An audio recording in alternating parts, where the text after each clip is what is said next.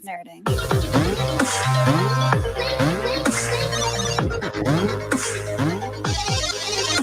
Whoa, what up, everybody? Ladies and gentlemen, welcome to a special kind of just out of the blue episode, joint effort between Distance Nerding and WWE Setting the Stage podcast. Ladies and gentlemen, I am very, very proud to bring to you the Summerslam round table. Do I have a sound clip for this? I do.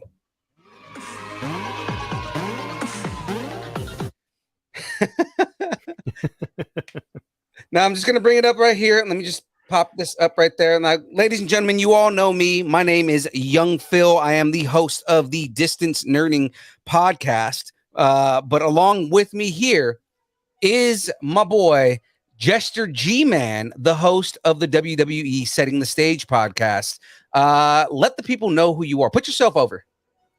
Well, let's see. So I've been doing the podcast, I guess, almost as long as you guys have, right? I think we started our episodes 1 about the same time.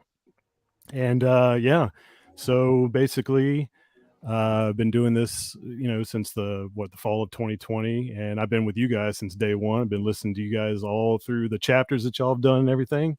And yeah, I just basically go and talk wrestling and everything. And actually, believe it or not, I'm approaching episode 100 pretty soon, even with the few hiatuses I've taken. So yeah, so I'm honored to be on this Distance Nerdington or Nerding. I almost said your little newspaper there or whatever, the Nerdington Post, but the Distance Nerding podcast. I've been kind of hoping to get on here for a long time, and you guys are always chatting me up and putting me over, which I'm very honored that you guys do that. And like I said, it's great to be live here. And actually, this is my first live experience, so I have never been live before. So so happy to be here, part of it. So. Yeah, man. I mean, and you have a great show, man. I mean, like, we've always been on supporting your show, and we've always wanted to bring you on, and now is like a good chance to do it. So this is just a good opportunity to have you on the show, and so we can get this all going now. Now, on top of that, at the moment, we have a couple more guests that are going to be trickling in here, but we also have on a gentleman, a myth, a legend, a amazing chef. Oh, nice. The wonderful and knowledgeable Daniel. Daniel, put yourself over, man. How's it going, guys? Yeah, like you said, I am a chef here in the San Francisco Bay Area for about 11 years now. I am a big WWE fan. I personally like to thank my older brothers and my aunt who got me into wrestling. Without them, I would not be on this podcast right now. First pay-per-view I went to, 1996 Royal Rumble. Oh, wow. At years old. And I've been going to pay-per-views ever since. Nice. Was that one of the Stone Cold victories? That was Shawn Michaels. Shawn Michaels, yep. I was a year off. 97. It was the Phantom of the Menace Undertaker versus Bret Hart main event. Ah, okay, yeah, it was a good event. Good event. Yeah, it was, for as an 11-year-old, I was blown away. I was wow. up the rafters, but I was just blown away after my first pay-per-view. Yeah, great. Nice, awesome. Man.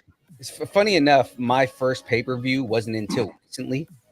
I've been a wrestling fan since I was old enough to remember anything, right? And I remember, me and my brother wrestling together, and him being the Undertaker because he was the older brother, and then me being like Bret Hart or something like that, and he would just choke slam me to hell, like on a bed or something like that, right? But I mean, I remember being a wrestling fan as a kid, and then never went to a live event until Hell in the Cell, where the main event here in Sacramento, where the main event was The Fiend versus Seth Rollins, which was the worst first experience to have because that show was not the greatest. Just to kind of talk about that, did you ever see? I was talking about it before we went on the air. The Broken Skulls. Did you see Seth Rollins' interview with Stone Cold about that? How he talked about that match with The Fiend? Yeah, it was not. He says probably it's the worst match of his career. Yeah, I said that. again, like, this, you can see how badly booked that show was, Yeah. Daniel, you're being asked to acknowledge Becky. That is my aunt who I just mentioned. Yes. Yeah, she wants you to acknowledge her.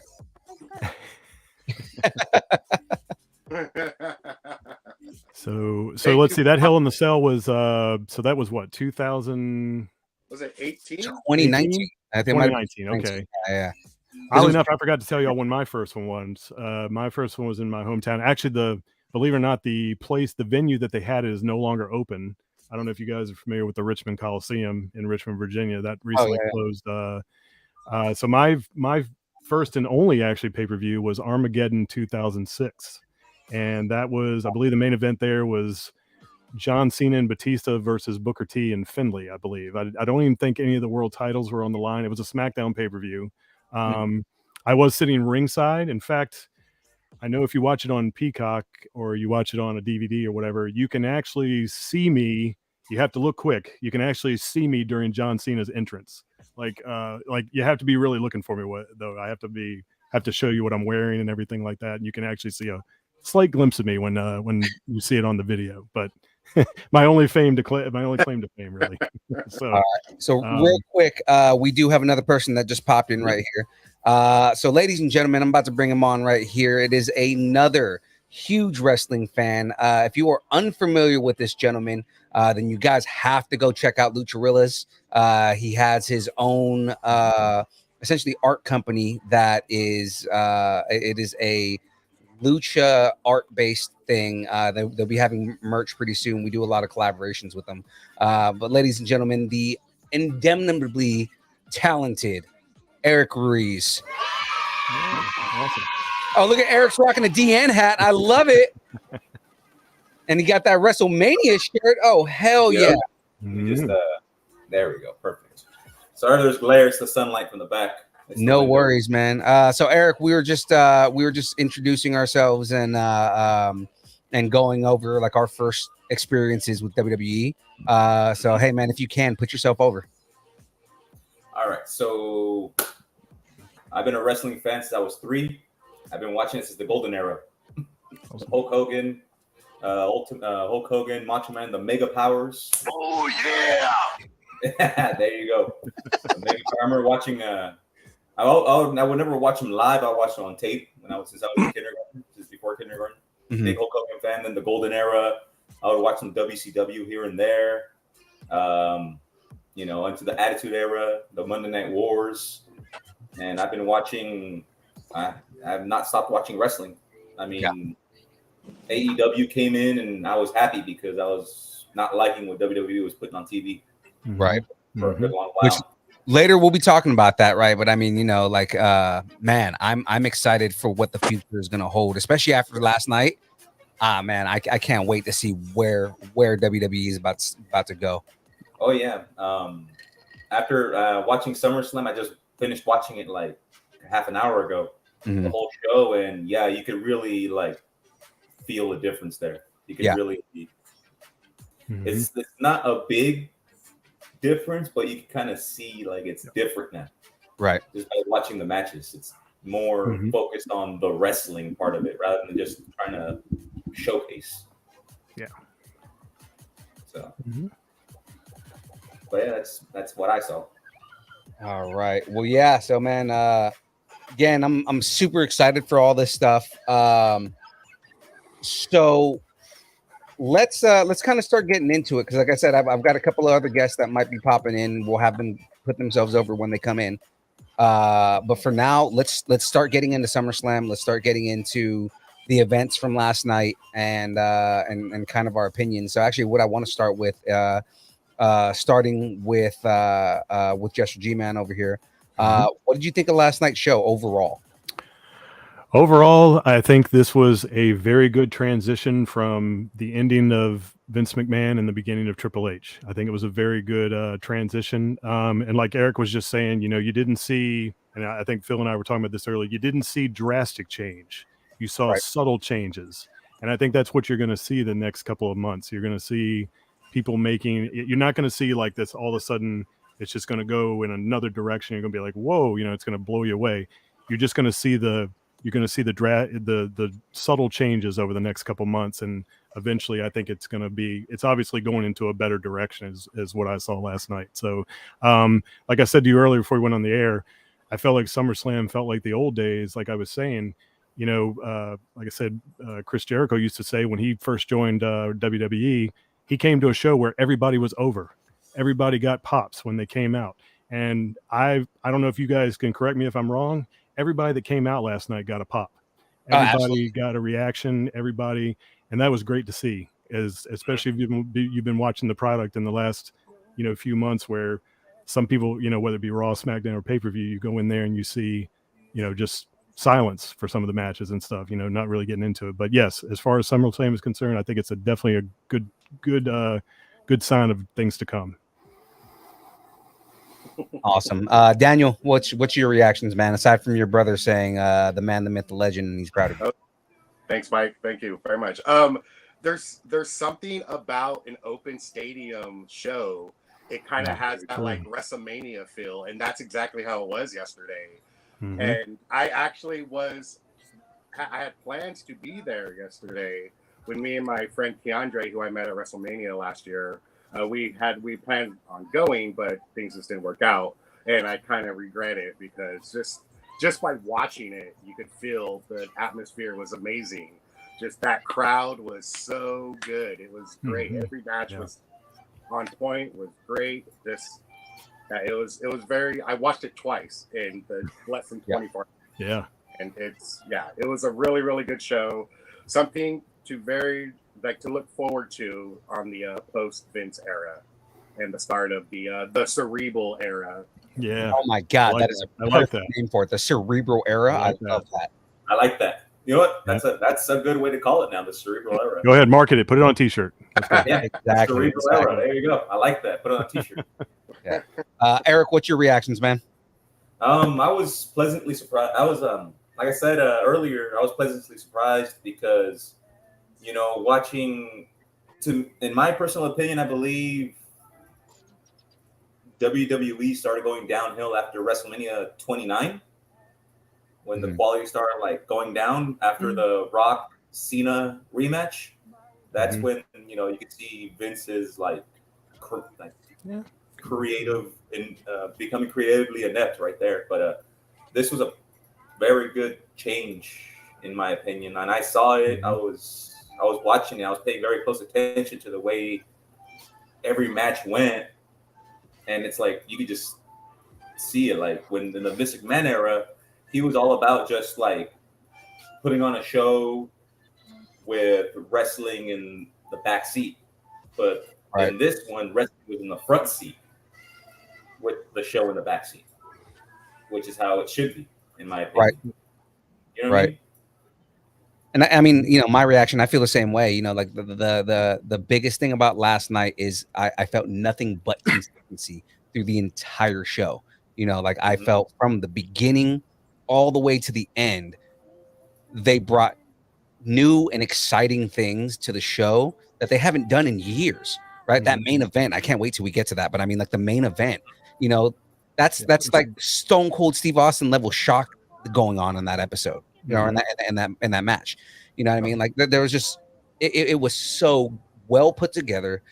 They made everything relevant. It didn't feel like anything was just cannon fodder, because even like the most irrelevant match of the entire night still felt like it had good relevancy. You know what I mean? So, you know, it's you know, it's funny as your brother Daniel in the chat just said that's the match that I was talking about. That's the one that felt like it probably didn't have the most relevance, but it was still a good match. You know, it just wasn't up to par with the rest of it, but it wasn't like the worst match of WrestleMania. You know what I mean? It wasn't like a Vince McMahon, I'm gonna put everybody down, you know, because I don't know if none of you guys were on that episode when we recapped WrestleMania, but you know, that was like one of the things that pissed me off the most was like, oh, so Vince is gonna insert himself in a match and make him seem like he's still the strongest dude in the world. Yeah, he still looks yoked for a dude in his 80s, but I mean, like, you put down, you know, current roster wrestlers? No, that's not happening. Right. You know, The best part of that was Stone Cold Steve Austin looking old and broken and still giving him a stunner, and Vince not being able to sell it like he never could before. Ever. I was in the chat that night when you were talking about that during that episode, and yeah, I saw how fiery Phil got about that. Yeah, it was. Vince had to sell a stunner to save his life with the amount of times that he's been stunned. Mhm. You know, from the beginning, from the Attitude Era to now, he still can't sell a stunner. Not to get off on a tangent, but did you guys see Mick Foley's reaction when he took that? Did you see the video that Mick Foley put out when he reacted to Vince taking that stunner? That was more funny than than Vince taking the stunner. I was in tears. I was laughing so hard when I was looking at Mick Foley's reaction. It was funny. I was laughing, dude. Just the way Mick Foley was just cracking up was hilarious. Yeah. I think his son was taking the video. I think that his son was doing the video. But yeah, that was funny. But anyway, yeah. Now, real quick, again, I got another guest that just popped in right now. So let's go ahead and bring this gentleman in. So this man here has the best mustache in the industry. Why? Because he has been around since 1927. And he still looks like he is the youngest man in existence. Ladies and gentlemen, bringing to the stage here, Cab Calloway. I appreciate that intro. Chris Neal, my man. What is going on, brother? What's going on? What you guys been talking about? We've been talking initial reactions, man. So you haven't been too far in. I just got done with my initial reaction. What I'm gonna have you do here, Chris, is go ahead and kind of introduce yourself. Give us your either earliest or fondest wrestling memory, and just put yourself over, man. And then when you're done with that, go ahead and give us your reaction from last night. Oh, okay. Hello. I am Chris.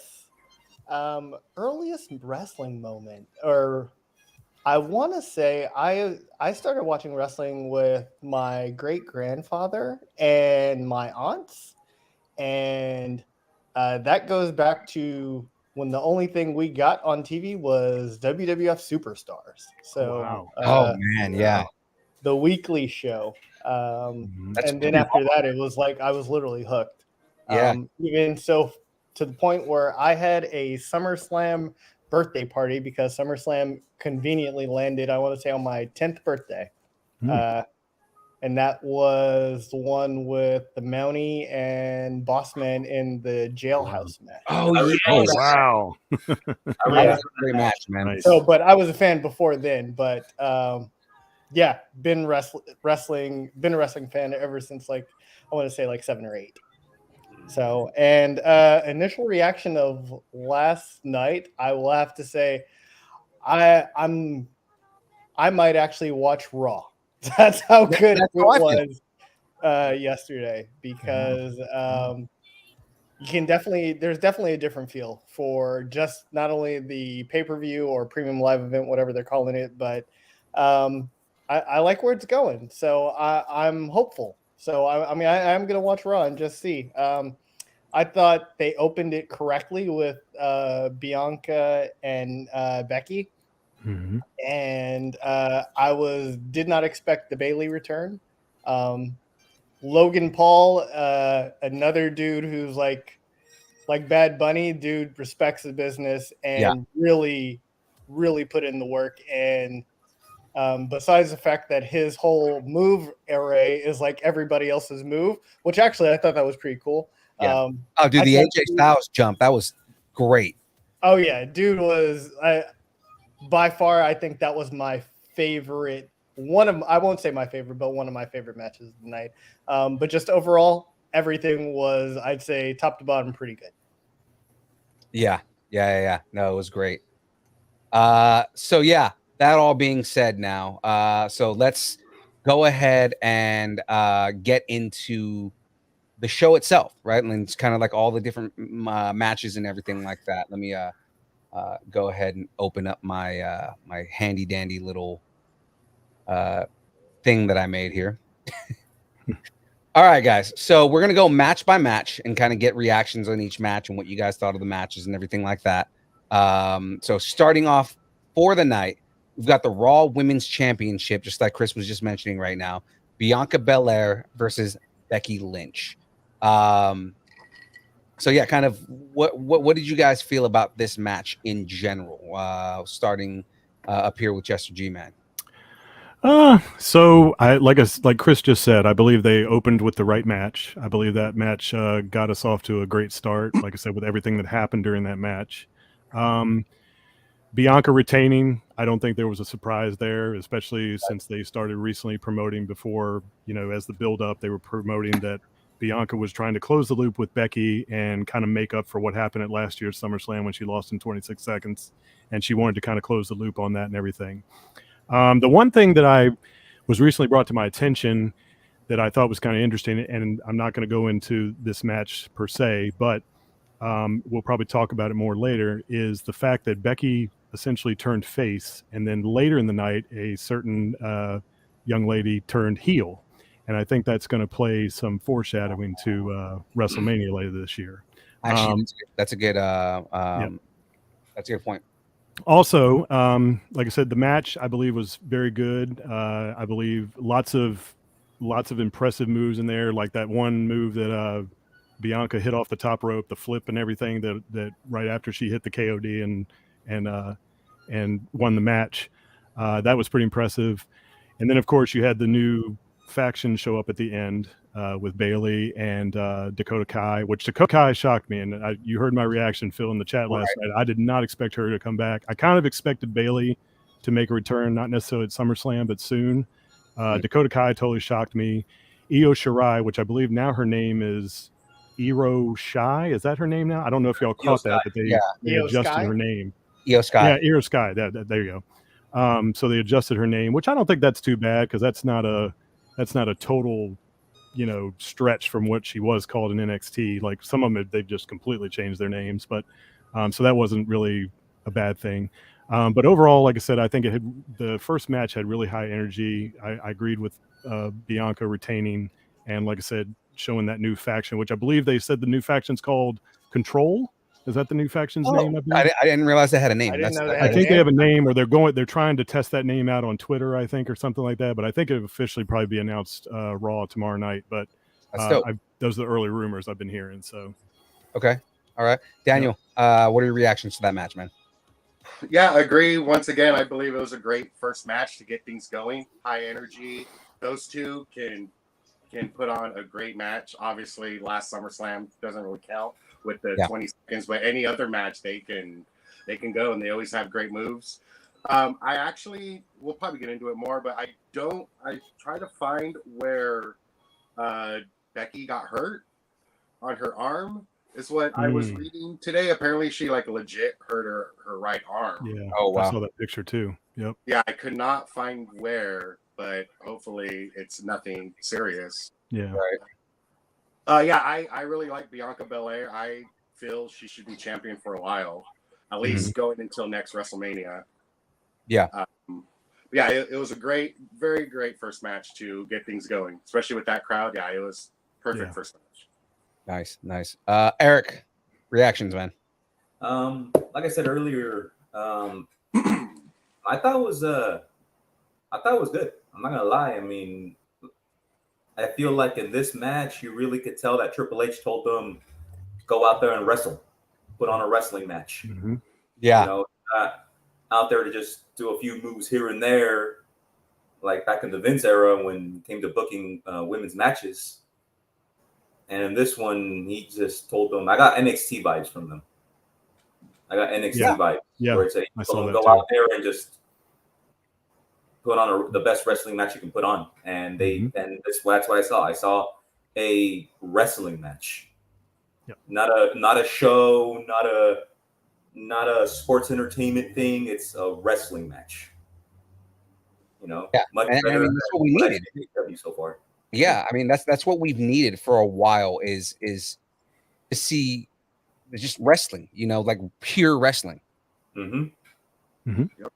Yeah, I agree. I mean, like I said, we'll get to that later on in the main event. I mean, like in the main event, compared to the main event, it's like, no, Roman and Brock, they put on a wrestling match. They just do the same moves over and over again. Right. You know what I mean? And this one, they did a variety of things, and I like seeing that. I really did. Right. I mean, you see them go out of their comfort boxes, and that's kind of what we want to see. We want to see everybody get out of their comfort zone. That's what I saw. I just legit wrestling match, and it was great. I liked it. I was surprised. And from there, I told my wife we were watching. I said, I can see the difference already compared to Triple H and Vince McMahon. Yeah. So this is a good shift that it's going in the right direction. Right. Chris, what are your reactions, man? Kind of same as everything else, or what everyone else said. Great match. I think Eric, you brought up a good point when you were talking about the having a wrestling match versus sports entertainment, and I think I heard Triple H over the weekend doing the interview at the tryouts where he was saying they want to get back to wrestling. Yeah, there will be sports entertainment. There'll still be that aspect of it, but they really want to get back to wrestling, and that's what I saw. I think the move that Jester, you were talking about that Bianca hit was the Spanish Fly, if I'm not mistaken. Yes. Which I had never seen her do before, and I was like, oh, all right. It's stuff like that I like when they don't just go through the same arsenal. For big events, when you pull off something they've not done before. I thought everything was good. They had great move sequences. And I liked actually Bianca holding on.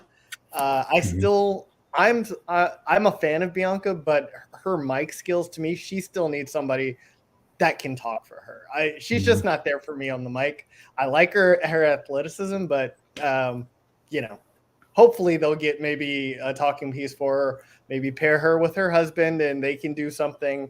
But overall, great match. Shawn Michaels, basically. Huh? I mean, it has all the charisma of Shawn Michaels, man, and we'll get to him in a little bit. It was a great match, though. Yeah, absolutely. All right, and I mean, same for me because I keep forgetting that I have to be a part of this too. I mean, same for me. Like I feel like it was a good opener. Now, personally, I probably would have switched. I would have switched this with the other women's championship match, but at the same time, just now I'm kind of backtracking on that because the way you guys are talking about it, it was a good way to start the show off. It was a good way to get everybody hype and everything like that.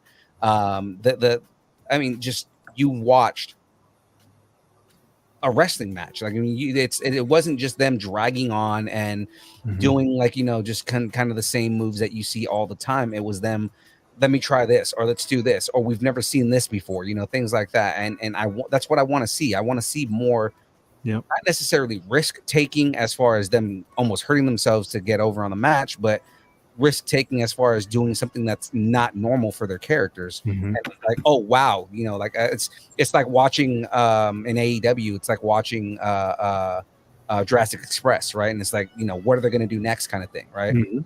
So I mean, that's what I loved about this match. And at the end of the match, what kind of like, I was waiting for Becky to just like, completely continue being heel and just like go for the handshake and just hit Bianca and all that. And she surprised me at the end of that, but more so because of what we're going to get into next right here. So Jester brought it up, but Bayley's return with Dakota Kai and Io Shirai, we were calling it from the beginning.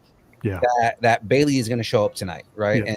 And before the show even started out, like he was saying, when do you think Bayley's going to show up? I specifically said she's probably going to show up during this match because she has the most stake in this match, right? Before she got hurt, she was starting she had a history with Bianca. She had a history with her. She had a history with Bianca at the time, right? So she had just started.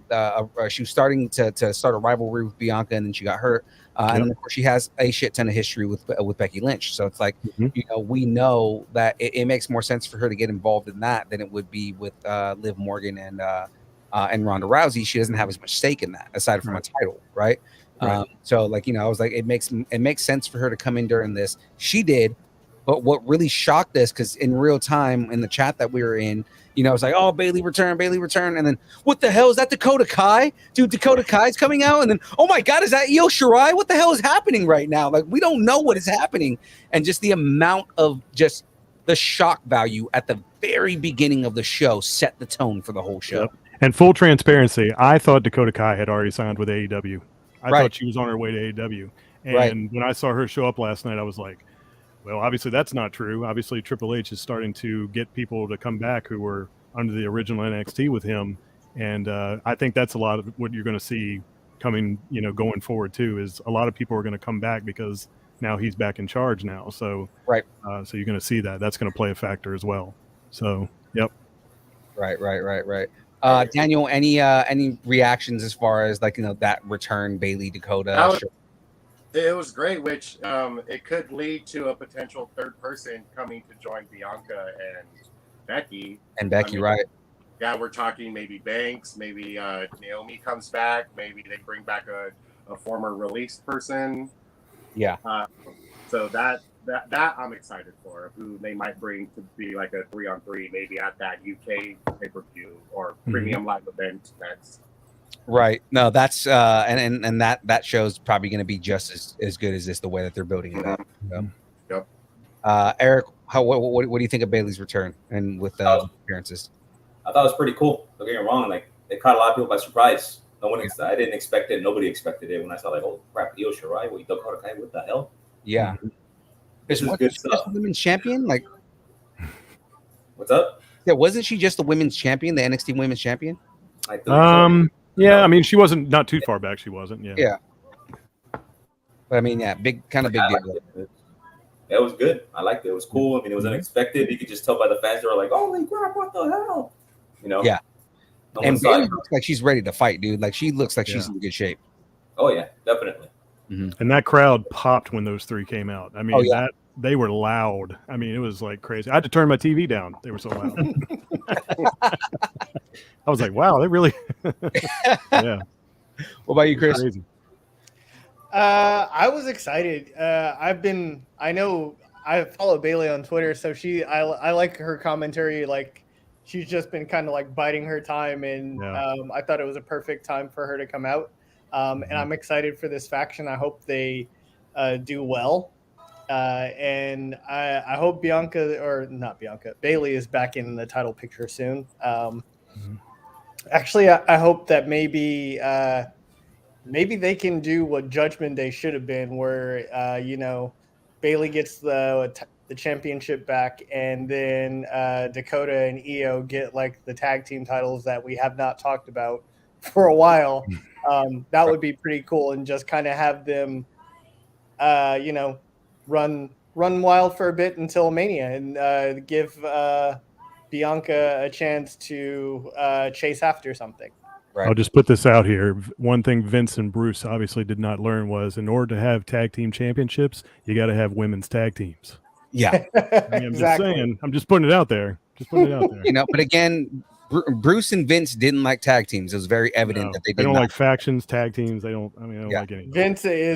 Bruce has come out and said Vince hates tag team because he feels like he's got to pay more for it. Me personally, I grew, I said it what I started watching, and when I started watching, it was a bunch of tag teams: Demolition, Heart Foundation, Powers of Pain. Just factions in general. You had exactly factions. You had later on the Ministry. You had the corporation. I mean, like all DX. One of the best factions in history. Job Squad. Yeah. And the other thing you have to learn too is, if anything the Attitude Era taught us, is that you can still build single stars with factions and tag teams. Exactly. You can still build them. You can. Yeah, that's one of my arguments on a regular basis, is that you can still build singles competitors with factions. You just you have a group behind that or a faction behind that character. That's how The Rock became what he became. Like The Rock wouldn't exist if it wasn't for the Nation of Domination. He wouldn't have even created that character if it wasn't for the Nation of Domination. Nope. Yep. I believe he wouldn't have got his push without the New Day. Mm-hmm. Yeah, I believe in my personal opinion, I think Vince went with tag teams and factions because he knew that this is the only way people will watch his product. But once he monopolized, that's a good the point. wrestling industry, he just thought, like, I can do whatever I want. I hate tag teams, so screw tag teams. People are going to watch me anyway. Yeah. So he started doing things his own way. Yeah, I mean, and I know, you know, Paul understands at a level what people enjoy watching because I mean he was part of that. You know, he was a part of building that. He experimented with it in NXT and he was successful in it. I mean, he's going to take that same formula that he had in NXT and that creative freedom that a lot of those wrestlers had in NXT, and he's going to run wild with it. And we're going to get levels of WWE that we haven't had in years. And look at the simplicity of it. I mean, who better to run the company than a former superstar that was a successful superstar? Exactly. I mean, he was a successful superstar. Yeah. I mean, obviously you can't put anybody in that role, but I mean, look at Triple H. He's done everything. He's been in a tag team. He's been in a faction. He's been an individual star. He's held probably isn't he a Grand Slam champion as well? Yeah. I mean, he's over, and he's probably the best, and he has the business sense, obviously. Yeah. And he's also in the top 5 for most championships. Yep. I think it's what was it? It was obviously Ric Flair still number 1, John Cena after him. Randy Orton's up there too. Randy Orton's in that list too. Edge. Is Edge? Edge might be, yeah. I think Edge is. Yeah. He's. I want to say Edge is double digits for sure, but he might be like towards the bottom. He might be around 10 or 11. Yep. And then of course, like I said, I mean Triple H, he was up there with that as far as like, you know, record for most championship title holds. Yep. So changing gears here, and I know this is an exciting one right here. So we're gonna go into Logan Paul versus The Miz. So since I'm already on you, Jester, what's your reaction, man? Well, I mean, I'll be honest with you. This match actually pleasantly surprised me. I it was a celebrity versus a superstar. Whether it's a popular opinion, I've always been a fan of The Miz because I just feel like he puts people over. He puts people over very well. He's actually a good heel. I think he plays a heel very well. He's one of the best heels. He's one of the best heels. He's good on the mic. He's very good on the mic. And to have Logan Paul in there, and Logan Paul, whether I'm a fan of his or not, which I'm not really a huge fan of his, but his athleticism in this match was absolutely, it was mind-boggling. I mean, the things that he was doing, and we saw a little tease of it at WrestleMania when he was in the tag match with Miz. So this match, although it wasn't, obviously in the top 3 good best matches of the night, it still pleasantly surprised me. It still got a lot of good crowd reaction, and I just felt it was a great match. I was hooked on it, and the finish, I felt like the finish was kind of crazy too when Miz went for to try to cheat, and then he got actually beat with his own move. That made me chuckle a little bit. I thought that was kind of so I don't know if the Logan Paul Miz story is over just because of that reason, but we'll have to stay tuned and see if those two end up keep working together or whatever. But this match pleasantly surprised me. Actually, it was a pretty decent match actually. Daniel, reactions on that? Before he came into WWE, I wasn't really a big fan of him, of Logan Paul. Common thread.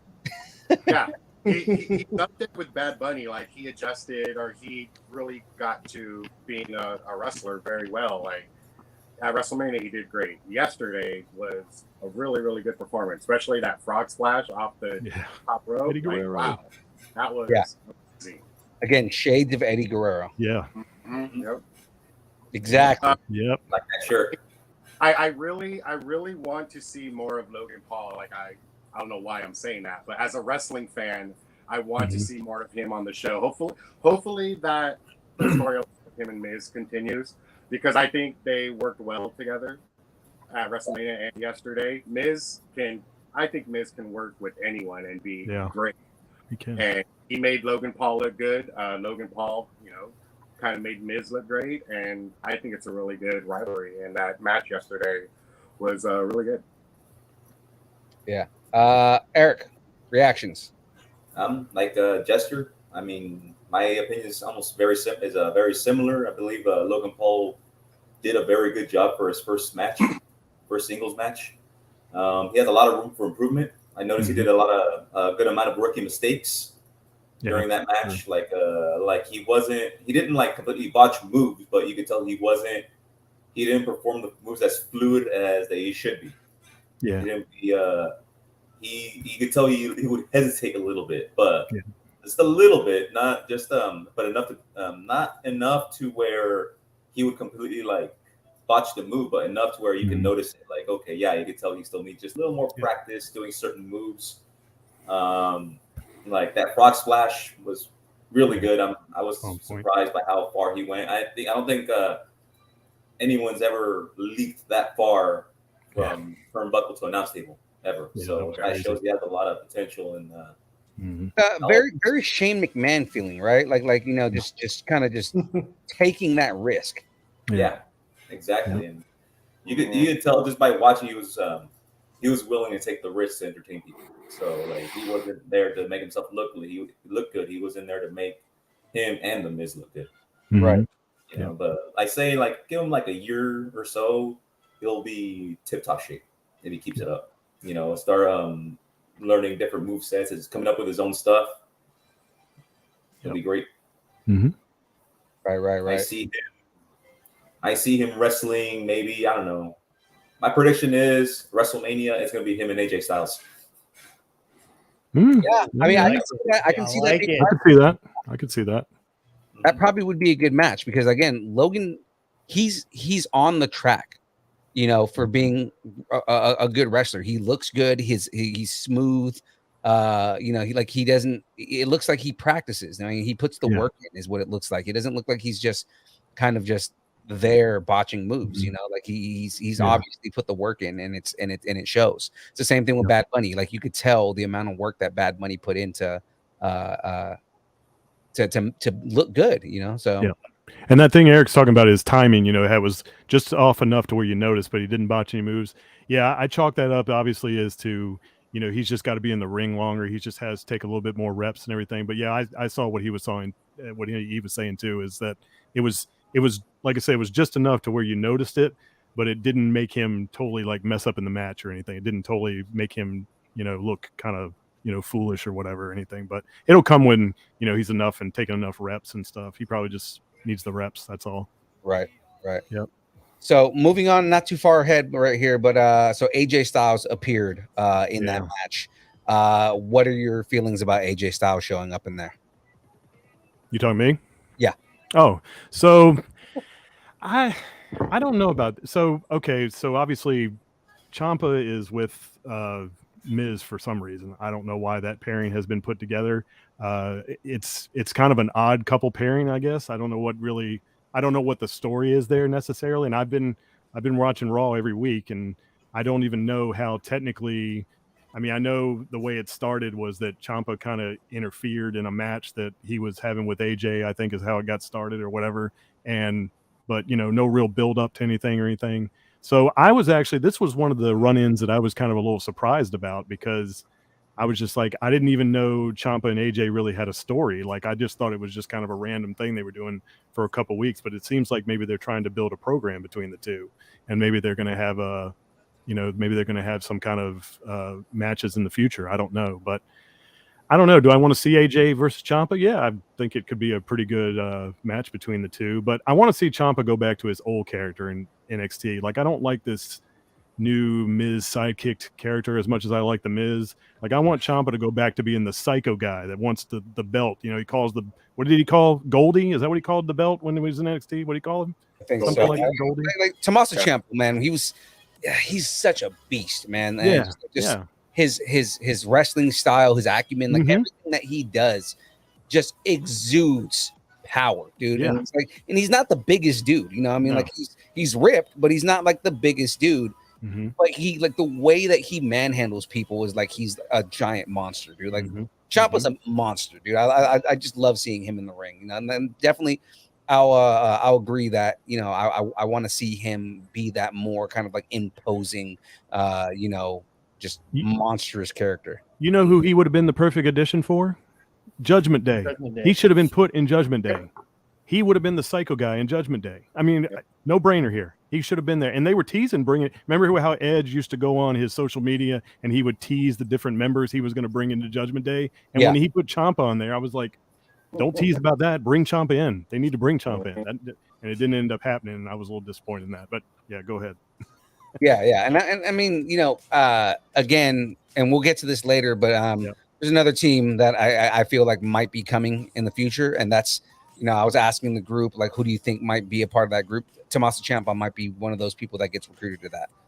But again, before we jump into that, let's continue on with this right here, the thing at hand. Daniel, what do you think about AJ Styles showing up in this match? First of all, I will, as a wrestling fan, I will never ever get tired of the wrestlers' reactions when they get kicked out or when they have to be sent to the lockers by the ref. I love that too. I love it too. I love that. Yeah, it gets me every time, and I will never ever get tired of that. Ric Flair was the best at that. Yeah, Ciampa did it great yesterday. Yeah, Ciampa First did of too. all, I love his reaction where he just said, "No, fuck you. I'm going to put this chair down. And- I'm sitting right here." First of all, where did AJ come from? Like, his music hits, and like 1 second later, he's already at the ring. Like, Yeah. Yeah, I mean, he was probably in the crowd, if anything. No, I think it's great. I agree. I think AJ and Logan Paul would be a good match later on at WrestleMania. I could see that happening, but I also agree with Ciampa. I feel Ciampa and Miz is kind of like an odd couple, and I wish that won't last very long. I think Ciampa could be great on his own as a really good heel. Yeah, and I think what they're doing with that is just because it's the Miz can put anybody over, right? The Miz, I mean, you look what he did with the B team, right? Like, he put them over like crazy. Just you know, WWE didn't. Or with Damian Sandow, he was insane. Yeah, like WWE just didn't do anything with them once they were over, and that's creative's fault for not doing anything with characters that were already over and just like let it fizzle, you know. Because the B team, I loved them, man. I thought they were great. Funny. They were great. Yeah, they were funny. I still listen to their theme to this day, man. They had a great theme. Yep. B team, they were funny. Yeah, the B team, man. Eric, what do you think about AJ Styles showing up? To me, though, it was unexpected. I didn't see it coming. I was like, "What the hell, AJ Styles out of nowhere? Yeah, what's he doing here?" But then I started thinking about it. Like, you know what? This is like Daniel said. I think this is planting the seeds for AJ and Logan Paul later down the road. Right. I think that's going to happen. I think they're going to start a program now: Miz and Ciampa versus AJ and Paul, and then since Logan Paul did do a good job yesterday, I don't think he'll still go over as a babyface. They'll just probably have him turn heel on AJ. And, start the whole program until WrestleMania. That's my prediction, at least. Yeah. I would love to see that because, you know, people always when AJ was feuding with John Cena, you remember that, and people were griping him for like, "Oh, he's a nobody. Nobody knows who he is. Everyone knows who John Cena is." They might be going down that route too. Logan Paul, like, "I don't know who the hell is this guy anyway. No one knows who you are, old man." Blah blah. But that's the thing with Logan Paul is, like, you know, I think what they're doing is right now they're doing the whole capitalize on his celebrity before he starts coming out and like being a character. You know, I think eventually, kind of how like when the Miz came in, right? He was capitalizing on I'm a dude from the real world. Now he's his own character. That's kind of built off of that. I think you can build a really good heel character with Logan Paul with his natural personality. You know, like I can already see him pulling a storyline where he's just like, "Hey, you know what? You know what's more important than you? My Pokemon card." And he's just gonna walk out with his $10,000 Pokemon. You know, like, I can see that being something he does. You know what I mean? Like, so I mean, like, I think right now they're just trying to capitalize on his celebrity before they let him develop his character. Jumping in on that though, again, because I don't want to go too hard into it. Chris, what's your reaction on AJ Styles appearing? I think it's planting the seeds. I think I could see a AJ Logan Paul team up to go against Miz and Ciampa, and then eventually Logan Paul does go heel and turns on AJ. And I think that would be good. I think that would get us to the AJ Logan Paul match. I think that would be really, really good. I think AJ, kind of like Miz, can work with anybody and make him look good and still look good himself. Yeah, those are two dudes that can put anybody over. Exactly. I mean, you look back, AJ versus Shane McMahon, you're like, there's no way that match should have been as good as it was. Because AJ is, you know, I believe one of the best in the business right now next to Daniel Bryan. And I think, you know, again, just showed tons of greatness. So I think I see that there. And I think you're right that right now they're going to just kind of see, how the crowd reacts to Logan, whether to keep him babyface or heel. But I think eventually, just based on who he is, he kind of has to be a heel. Yeah, his natural personality lends him to be a heel.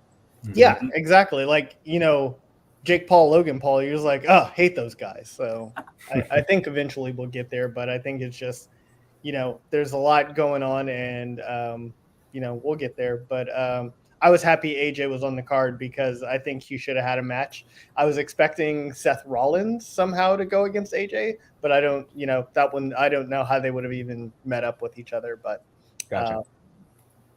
I was happy. I'm a fan of AJ, so anytime he's on the card, I think it's better. Nice.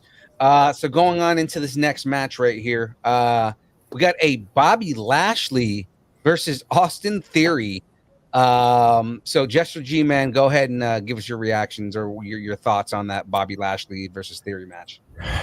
I'll be honest with you, this match kind of disappointed me a little bit. And the reason I say that is because I feel like just by the way things were kind of built up for this pay-per-view or this premium live event, whatever you want to call it, I feel like I'm never going to stop calling it a pay-per-view, man. I know.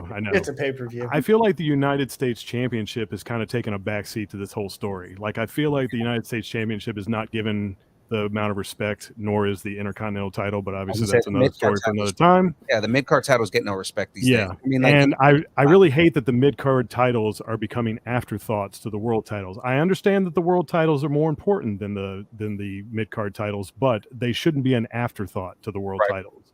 So this match, I feel like, I'm not saying it was a bad match per se, but I feel like Bobby Lashley being the champion, even though I'm a big fan of Bobby Lashley, I feel like almost most of the crowd was probably like, even though it got some good pops to it for Bobby Lashley and them, I just felt like based on what else was being pushed in this pay-per-view, I feel like everybody was like, well, who cares about the United States title match, because we all just want to see when freaking Theory cashes in at the end of the night. So it was almost like it was an afterthought. I'll admit, I thought maybe Theory was going to take the title from Bobby Lashley just to play into the story because, and we'll get into this a little bit later, but I'll just kind of say a little bit of it here. I felt like, and I said this to Phil in the chat, I felt like that as much as Theory was saying how much he was going to claim his United States title back and how much he was going to go and cash in and win the undisputed Universal Championship. Yeah, I think I said it right there. And how much he was, kind of saying that he was going to do that. But as much as he was saying that he was doing that, did you ever get the feel that WWE was saying, oh, he's not going to do that? That's ridiculous. He's not. I mean, it was almost like they were making Theory sound like a clown within the promotion. So I almost felt like it was going to happen because WWE was like, WWE themselves, their personnel were saying, oh, come on, he's not going to do that. He's not going to do that. Right. I thought they were going to pull it off. But then, like I said, when Lashley retained the title, I felt like, okay, well, now they're really going to put all their eggs in their basket for the possible cash in at the end of the night. So, like I said, decent match, but I felt like this match disappointed me just because I feel like it was an afterthought. And I'd be willing to say that out of all the matches of SummerSlam last night, this is the match that was probably the most forgettable and that nobody will remember. Right. So, yep. Because you get a little level of disrespect to Bobby Lashley, and I mean, like Bobby Lashley's been, he's a good champion. Like, I mean, he's a good champion. He's good. I mean, again, I had a whole argument about like my whole how I feel about the treatment of Bobby Lashley and things like that. Like, what really pisses me off is you get rid of the Hurt Locker, or not the Hurt Locker, the Hurt Business. Hurt Business. You get rid of the Hurt Business in the middle of their prime. Like, they were such a good faction. That's but because Vince doesn't like factions, he gets rid of the Hurt Business and just destroys that whole thing. Like, I was actually hoping that, Shelton Benjamin and like kind of like the old members were just going to show up and just, kind of like just wreck Theory when nobody was looking. Like, oh my God, is the Hurt Business back? That would be amazing.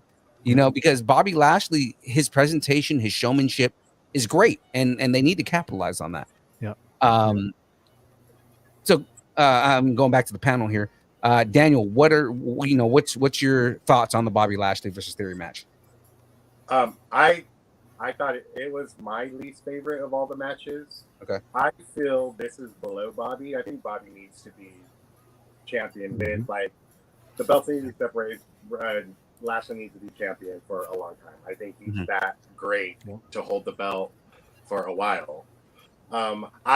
When Theory lost, my idea, I was talking to my coworker who's another big wrestling fan. We're talking about how if Theory loses, which he will, then that means I will set up for him cashing in later in the night. And that was my theory going into it. No pun. But obviously him losing and whatever happened after, which we will get into. I don't know. I thought it was an okay match. It could have been better, should have been better. But I like G Man said, it's an easily forgettable match of the night. Gotcha. Eric, how did you feel about the Bobby Lashley versus Theory match? Same as everybody else. Forgettable. I believe that I think the sole purpose of Theory losing this match was to kind of crumble what Vince was trying to build with Theory, right? So that they can build him up in Triple H's way. You know what I mean? Yeah. That's what I think it is. I think this whole thing with Theory losing and all that stuff is just like, hey, Vince wanted to build this guy up unnaturally, so I'm gonna crumble that down, build him up my way.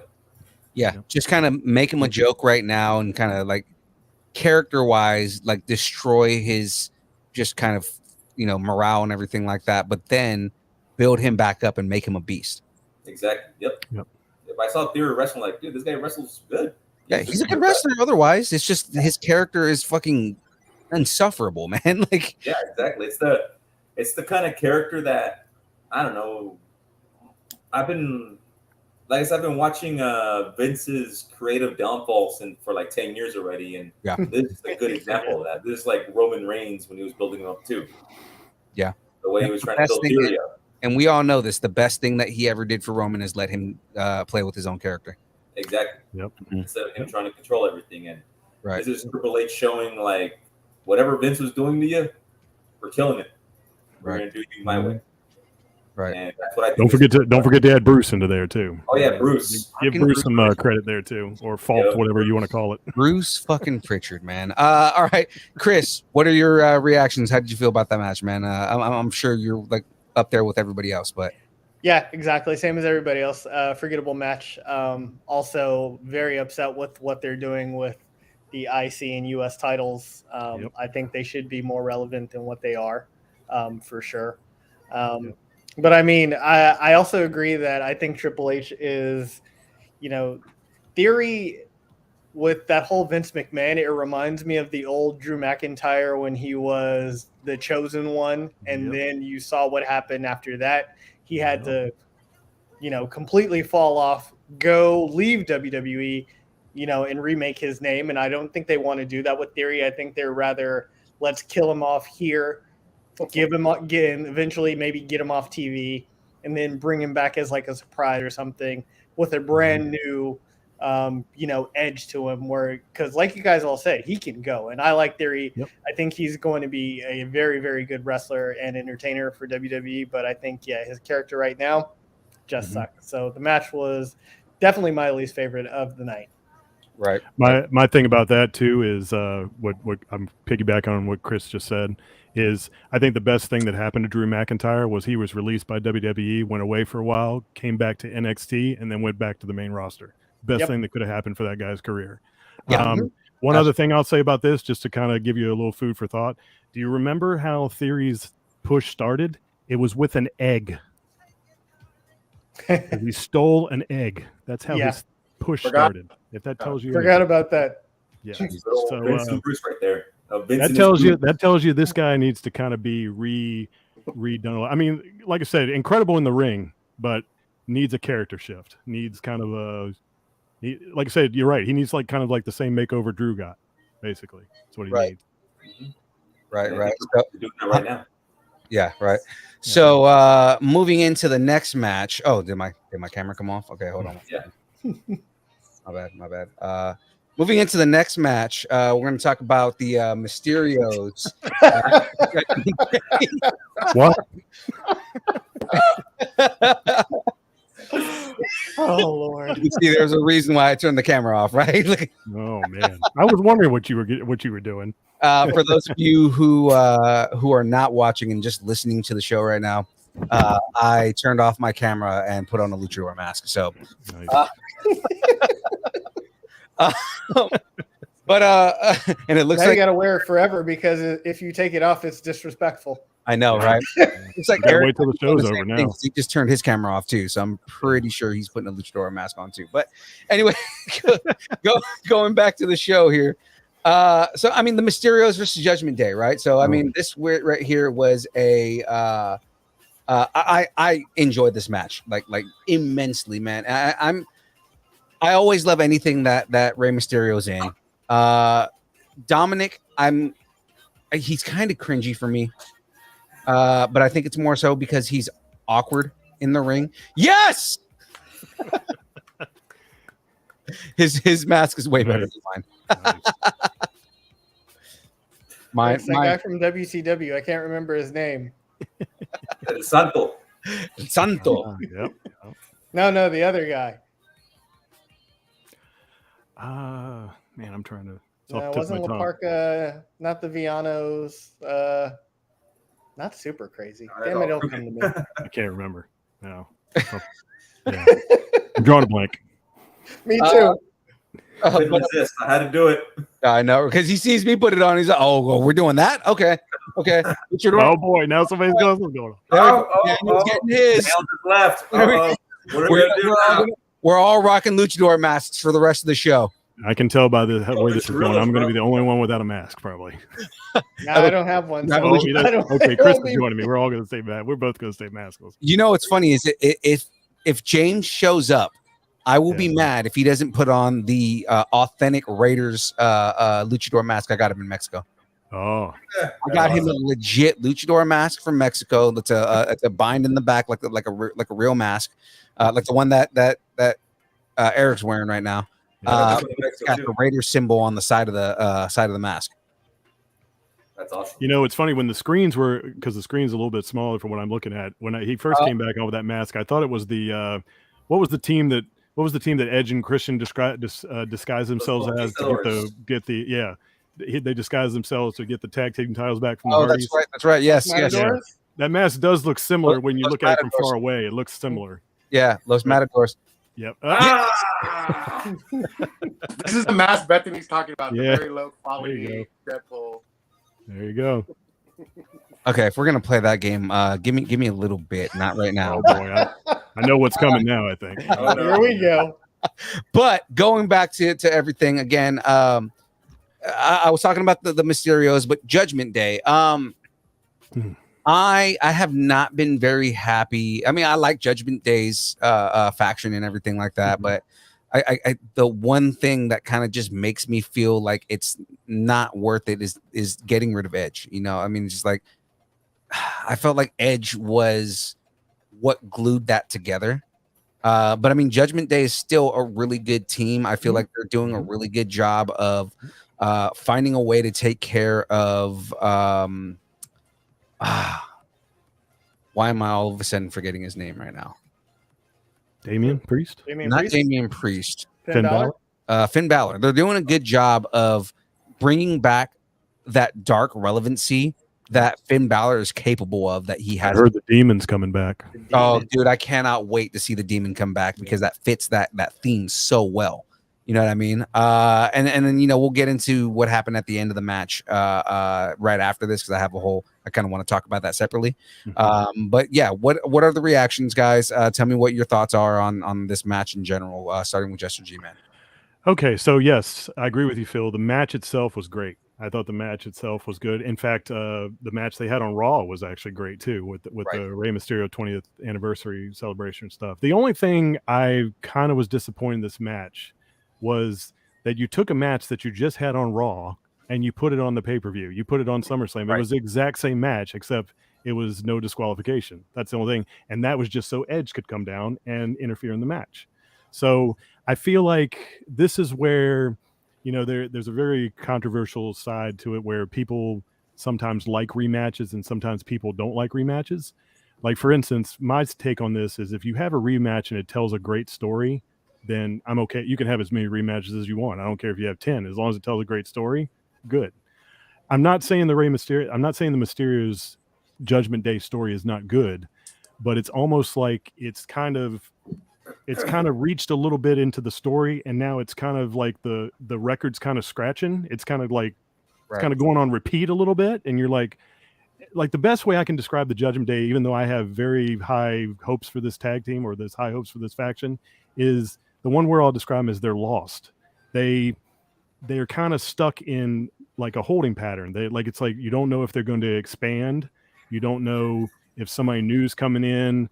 Like, for instance, I would have been great if we had gotten a double fake last night, and instead of Edge teaming with the Mysterios, he all of a sudden went back to the Judgment Day. Like, I would have been okay with that because, like I said, it didn't make sense in the beginning that they even took him out of the Judgment Day. Right. I just felt that shocked me the night that happened on Raw. Like, I think they needed him to kind of get off because you need that veteran to kind of be the leader to kind of get your other guys pushed a lot. So I felt like when they got rid of Edge, they kind of killed their push a little bit. They killed it. They killed their momentum. And but like I said, I'm still not giving up. I still hope they do something with this faction, and they because like I said, Finn Balor, Damian Priest, love those guys. But and Rhea Ripley being an addition to it, absolutely awesome. But like I said, they seem to be treading water right now, despite they have been having good matches with the Mysterios. But I want to see the story go further with them. Absolutely, I agree. Yeah, yeah, and I mean, one of the huge things with that in general, I mean, like, you the Mysterios again, the way that they're handling everything, the way that everything is going, it's a good kind of storyline happening right there. Judgment Day. Actually, I'll talk about it when we get into Edge here in a minute. But I mean, like, I have like a whole theory about what you can do to bring Edge back into the faction, even though he like obviously was not on their side, kind of thing. Or I have theories on what might be happening based on his entrance. So, that being said, let's get over here to Deadpool #1. What is your reaction here? Really good match. Ray could put on a great match. I think Dominic's starting to come into his own. When he will turn on Ray, he'll be a good singles competitor. Right. I always thought Edge got kicked out, like as far as storyline goes, or backstage rather, is that maybe they kind of did an audible when Cody went out. They probably wanted Cody to be like the big face on Raw. So they're like, oh, Cody's out, so we need another big face real quick. Oh, let's, Edge. Let's probably get Edge to be a big face on Raw. That was my idea of why they probably kicked Edge out of Judgment Day. But I think Balor is a good leader if he is the leader. Obviously he has experience in leading factions. And I mean, Bullet Club all the way. Yeah, Damian Priest is great. Rhea is great. There's a sign on Raw that said Rhea scares me and I love it, and it's like the perfect sign. Like it's seriously, like it's so true. Yep. But it was a great match, and how that ended and what happened later was great, and I kind of want to see that going maybe into the next pay-per-view. I kind of want to see a rematch of that. Yeah, and I feel like Rhea right now is like a China level enforcer. Mm-hmm. You know what I mean? Like she just wrecks shop in a way that kind of like we haven't seen in a dominant, maybe like I guess it would be like a cross-sex character, because like her whole thing is like she attacks males, and it's like we haven't seen that since China, since Beth Phoenix. You know what I mean? Yeah. Mm-hmm. Mm-hmm. Funny enough, that Beth Phoenix was like the last big major character like that, and it's Edge's wife. So yeah. Yep. The circle goes full, right? Exactly, right. Eric, what was your reactions on the match? I liked it. It was good. I was watching it, and when I was watching Mysterio doing those moves, I was thinking, dude, this guy's in 3 years gonna be 50 years old. Yeah. And he's doing stuff that's just insane. It's like, dude, he still moves like he did in the 90s, man. It's crazy. Yeah. Alba is just a bit more sluggish due to age, but no, the guy's Mhm. moving like a guy half his age. Yeah. And, it's pretty cool that they gave if you pay attention to the way Edge's when Edge came out and you pay attention to the screen in the back, you saw people falling down like to hell or something. Yeah. Mhm. So I'm seeing Finn Balor coming back as the demon to take on Edge. Oh, that's I'm seeing that because Edge came out with this demonic entrance. the Brood. The Brood. Exactly, like Oh, Brood, man. but more Yep. demonic looking. And I just thought that's gonna be the match for probably WrestleMania. It's Edge and the demon Finn Balor. Right. And I think they'll give that match because Finn Balor is a Triple H guy. Yeah. Yeah. Finn Balor is Triple H's his boy, his man, his guy. Mhm. I miss his entrance, man, when he used to come out and do with the lights. Yeah. That was Yeah. such a good entrance. Exactly, yeah. Yeah. And the demon one was even better. Yeah, when he would crawl down to the ring. Oh man.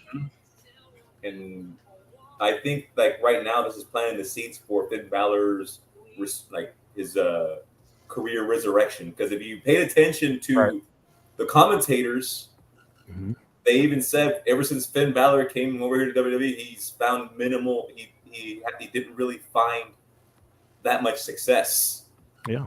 So they're bringing it up in commentary, and Triple H, he wants to tell a story through the commentators too. Yep. So they brought up Finn struggling. Yep. Throughout his whole tenure with the main roster. Yep. So I mean, part of that was also some of those those changes in character. Like they did a lot of subtle changes in character that just kind of off put him to a lot of people. Yeah. Yep. Yeah. Like stuff that he didn't agree with that he did. You know what I mean? Yeah.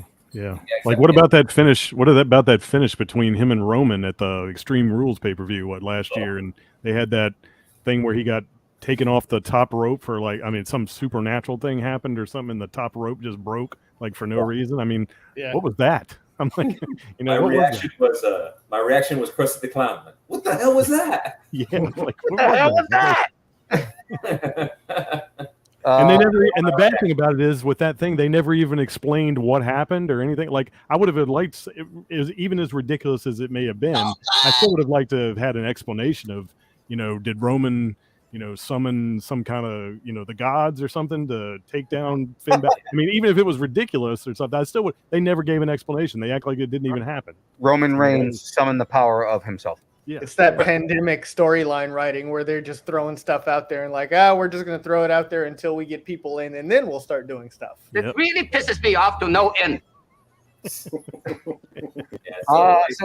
Moving on to Chris, what was your reactions, man? Solid match. I like all the guys.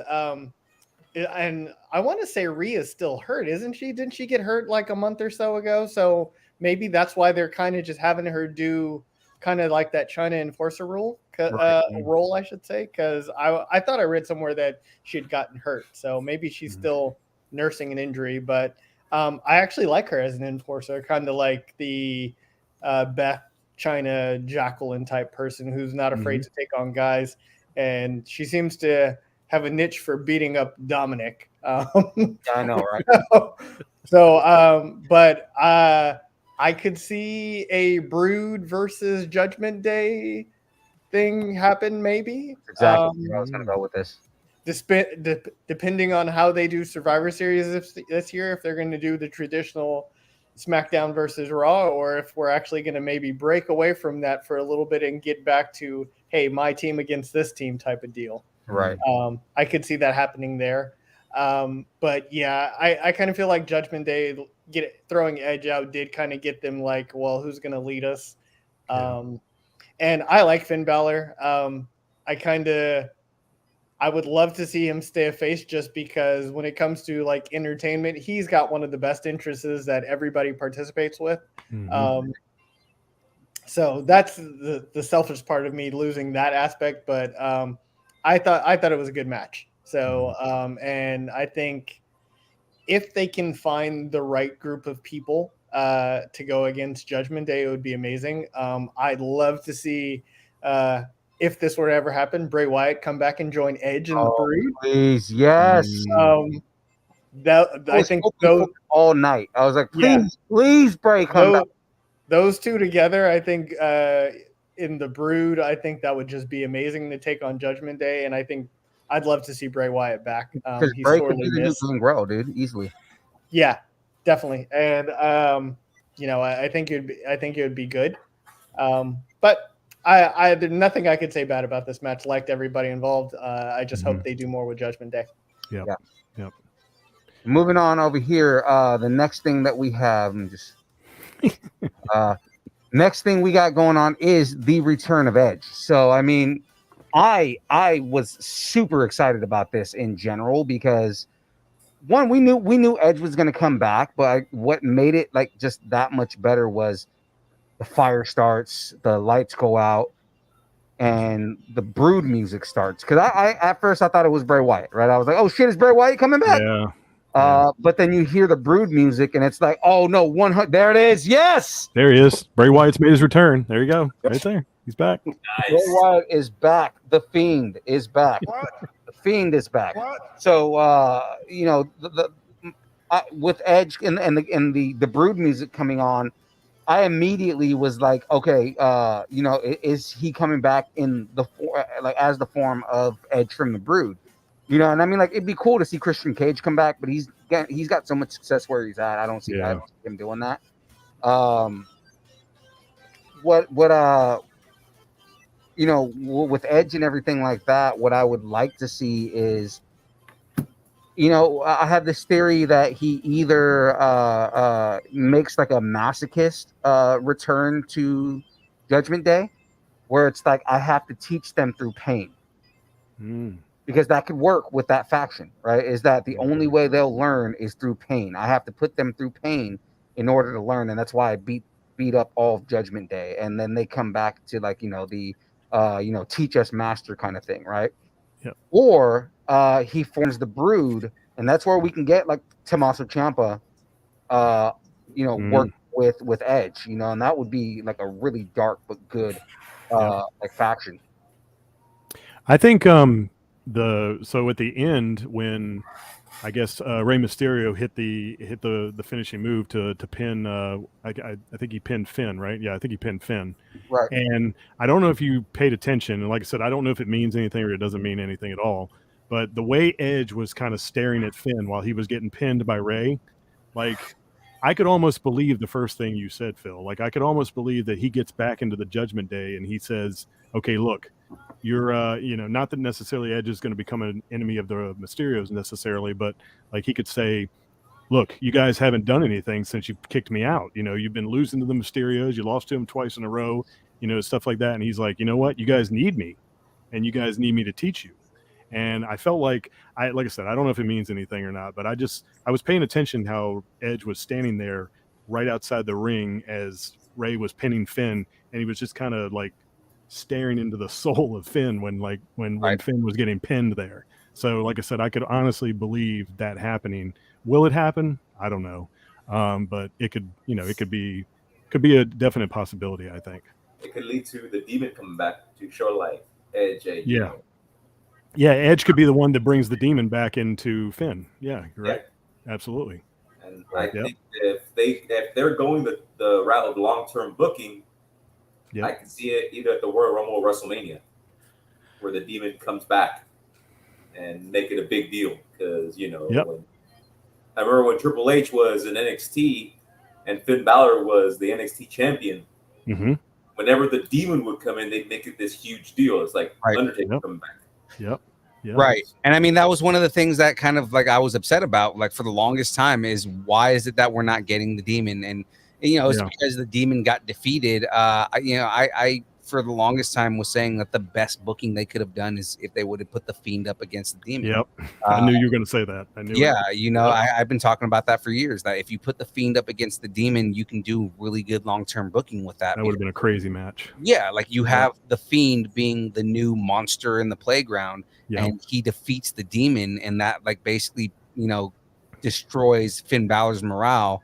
At the time, we still had the club coming up, so You can have him join the club. That could be the heel turn that he needed, and essentially you get this long-term rivalry between the club and the Playhouse, right? And I was saying that the B team should have joined the Playhouse and become like his kind of like little lackeys, right? You remember, Phil? You remember? I don't know if I was talking to you. No, I don't think I was even chatting with you guys before this. I don't know if you remember a few years ago when actually the B team was still a tag team, and they did imitations of Bray Wyatt and Matt Hardy on an episode of Raw. Did you hear how eerily close Bo Dallas's was doing Bray Wyatt? I mean, they sounded like the exact same person. He's probably been making fun of his brother for years. So I mean, I mean, it was so funny when his voice sounded exactly like Bray. Like you could have. I mean, why wasn't Bo Dallas in the Wyatt family? Like, I don't know why he wasn't in the Wyatt family. And that's what I was saying for a while. Yeah. And I mean, I understand if he didn't want to. Yeah, he might not have wanted to. He didn't want to work with his brother so he can establish himself. But it was one of those things where you can create a long-lasting faction that is like a credible threat if you put them together. Because when they were a tag team in NXT, they were unstoppable. Yep. So it's just like, why not put Bo Dallas and Bray Wyatt together? Well, I heard the original push for the Wyatt family was Bo Dallas was going to be in the Wyatt family, and what happened there was they were going to go with Bray. Oh shoot, why am I the two tall guys? Luke Harper and Eric Rowan. Eric Rowan. Yep. So those three were going to be like the evil brothers, and then Bo Dallas, which they probably would have changed his name because Bo Dallas doesn't sound like a Wyatt family name, but they would have changed his name. And he was supposed to be like the brother that had a little evil in him, but at the same time, he was like a good guy. So he was going to be kind of like the outcast of the group, even though he was part of the group. And I heard that was the original push for the Wyatt family. He was going to be the dumb brother, basically, is what they were. And I heard that was a Bruce Pritchard pitch. Yeah. But I mean, like I was saying, if you would have put them together, because you can get some darkness out of Bo Dallas. We've seen it. Yes. Right. Yeah. Especially when he went heel, like you could see like levels of anger, and I was like, if you play with that, you can lead that into him being a part of the Wyatt family. My idea. NT War Machine said I completely forgot they were related. But I mean, like, you can what you could have done is you could have had them be like they were the B team when they were in the Playhouse, and then all of a sudden you have these just weird masked characters that show up and just wreck everything. Just everything they touch gets destroyed. But you don't know who they are, right? It's kind of like the marks are going to know that's the B team, but it's like, the way they play the storyline is these weird monsters are walking around. And then, that's their demonic, fiend characters versus when they're in the Playhouse, they're just the B team, and they're just, because both of those guys can play like, really naive, happy-go-lucky, like Playhouse characters like that, especially when you're doing like a Blue's Clues style TV show.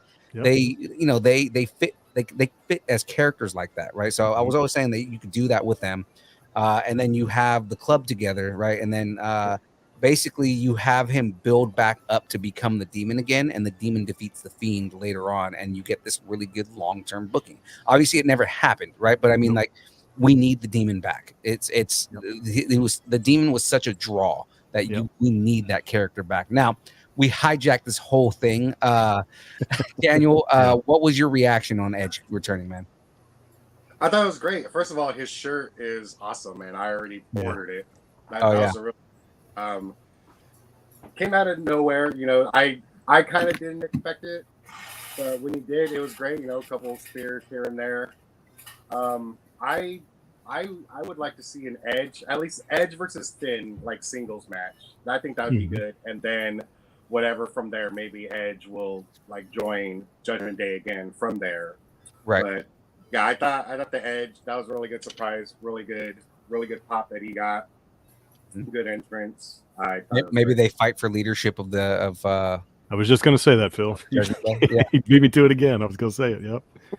You and I think alike. Alike. They have 7 or 8 months to build this story. Yep. You do. Yep. That is a good WrestleMania match right here. Finn and Edge. Yeah, that would be a good match. Oh, it would be a really good match. Yeah. Eric, what was your reactions on Edge returning? I mean, just like I said before, I see it as planting the seeds for a Finn and Edge match somewhere down the road, and the resurrection of the Demon, pretty much. Yeah. And then I think Triple H will give Finn he'll give him what he deserves when it comes to the notoriety of the Demon and making them a big deal again. You know what I mean? Because everyone knows Finn Balor is in the same level as with the fans as like Cesaro. Yeah. Where it's like he's extremely popular with the fans. They know he's one of the best ever. They know that he deserves way more. Yep. And this is the perfect opportunity to do it. Because this is what's good is, again, we were talking about bringing the mid-card titles back to relevancy. Like, give Finn Balor the IC title, right? And let him just wreck shop on people. Yeah. Yeah. You know, and that brings back relevancy to that title. He can make it relevant again. He'll bring the prestige back. I mean, look at AEW with the TNT titles, the TNT Championship. Right. It has more relevance than any of those two other titles, the US and the Continental title. Right. It has more relevance because they treat it like it's a title worth pursuing. Right. Yep. Right. Did y'all recall the whole Finn Balor Royal Rumble thing this past year, where he didn't even get a spot in the Rumble? Exactly. And somebody talked to him on Twitter or something like that, and he said, and I think a fan asked him, "Are you hurt?" And he showed a picture. No, I'm just sitting in a pub having a Guinness. And like, he didn't even have a spot in the Royal Rumble. Like, they didn't even book him in the Royal Rumble. I was like, that's trash. I'm like, that's crazy. I'm like, he's not even hurt. He's like enjoying a beer at a pub. You know, you're just gonna disrespect Finn Balor like that. You know, that just shows like Vince's old man, completely outdated views, his old man ways, where it's like he sees Finn Balor, he just looks at him like, you're too small. Yeah. You're not 6'5", and you're not bulging with rippling muscles like how I want them. Yeah, but he's out here, taking down dudes twice his size and out wrestling everybody in the ring. Like, I mean, it's like, dude, look at them as wrestlers and not as because they're not the size of Hulk freaking Hogan. You know what I mean? Yep. Mm-hmm. And the fans love him too. The fans love Finn Balor. Every time he wrestles, fans love him. And he obviously didn't listen to the WWE universe like he says he does. Speaking of which, have you noticed the commentators don't really say WWE universe anymore? Yep. They say WWE fans or the fans. Yeah, and that's probably like the first thing Stephanie said when she came when she took over was like, we're not calling it the universe anymore. The fans hate that shit. We're calling it fans again. And you can tell the subtle changes. You can tell that nobody's in the commentator's ear anymore. You can tell that they're kind of more laid back now. They're kind of like, I think Michael Cole it actually shocked Michael Cole, because I think he's been so used to Vince being in his ear for the last 20 years that he actually, if you notice, it's very subtle, but if you notice, he's almost like kind of having to get used to it all over again, kind of doing the commentating by himself. Like, he's like I think he got kind of tongue-tied last night when he was on with Corey Graves. And I think he was like, because I think he was still in the habit, because obviously if you've been doing it for 25 years, it's going to be hard to break the habit. But it was like he was waiting for Vince to tell him something in his ear, and he kind of didn't know where to go. And I think Corey Graves covered for him really good, but it was kind of funny. But I'm sure it'll come with time. He'll get back into doing what he needs in the to do. swing of it. And what's funny is that there was a comment that got made about how it was like, oh man, there's a change coming out of you, Michael Cole. And he goes, well, yeah, I mean, this has got me fired up. Like, yep. You notice too that Michael Cole actually said wrestling several times during the whole show. Yeah, he said wrestling 2 times. Yeah, he said wrestling. The internet was buzzing, saying actually how much Michael Cole had changed just last night, and actually how it was for the better. So he said wrestling, and it felt like it too. Yep. The word wrestling was said a few times by the different commentators too. It's like, oh shit! Like, is it any coincidence that the best commentator that everybody's a fan of right now, before Vince McMahon's era ended, was it any surprise that the best commentator that everybody liked was Pat McAfee? Because you know why?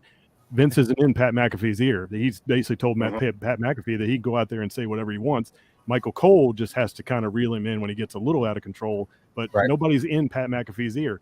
And Pat McAfee has become one of the most popular commentators in WWE right now. So it's because nobody's in his ear telling him what to say. Right. So he's very organic. So. Right.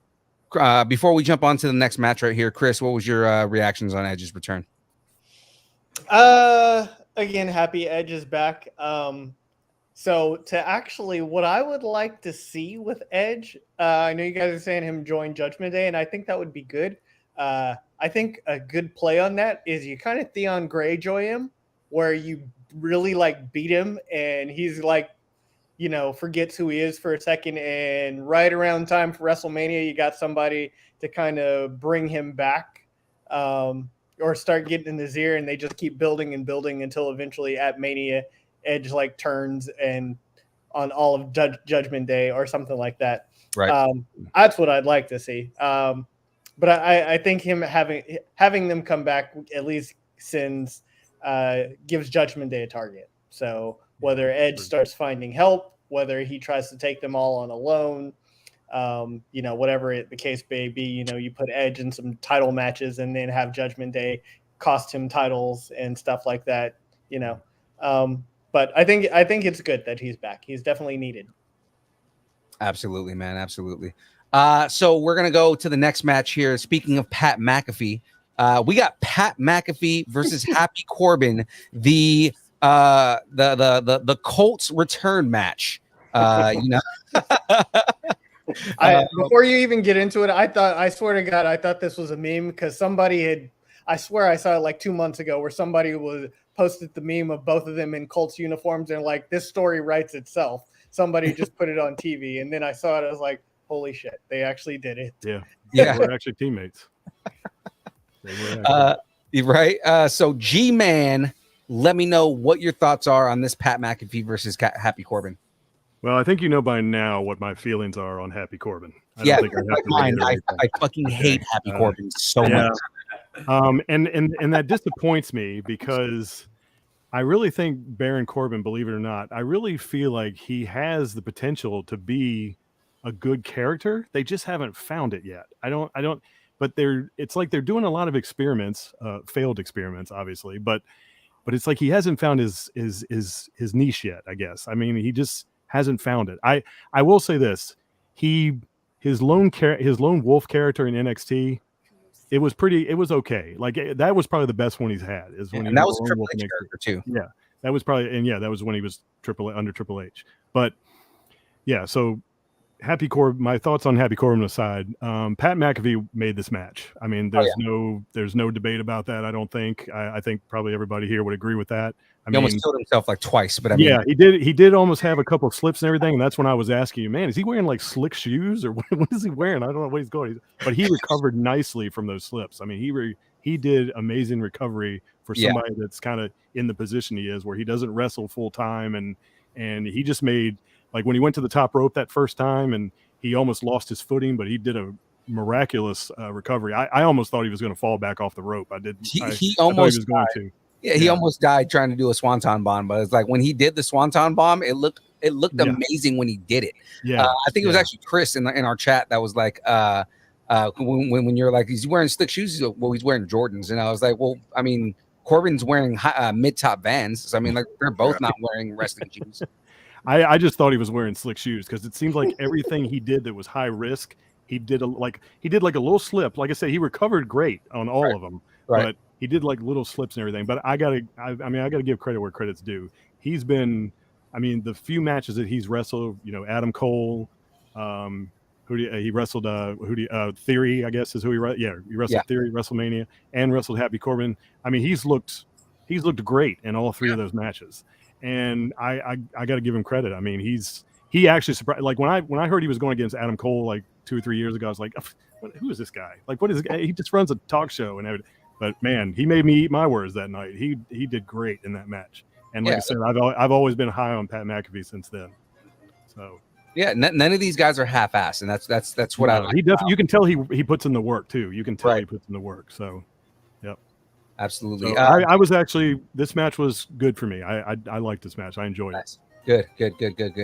Daniel, did you like the chorus at the beginning? Did you like the chorus? Oh my God, that was so good. Bum-ass Corbin, sung by the choir. Corbin. Oh my God, that was so good. I was not expecting that chorus. Oh man, that shit was funny as hell, man. And then just like kind of taunting him the entire match. Yeah. Right. Yeah. Oh, so and then the chorus, the bum ass Corbin leads into his theme, and I was just like, "Oh, this is great, man! I love this. Perfect. Such a good He's a way." showman, man. Pat McAfee, man, he's a showman. Yeah, Great. I'm saying like if he's nothing else, he's a showman. I mean, he's built for this industry, man. Yeah, he is. You know, Built Daniel, what were your reactions, thoughts on Pat McAfee? It was a very entertaining match. I enjoyed it. I know Michael Cole had a cover for McAfee on commentary. He mentioned something about like the humidity was causing things to be like slippery. So I think that was great on Cole, kind of like covering McAfee. That's true. Although in my opinion, I think it was the top 3 best worst sunset flips of all time. It was like slow motion, but like it worked and it was great. Yeah. And I thought that was a great finish. McAfee is definitely an entertainer. I think he's meant for this industry. And you know, and during that match, Cole and Graves just going back and forth was also like that was gold too. Yeah. Oh man, great.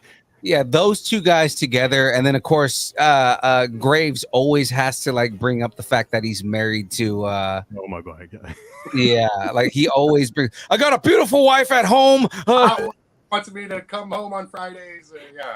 Yeah, like he always brings it up, and it's funny because of like you got to remember like how much he tried to cover up that relationship, and then when WWE said it was okay for them to talk about it, he just blew up with it, and they made it like they made it a good topic. Like it works for his character to be. He's already arrogant to be arrogant that he's got a hot wife too. So it's like I love that. It's almost like Miz level arrogance because Maurice is hot. So it's like. And then with Corbin, with me, he's the only wrestler where I kind of like don't have an opinion on. I don't like him, but I also like don't hate him. Yeah, he's kind of just there. Yeah, you don't care enough for him to go either way. Yeah. His mic skills are what bother me. I hate anytime he's on the mic. I cringe. I hate anytime he's on the mic because it always sounds like he's forcing everything he says. Everything sounds like it's a script that he didn't remember. You know, so it's like you should not talk to me, Michael Cole. You gotta. You know, like, it always sounds like a really bad script because he's a shitty actor. You know, like I hate whenever he's on the mic. His wrestling skills are okay. You know, I brought it up and Jester G Man was laughing as they were talking when Graves was like, he's a top tier athlete. I was like, and he's circle. When was the last time Happy Corbin won a match? I think you need to do the what thing right now. Yeah, exactly. Because that's exactly what I said when Corey Graves said that. I said, what? What? Yeah. I thought it was a very entertaining match. That was all McAfee, I believe.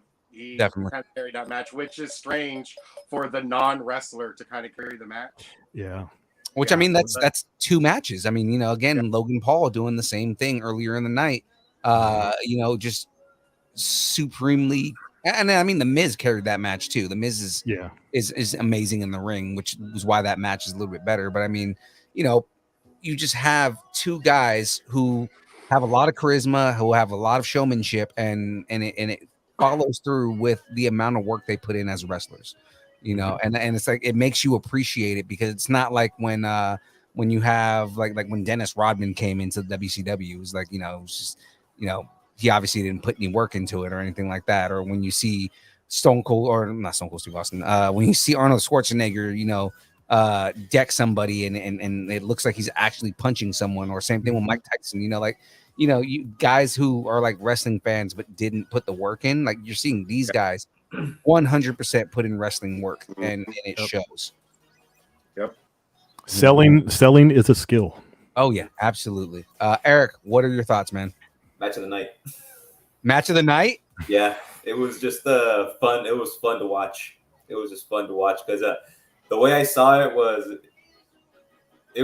entertaining, good wrestling, funny. It reminded me of Orange Cassidy against Will Ospreay.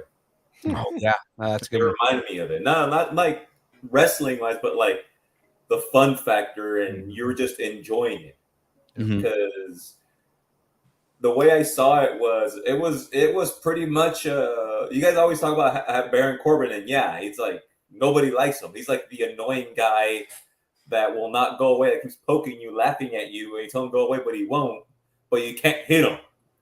You know what I mean? But you can't, and he takes advantage of it. Well, but he's also he's a Vince guy, so it's just kind of like he's. Well, that's why I say he has the potential to be a very good heel. He has a very potential, but I feel like there's just when he's happy Corbin or whatever he was before then, like there's just something missing with him. Like I can't put my finger on exactly what's missing because you're right. I mean, he can poke at you and be very heelish, and I feel like it comes out in certain instances. But there's just something missing to his character that it just makes me at times just not care about him. I don't know why it is, but I feel like if he found that one thing that I can't figure out what's missing, like he'd be a great heel. He would be a great heel. I think he would be he'd just be like how can I put it? Trevor from GTA 5. Say that one more time. Kind of like a not as crazy, but more like serious Trevor from GTA 5. Oh my God. You guys bit him. I was gonna say like you gotta make him like a crazy meth head. It's just yeah, pretty much.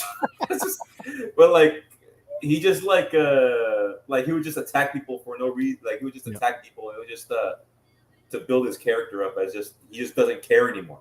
He doesn't care. Yeah. You know, I think that would be his character. Like he just stops caring about. We need to bring back the Lone Wolf. I mean, like the Lone Wolf was good enough, and you can build off of that. In Corbin's defense, like I don't think it's been all his fault, obviously, about his character. Like I think WWE has really pushed him in the wrong direction too. Like first of all, you gave him the Money in the Bank. You did nothing with that. I mean, you could have had a perfect chance to build him with that. I mean, I feel like John Cena, that was okay that he didn't do a successful cash in because John Cena was already a made guy. He didn't need the cash in. Right. Baron, I think, kind of needed it. And I think he needed to hold on to the briefcase for longer than he did, in my personal opinion. Yep. And then I think he needed a successful cash in at the end of it. Also, they gave him the King of the Ring. What did they do with that? I mean, he was King Corbin, but I mean, the King of the Ring has become a joke if you really think about it. Yeah, there's no King of the Ring used to have so much prestige back then, and now it's just like an afterthought, like the mid-card titles. And you didn't do anything with the King of the Ring. So I feel like WWE has kind of put him in that spot. Like, and they've made his last few characters very gimmicky. Like he's not the Lone Wolf. Like I said, the NXT character he played in Triple H's NXT, that was the one where it wasn't too gimmicky. He was just you saw him. He was like a big menacing guy. He had long hair. He had he came out to that biker music. That was, I was like, this guy's gonna be like a badass, you know? And I feel like, I feel like I agree. Well, I feel like with Phil's also, his mic skills they could be better. Yes, they could be better. And I feel like actually the way you solve that is you leave him as the menacing Lone Wolf and put a mouthpiece on him. Put a Paul Heyman with him or something like that. Make Paul Heyman his mouthpiece and stuff. And I swear Baron Corbin probably would have had a better path if he had done that. So do I think he has decent wrestling skills? Yes, absolutely. But I feel like WWE has kind of really failed him on the writing and stuff. He would have been really good with Paul Heyman, man. Like if they would have given him to Paul Heyman like early on, dude, he would have been great. Oh yeah. Paul Heyman is without a doubt the best mind in wrestling. Wrestling, he has the greatest mind.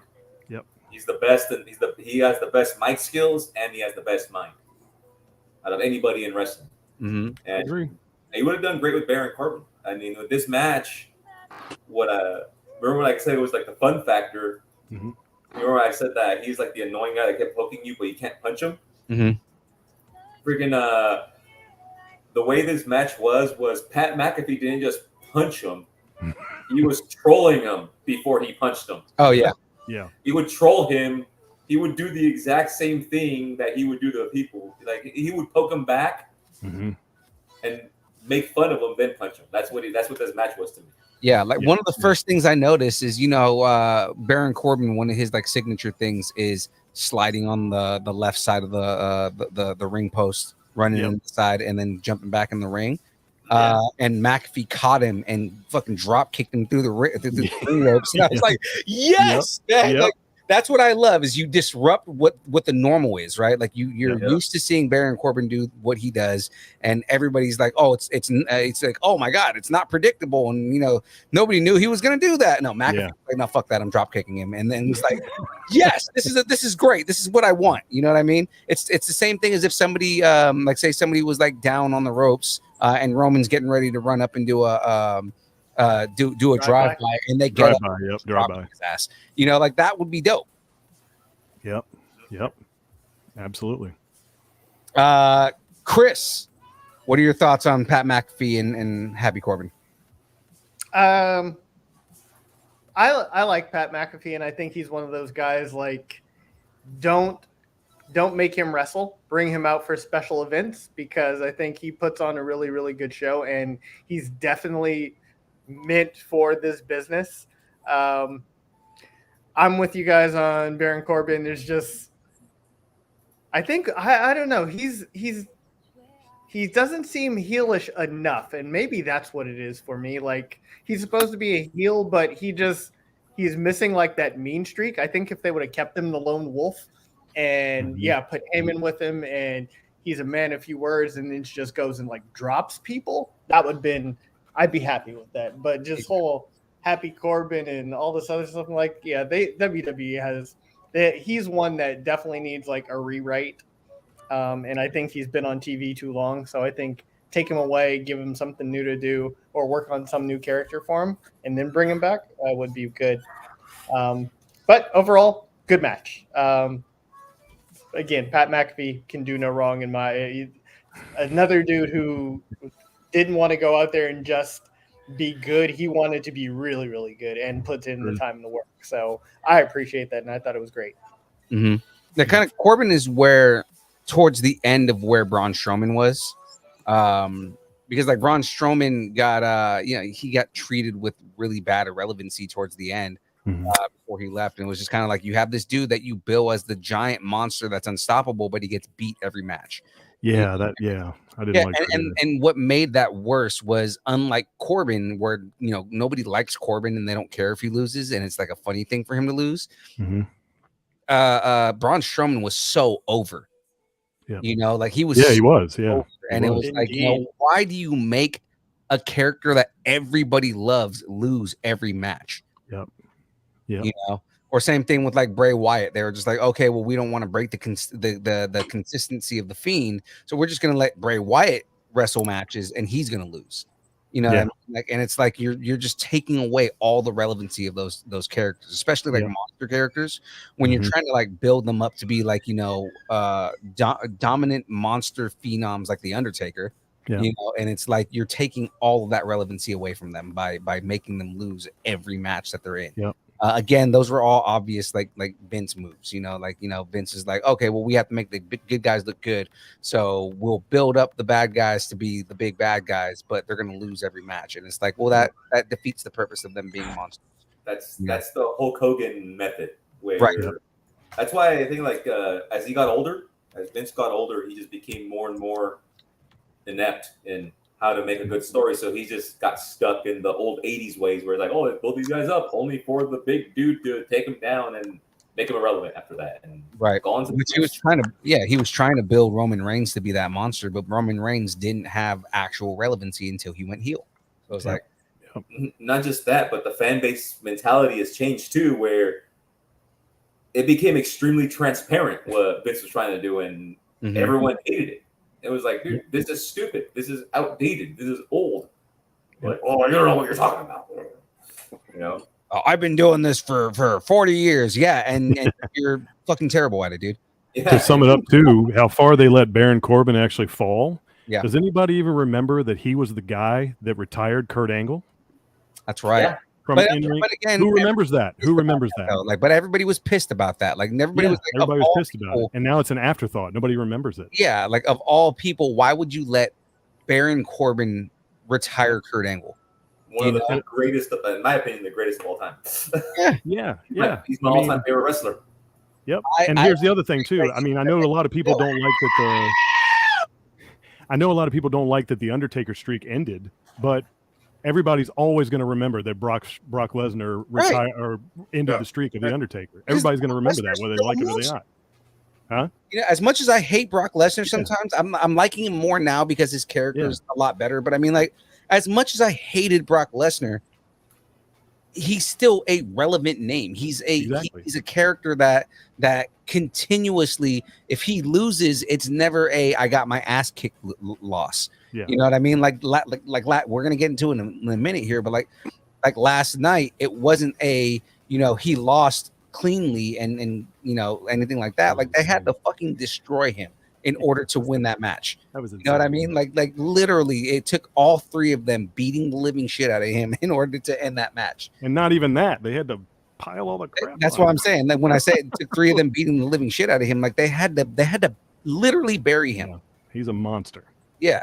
You know, but he's built that character in a way where it makes sense that you have to work that hard to end Brock Lesnar. Yeah. You know, and again, because the way his character has been in the last, couple of months, where he's not just I'm a beast for the sake of being a beast. Like, he's got some comedy in his character now. He's got a lot of, you're entertained to watch Brock Lesnar versus where it was like, okay, three moves and the match is done. And that's what really pissed me off. Well, you know what I like about his comedic character? What I like about his comedic character is you can look at him and laugh at him and laugh at the stuff that he says and everything, but at the same time, you're like, man, I don't want to laugh at this guy at the wrong time because he might turn around and whoop my ass. You know? He's like that's what makes him so funny. Like he's like, he's like can turn on you in a heartbeat. You know, he's like a more powerful Stone Cold Steve Austin right now is what he is, especially after last night. He is he had total Steve Austin vibes all night. Yeah, that's true. You know, so before we get into before we jump into the next match, we got like a little quick promo in between. So Drew McIntyre came out, did a quick promo talking about he's going to fight whoever is the Universal Champion at the time at Clash of the Castle. How did you feel about that promo, man? Do you think it was well placed, or do you think it was something that could have waited? This is a hard one for me. I mean, I didn't dislike the promo. I didn't think it was bad. I really don't know where else I would have placed it. I mean, I don't think there was really a right place to place it, really. I thought it was kind of cool that he came out and, did the promo for the crowd, even gave that kid a high five and kind of made that kid part of the promo as well and stuff. That kid's going to remember that for the rest of his life. Yeah, he's going to remember that for the rest of his life, I think. And I think like I said, I didn't have a problem with it. I didn't have any issues with it. I thought he was kind of setting up, he was kind of giving little vibes about setting up what we were going to see later. And obviously we could have never expected what we were going to see, but I felt like he kind of was doing doing two things at once. He was promoting the match for later in the night, but he was also promoting the big match for Clash at the Castle as well. So I didn't have a problem with it. I thought it was kind of cool. Okay, for sure. Daniel, what did you think? And then did Bethany fall over in pure joy after seeing Drew McIntyre sitting there in a white tank top? Right. She was doing her nails when I was watching it, and I was like, "Oh, look, your man's on your mid card McIntyre." After a while, it won't be mid card because that guy is going to get an extremely awesome push. Right. His first push was really good. It's just it was at the wrong time, but he pushed good. Yeah, but I mean, like he got pushed as it was a really good push. Just there was no crowds there for obvious reasons. Yeah. I thought the promo was perfectly placed. Like there's still 2 matches before the main event. Like G Man said, he was advertising the main event and the next pay-per-view, which he's going to be, headlining wins. I thought it was perfectly placed. It didn't go too long. It wasn't boring. It wasn't great. I just thought it was just a good spot for it.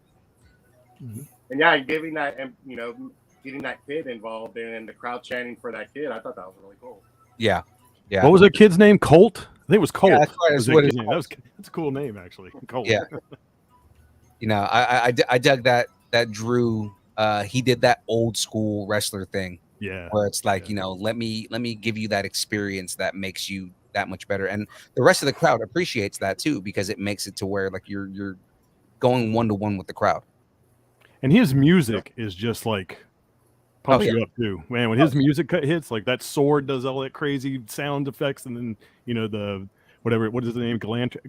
Gallantry is the name of his theme, and that hits and everything. Right. I think that's a very like pumping up like theme song. Like I get kind of psyched up. I got to be honest when that theme music hits of his. It's kind of good theme music too. So, yep.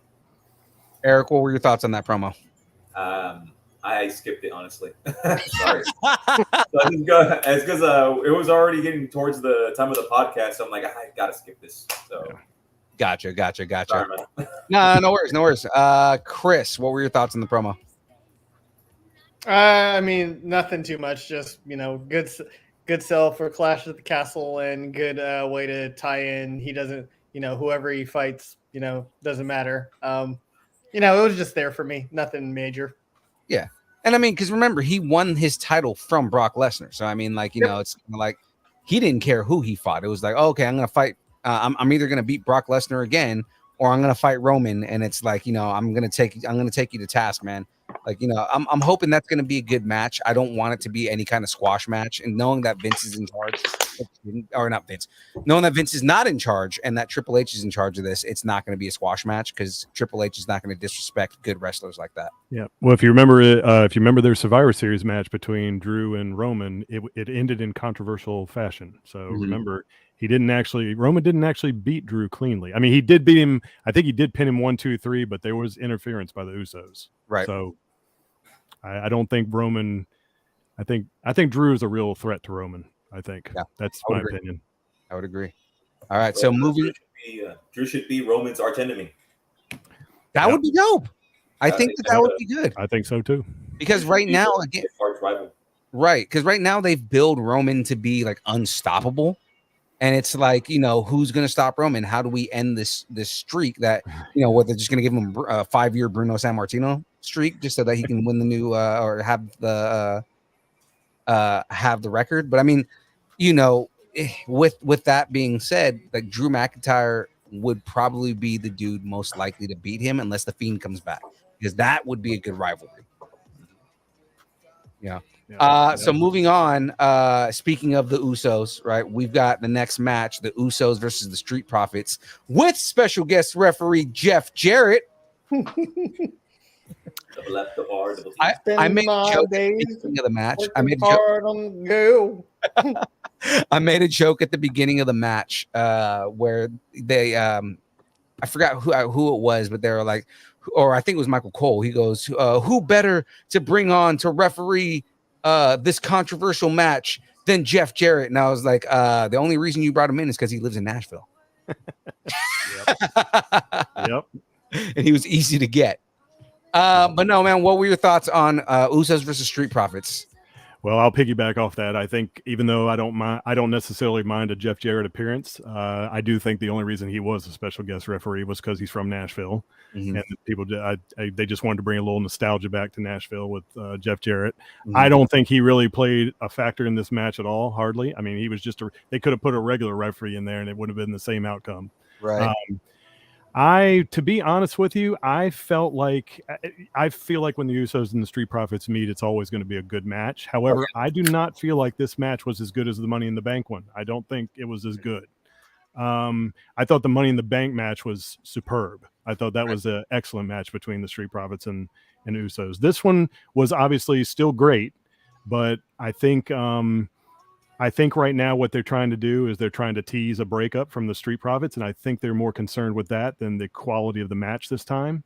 And I feel like it was a little bit more disappointing than the Money in the Bank match. Still an incredible match because, like I said, Montez Ford, Anthony Dawkins, the Usos, incredible guys in the ring. Awesome. I mean, I obviously still watched the match. It was still exciting, but like I said, I feel like it was a little bit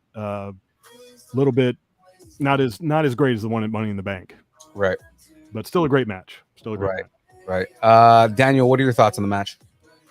Me personally, I thought it was my favorite match of the night. Very entertaining. I don't know if you guys caught it, but Michael Cole kind of mentioned Ric Flair's last match without mentioning it. Yeah. Because he said that Flair had a busy weekend ahead of him. Right. Yeah. So I did hear that. I think during the Vince era, or like in Vince in charge, I don't think that would have been said. No. Yeah, because it's not WWE, so it's like, oh, we're not going to talk about it. Yeah, we're not even like advertise it in any little way. Mhm. I thought it was great. I think Jeff Jarrett, there was really no purpose there, but for he's a hometown guy. He got a really, really good pop, and he was, involved right away with the whole 5 count, and then, but other than that, I don't think he had any really importance in the match. The match would have been great without him, and Mhm. very entertaining match. With the commentary, you can tell that the Street Profits might break up because Graves was kind of putting over Dawkins a little bit. Yeah. As a singles guy, like, hey, like you got to watch out for this guy. Everyone talks about Montez, but let's watch out for this guy too. And so there's like subtle hints there that they might break up, which I kind of don't want to see, but I think Montez. I mean, we pretty much all said that we don't want them to break up. It's because, again, Vince and Bruce have a tendency to break up good tag teams, or they will take a tag team that are unwilling to break up and just make them irrelevant, right? You look at the New Day, right, where the New Day is just not doing anything right now, but they, one of the greatest tag teams in history. I don't think that they should break up the Street Profits. I think that they should continue riding with that. Like, you can give Montez Ford a Shawn Michaels-esque run where Angelo Dawkins is just on his back and there to help him with everything he needs, right? Like, you don't have to break them up to give him a singles run. I don't like that. It's like, oh, well, in order to be a singles competitor, you can't have friends, and that's dumb to me, Yep. If they do break up, honestly, I don't see either Dawkins or Montez being like a world champion. Like within, I don't either, actually. Yeah, they'd be high mid card. Maybe like Dawkins would probably be low mid card, but I don't see them being champions like at all. Actually, when they become single. Right. I could see Montez Ford being a great intercontinental champion. I could see him being a great intercontinental champion. Absolutely. I don't know if he's ready for a world title push. I don't think he's ready for that. But he's definitely exciting in the ring. I definitely can't argue with that. But I don't see him as really a world champion at this juncture right now. I don't. Right. And the Usos are just great. Like, they are very good tag team. They need to not break up like at all. They need to stay together. They tried to break them up, and it didn't work. It's obvious that they are better together than they are as singles competitors, and it's just mainly they play off of each other so well. It's kind of like, it's almost like twin magic with Nikki. With Nikki, right? Like, you have a team that even when Nikki went solo, she still had Brie in her corner. So that's kind of like the same thing. Like, I don't believe that if one of them goes and becomes a singles competitor, you don't have to break them up in order to do that. You can do what the New Day did, where it's like, one of them is a champion and then the rest of them are just kind of like there to back them up, Or what I loved about them is they did the ambiguous team member tag team. So, had the tag titles, you didn't know who you were fighting. Freebird rule. Exactly. Yep. You could have Biggie and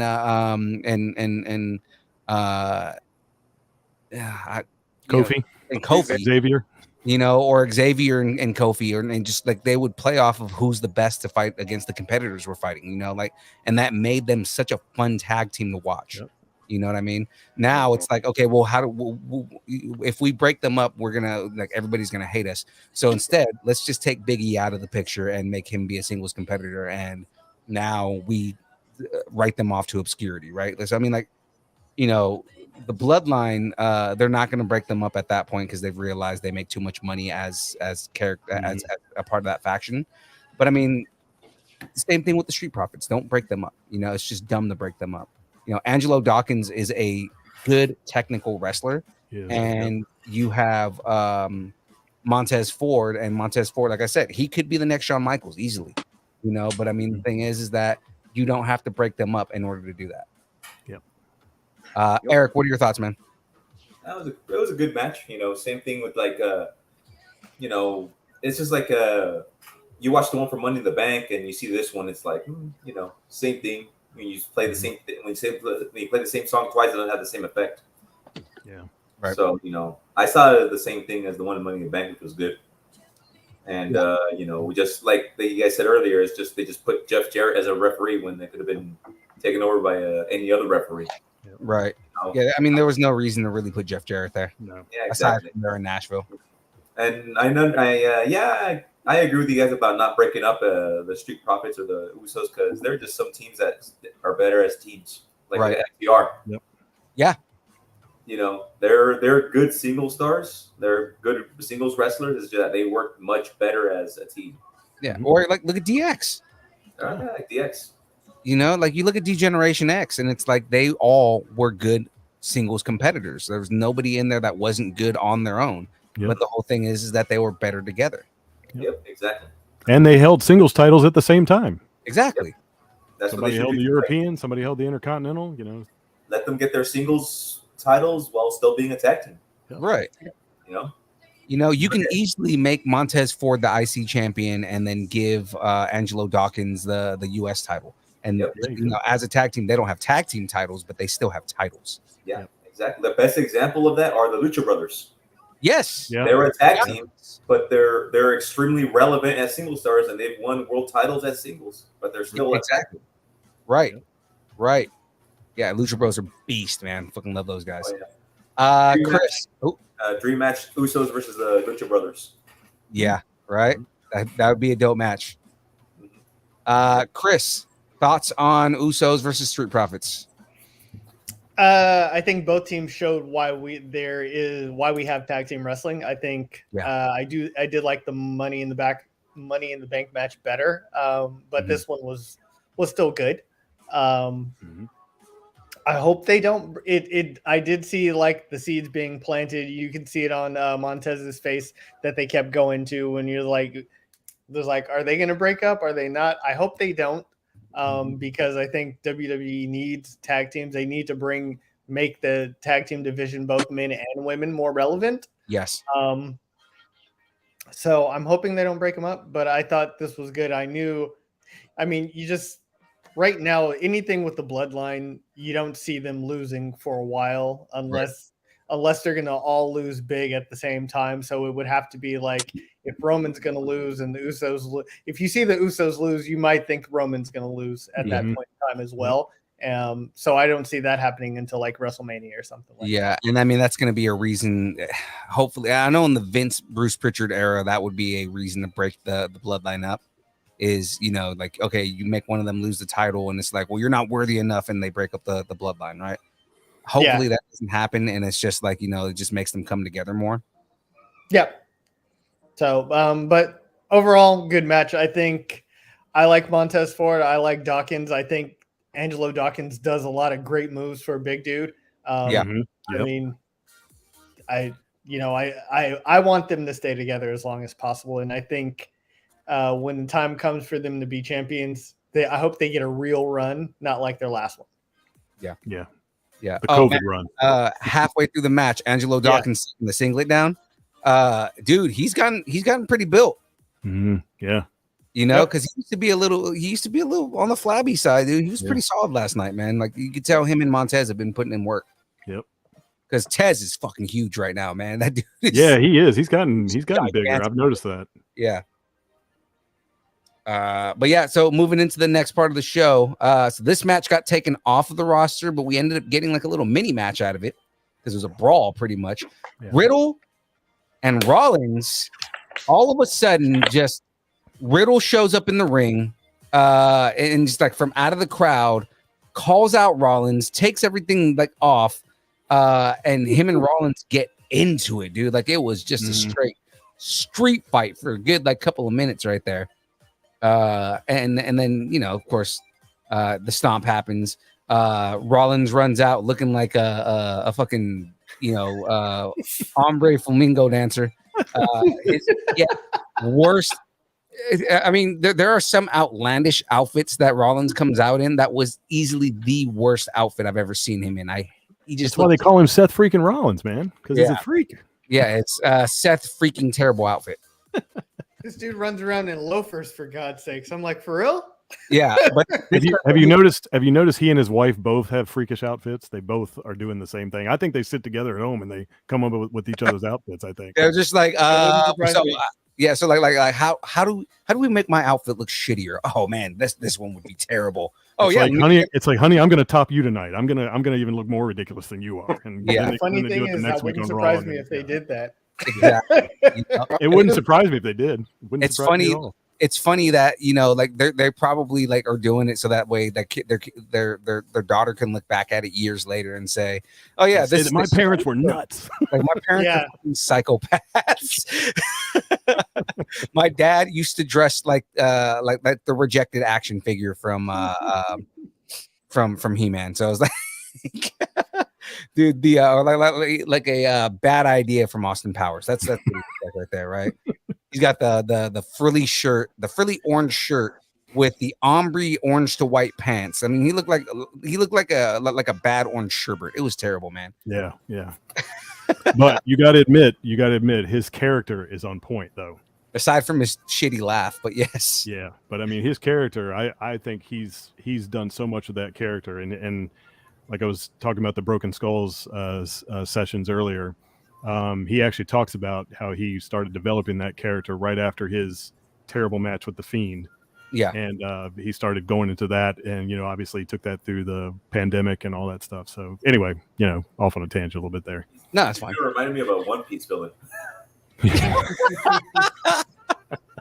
Oh man, what was the dude in One Punch Man? The naked prisoner dude. Pooty Prisoner. Pooty Prisoner. Yeah. He looks like a dude that Pooty Prisoner would like keep around and hold his pocket.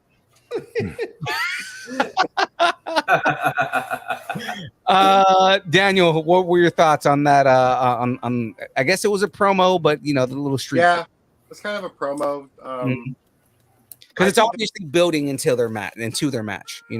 this is the best character Seth Rollins has had. Yeah. I think it's better than the Architect, is better than the Shield. It's a really good character. I mean, I could do without all the attire that he wears, obviously. Yesterday or this morning, I saw a meme.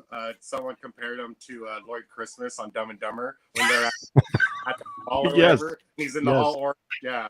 Yep. Oh Yeah. man. Yeah, I mean, he's basically a walking meme as it is right now. So. Oh yeah, absolutely. Yep. I think when they do eventually wrestle, it's going to be a good match. I thought they, I mean, the promo probably still let people know, hey, like we're still around, we're still going to wrestle, just not tonight. There wasn't really much to it, but I enjoyed it. It was a little couple minutes of nice little entertainment. Yeah, and again, I mean, it's bringing back that we can't run this match because of time, but you know what? Let's give you a little tease of where this is going to go, and it keeps it relevant. It's not it's not how the last pay-per-view was like, oh, we're not going to talk about these storylines at all, and it's like, well, okay, well, what the fuck is going on, right? Yeah. Like they made it to where it's like it's still relevant. Like Riddle ran in the ring, was like, come on here, I'm going to beat your ass, dude. Yep. And then they get into this brawl, and it's like, yeah, that's what we want, Yep. That shows the difference between Vince and Triple H. Yeah. I was just going to say that Triple H, remember a few years ago when Seth Rollins and him were fighting right before WrestleMania, they were feuding before WrestleMania. And remember Seth Rollins hijacked an NXT pay-per-view to call out Triple H. That's right. That's exactly what I started thinking about when I saw Riddle come through the crowd and he said, I want Seth out here right now. I felt like Riddle was Seth back then and Seth was Triple H. Like they were, was calling him out. So very Triple H-esque, definitely difference. You could just see it right there. Like you guys said earlier, it's just like if it was Vince, they wouldn't mention it at all until Raw. But no, this right here, they kept it relevant and they keep people glued. So Triple H, you can just see the difference in that stuff. Him behind it. Yeah. And I got you on the screen right now. But what were your overall thoughts on that promo? That was pretty cool. I'm not gonna lie. Like you were saying earlier, it kept the feud relevant. It kept people. It was a good way to keep people tuned in to Raw. Right. Because then you're gonna go and watch Raw and be like, oh man, I need to see the fallout from SummerSlam. Yep, exactly. It makes you want to watch Raw. I don't know if you guys watch this guy. His name is JD from NY.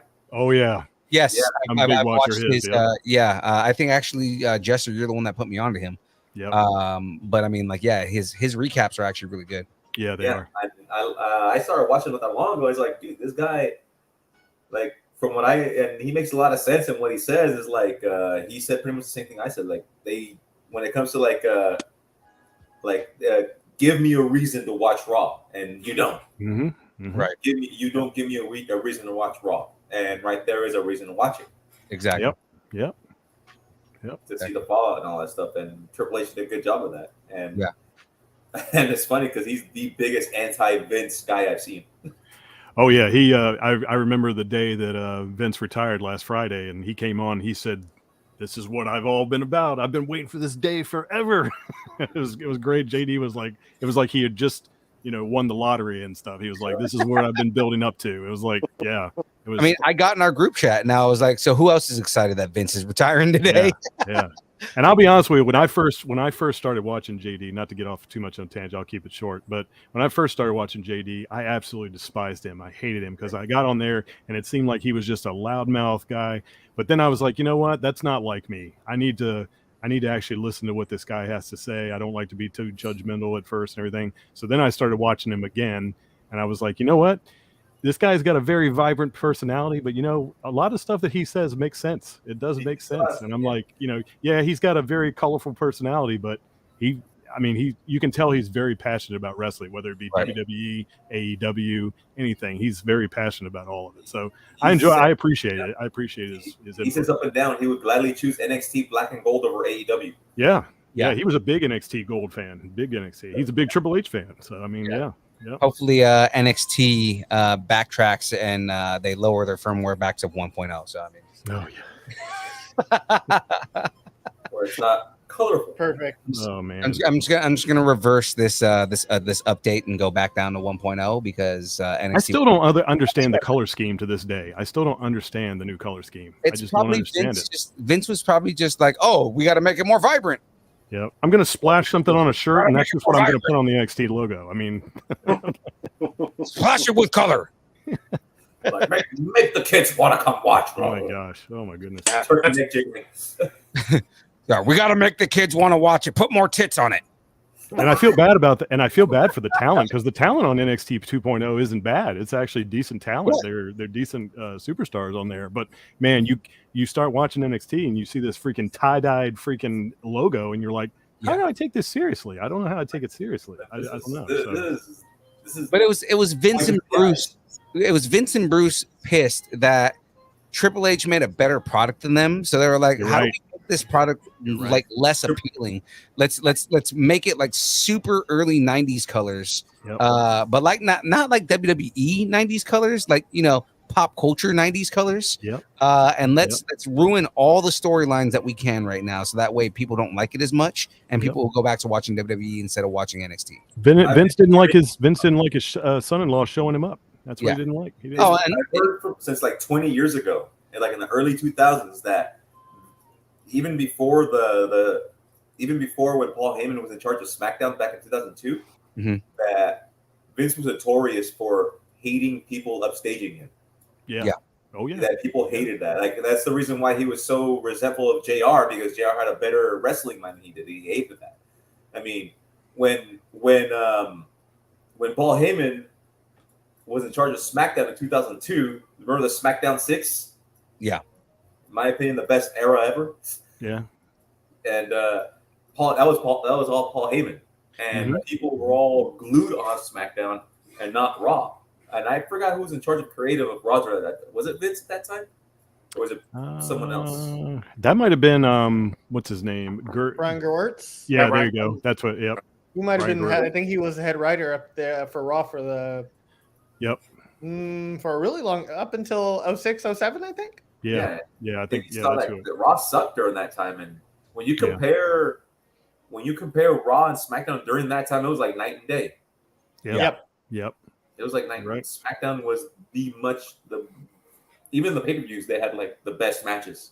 Yep. Was the SmackDown. I mean, I'll tell you where the tide turned. Vince, when somebody would upstage him, he'd just buy them. That's what he'd do. He'd buy, he bought WCW, he bought ECW. That's how he That's how he stopped the upstaging. And then he didn't have anybody else to buy. And then people in his own company started upstaging him. And then what can you do with them? I don't know. Fire, I guess. What he did was, I want to put people down to irrelevancy. So let me go buy all these small promotions and put them all together and call it NXT and say this is the developmental promotion. Yeah. Right. And it was just like, this is how, these small promotions that people are starting to enjoy and going out to the shows. Well, they're nothing. I'm just going to buy them and put them all into one place. Well, that became a lot better than again, Triple H got in charge of that. And again, it became now my son-in-law is upstaging me, with a show that I was trying to make irrelevant. Yep.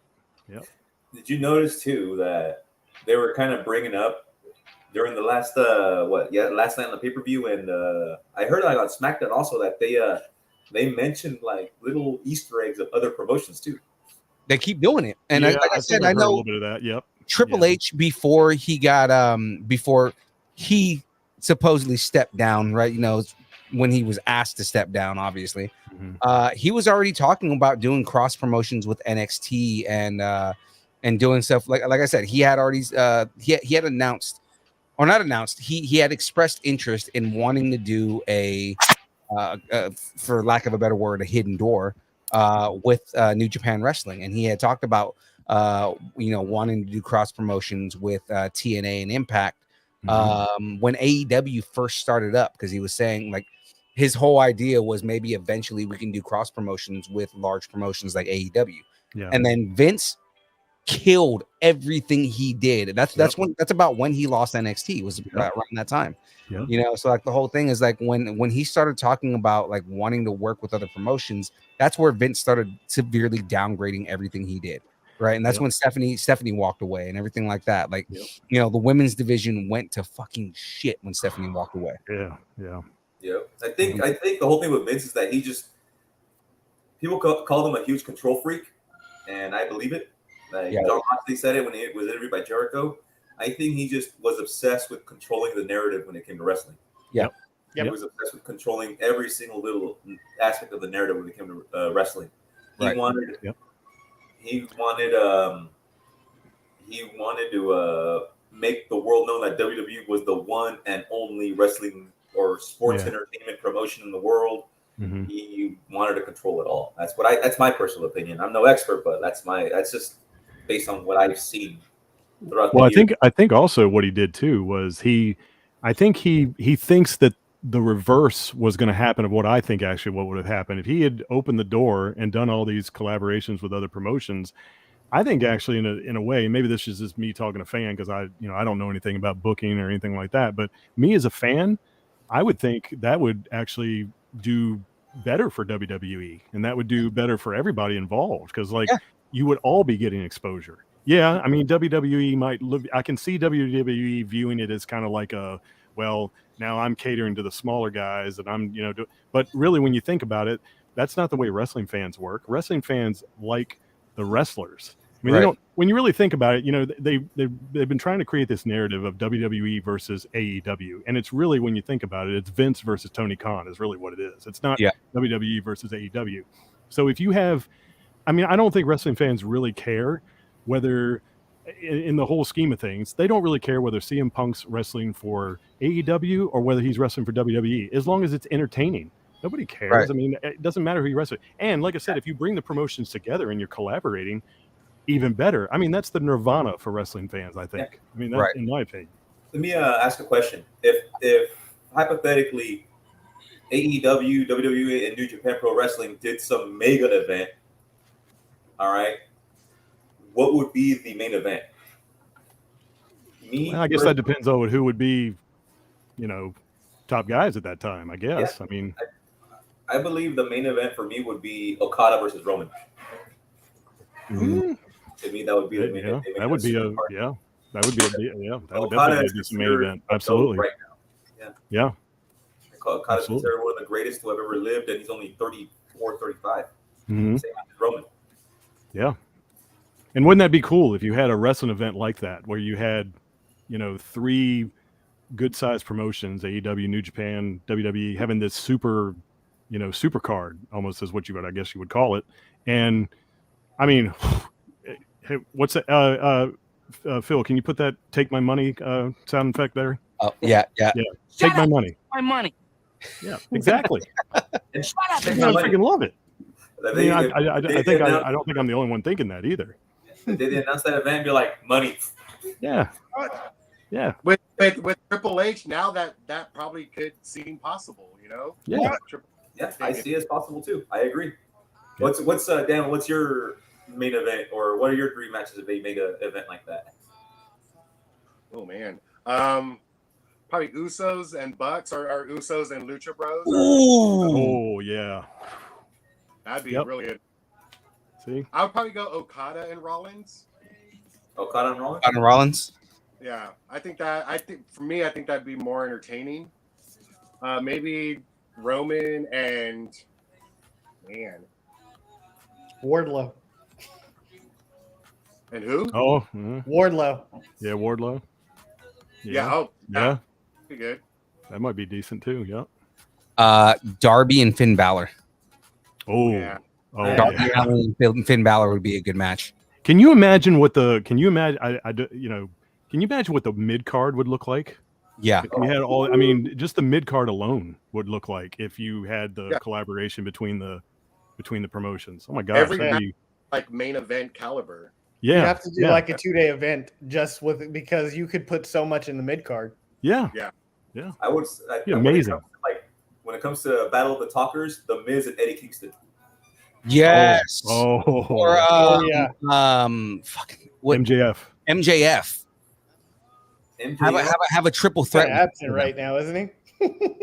MJF has kind of been, he's been kind of confusing me lately. And I don't know, because like I said, I haven't been watching a lot of AEW, so a lot of people have to kind of school me on this. But He hasn't been on since his pipe bomb. oh yeah, his pipe bomb, and he walk out an event or something. He walked out an event, but then he ended up showing back up or something. And Wardlow, I think, squashed him or something or whatever. Who squashed him? I think somebody squashed him. No, it was Wardlow. Yeah. Okay, yeah. I think MJF would be good against Randy Orton. Yeah. That's a good match. Hopefully, Randy comes back from his back injury. So I hope that happens. Hope that happens sooner than later. But you see, like, I mean, there's so much that just there's so many dream matchups. The idea of the conversation that we're having right now is like, this is something that fans would love to see because you have so many wrestlers who complement each other but are in different promotions. You know, like it would be great to see that. You know, it would be another dope thing just because it's, you know, you have the clash, or like, you know, you would have everybody together. Have a triple threat with the members of the Shield. Oh, there you go. There you go. Yeah. So not a Shield reunion. No, have the three of them fight each other. I don't think John Moxley would be down for a Shield reunion anyway. So no, I'm saying I would like to see Moxley in his current mindset state. Yep. Yes. You know, alcoholism aside. Yeah. Right. In his current mindset and state, and the way that his character is as a wrestler, against Rollins' current character, against Roman being the supposed dominant character, you know, and it's like you have those three going together. I mean, I would see. I kind of would want to see Moxley take both of them on. Yeah, that'd be awesome. Yeah. But I think it would be better as a triple threat. I think it would be better that you didn't have two against one. Obviously, no. I'm saying it would be a triple threat. Oh, that's what. Okay, that's. Yeah, I'm saying that John Moxley. I think just with the risks that he takes and how crazy he can get, I think that he would have an upper hand because he has been doing a hell of a lot more than either of them have been doing. But part of that's also because they're limited by what WWE allows them to do. Yeah. Well, I'll be honest with you. When he was still in WWE as Dean Ambrose, I actually think he was the best Shield member. I think he was the one that, I mean, he was the one that got all the organic crowd reactions at the time. He was the one that, you know, because obviously Seth Rollins was doing his whole heel thing with the Authority.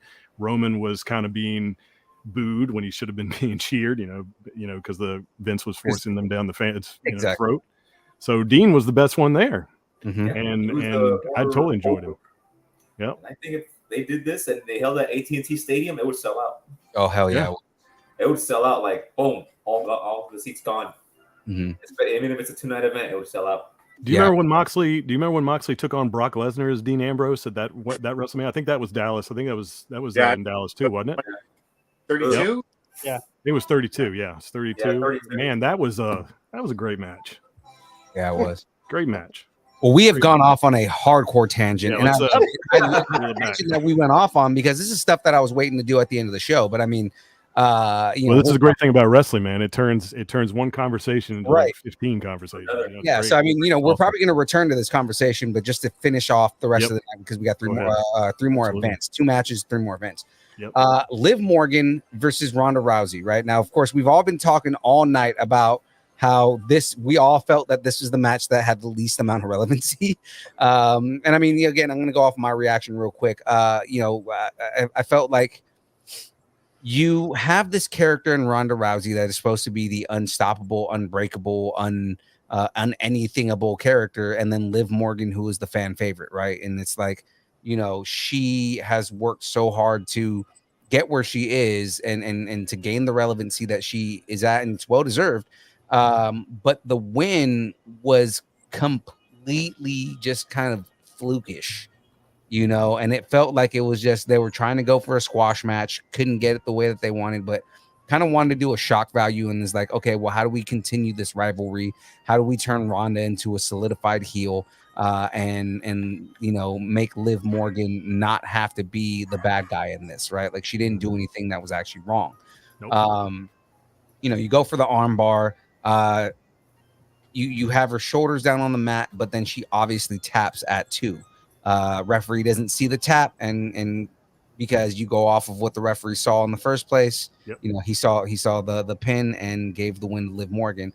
I mean, I felt like it was just above a squash match. It wasn't necessarily a squash match, but it didn't feel like it deserved to be the penultimate match.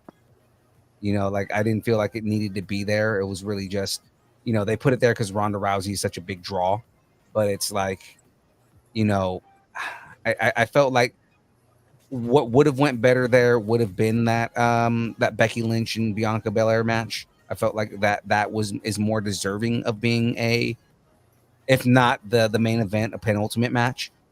Given what the main event ended up being, that deserved to be where it was at. But I mean, like, I felt like they could have switched, but then again, if they would have put this at the beginning, it would have messed up the whole night. Yeah, it would have immediately felt like, oh well, we're starting off in Vince's era all over again, because it was kind of like it went the way it went because it went the way it went, and partially because of how the second match went long. Yep. But it's like, yeah, it just didn't feel like it was. Like it felt like a match that should have been on Raw. Yeah. Or SmackDown. Yeah, it didn't feel like that needed or hate to say it, it could have been in the pre-show. Like, it wasn't something that felt like it should have been there. Have you guys noticed they've stopped having matches in the pre-show? Oh yeah. They've been stopped doing that for a while now. I'm kind of surprised at that, but yeah, they've stopped doing it. Yeah. But what are your thoughts on this one, Jester? So yes, this was a disappointing match in my opinion. Just because I feel like, if you look at it on paper, obviously we in wrestling we deal with sort of theatrical, way of things and everything. Obviously, in real life, Ronda would have destroyed Liv. Let's not kid ourselves. Oh yeah. But at the same time, I've been hearing things that they were trying to give Liv a very lengthy title reign. I don't know what lengthy actually means, but lengthy than what they originally planned for. So they're not trying to they're not trying to take the title off her immediately. They're not trying to Sasha Banks her basically. Right. Exactly. They do not give Sasha Banks any due when she got the title. So what I think, I mean, I guess the finish was appropriate if they wanted to continue this going because, number one, it keeps the thing going between Liv and Ronda. Number two, you get the heel turn for Ronda, which I believe is teasing Becky and Ronda for WrestleMania later this year because now you have Ronda as a heel, Becky as a face. Right. I think that might be teasing that, and they've been talking about that match all year that's going to happen at WrestleMania 39. So the other thing is too, I also feel like it may have been the reason I also don't think it went like with the tone of the night is it was one of the few matches where you didn't have any run-ins. So like I would have actually been okay with Natalya and Sonya running in. I mean, as much as people don't kind of like that whole storyline going on. But I think it would have been made it more believable because then you could have ended it a more realistic way, in my opinion, and then it still could have continued with Ronda and Liv down the road too. But I feel like the way it ended personally this way, I think if you'd had the run in with Sonya and Natalya, you wouldn't have gotten that heel turn from Ronda. I don't think the heel turn would have been as impactful. So I think the way they ended it was great because it pissed off Ronda. She went off on the referee. She, went off on everybody. Complete heel turn. I think that was masterfully done, actually, even though the match was very substandard, I think. Right. So now I think they're probably going to do some things to her. Like, I think actually her attacking the referee was very significant. I think they're going to give her like a suspension for a little bit. I think they're going to suspend her for a little while. So that way Liv can mix it up with some other people in the ring. And then maybe get ready for maybe a Survivor Series match with Ronda or something like that or whatever. Right. Because then she comes back and it's like, there's a big pop and exactly. Like, okay, Ronda's back and she's ready to exact her revenge on Liv Morgan. The other point I'll make too is I don't think this Ronda run was as good as the first Ronda run. Mm-hmm. I think this run, this run that Ronda has done, I don't think has been as impactful as the first one she did. So maybe that's me kind of being tunnel vision there, kind of being like, well, this just doesn't feel as exciting as the first run she had. So I don't know, but yeah, disappointing match of the night, I would say. And, but hopefully we'll see some more positive things come out of it down the road. So. Right. Daniel, how did you feel about this match? I thought, at least the ending, I thought it made Liv look weak as a champion because the way how she got the win wasn't necessarily her pinning her. Like, it was just on a technicality that Rousey's shoulders were down. And then her tapping, like, I don't know, it didn't make the champion look very strong. I thought that obviously before Ronda's heel turn, and so now I kind of understood why they did that. It was a little weak match, and granted they got their time cut short because of Miz, but it could have been a little better if they had more time. I felt like they rushed a lot of spots just to kind of get much stuff in there. But the heel turn I thought was done good. I liked it, but I don't know. I just thought it made Liv look really weak. Getting that win. Yeah, no, I agree with that. Eric, what were your thoughts on this match? Same as you guys. Forgettable. It's just I didn't like it. It was boring. Mm-hmm. It was boring, and pretty much the only good thing about it did trigger like Ronda's heel turn. Yeah, that's what it looked like. And since they turned Becky face in the beginning of the match, and now Ronda heel, that kind of tells you what direction they're going to go. Right. It made it predictable. Yeah. So pretty much, yeah. It was.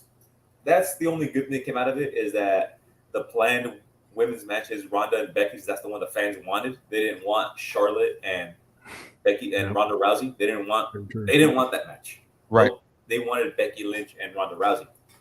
Right. And, and the thing is though that at the time when the match was supposed to take place, in 2019, Vince didn't strike when the kettle was hot. He didn't. He just put in Charlotte in there for the hell of it.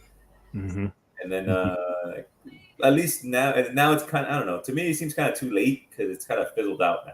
Yeah. I mean, as James would say, if you put Charlotte in there because she's a guaranteed draw, and if Vince didn't feel like the people who were in the match were gonna draw enough people to watch it, and you put Charlotte in there and it's a guaranteed draw. But it's like, for me, it's like I don't care how much of a draw she is. It's like you're basically saying that there's no relevancy to that match, and you're not giving any chance to the people who are in there.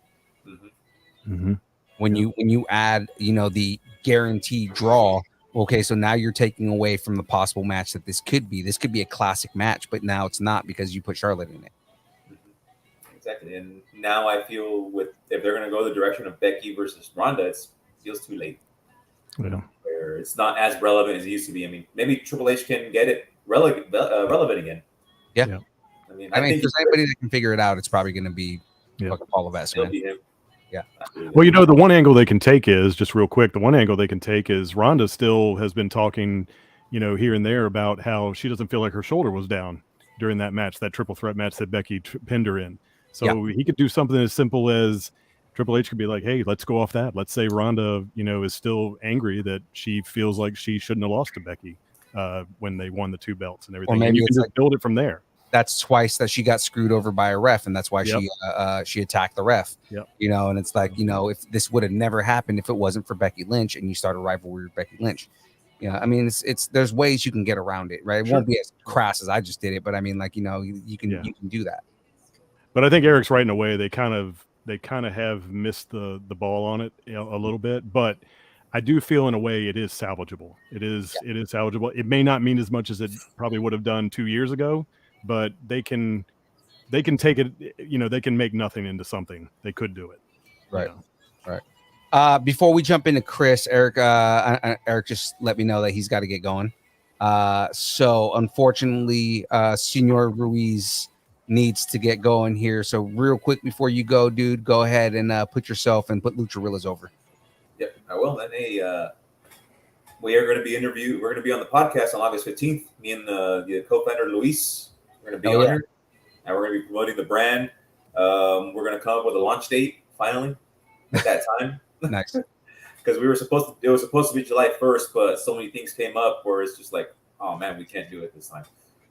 So we're at that time. We're going to give an actual launch date around that time, and we want to get the ball rolling because we got all the designs already ready to go, and the last one I have to post it soon. I will post it eventually, and that'll be season 1.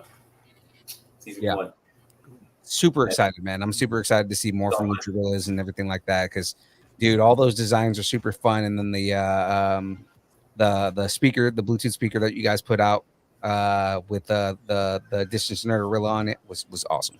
Oh, sweet. I'm glad you guys liked it. Yeah, and we're gonna do another giveaway soon too. We have 2 other designs for speakers. Yeah, and a few prints. We've actually had people asking us if those will ever become available for them to buy. I think somebody actually messaged you. Yeah. About wanting to purchase those or like whether they'll become available for purchase. Got to talk to Luis. He's got to talk to Bumpbox. Yeah. Right. So. All right. Well, Eric, man, we appreciate you coming on and giving us your knowledge, man. It's been fun. Yep. We will see you in about 2 weeks, right, on the show? This should be a regular thing, this roundtable discussion with wrestling. I'd like to do that's what we're planning on doing. We're planning on doing like after every main event, we're going to be trying to do something like this. Yeah, I like it. AEW, WWE pay-per-view, stuff like that. Right. Sounds good to me. Yep. Sounds awesome. All right, guys. Nice seeing you guys. Brother. You have a good day, man. Have a good one, man. Have a good one. All right. So, Chris, what were your thoughts on this Liv Morgan Ronda Rousey? It was another match, one of my least favorites of the night. I really hope they give Liv at least let her test the waters as champ and just see what she can do. I think she's been one of the kind of most underrated people, and she's got a lot of talent. But yeah, I want to say, like Jester G said, on paper, Ronda should have murdered her. So, and I also feel like this run for Ronda is she's just kind of there. I don't know what it is like. Although I kind of didn't like how she ran through everybody the first run, but at least she had presence. Now it just feels like there's something missing with her. And I don't even think that at this point.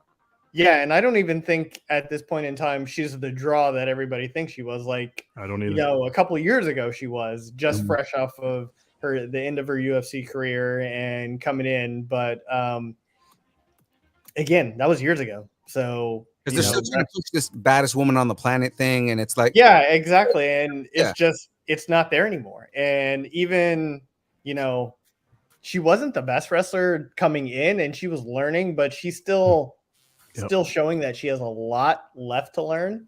Yeah.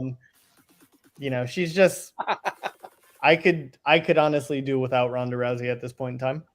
So that could be also why I didn't think too much of the match, but I just think that the match was short for what it was. But hopefully they'll give Liv a better showing on the next live event.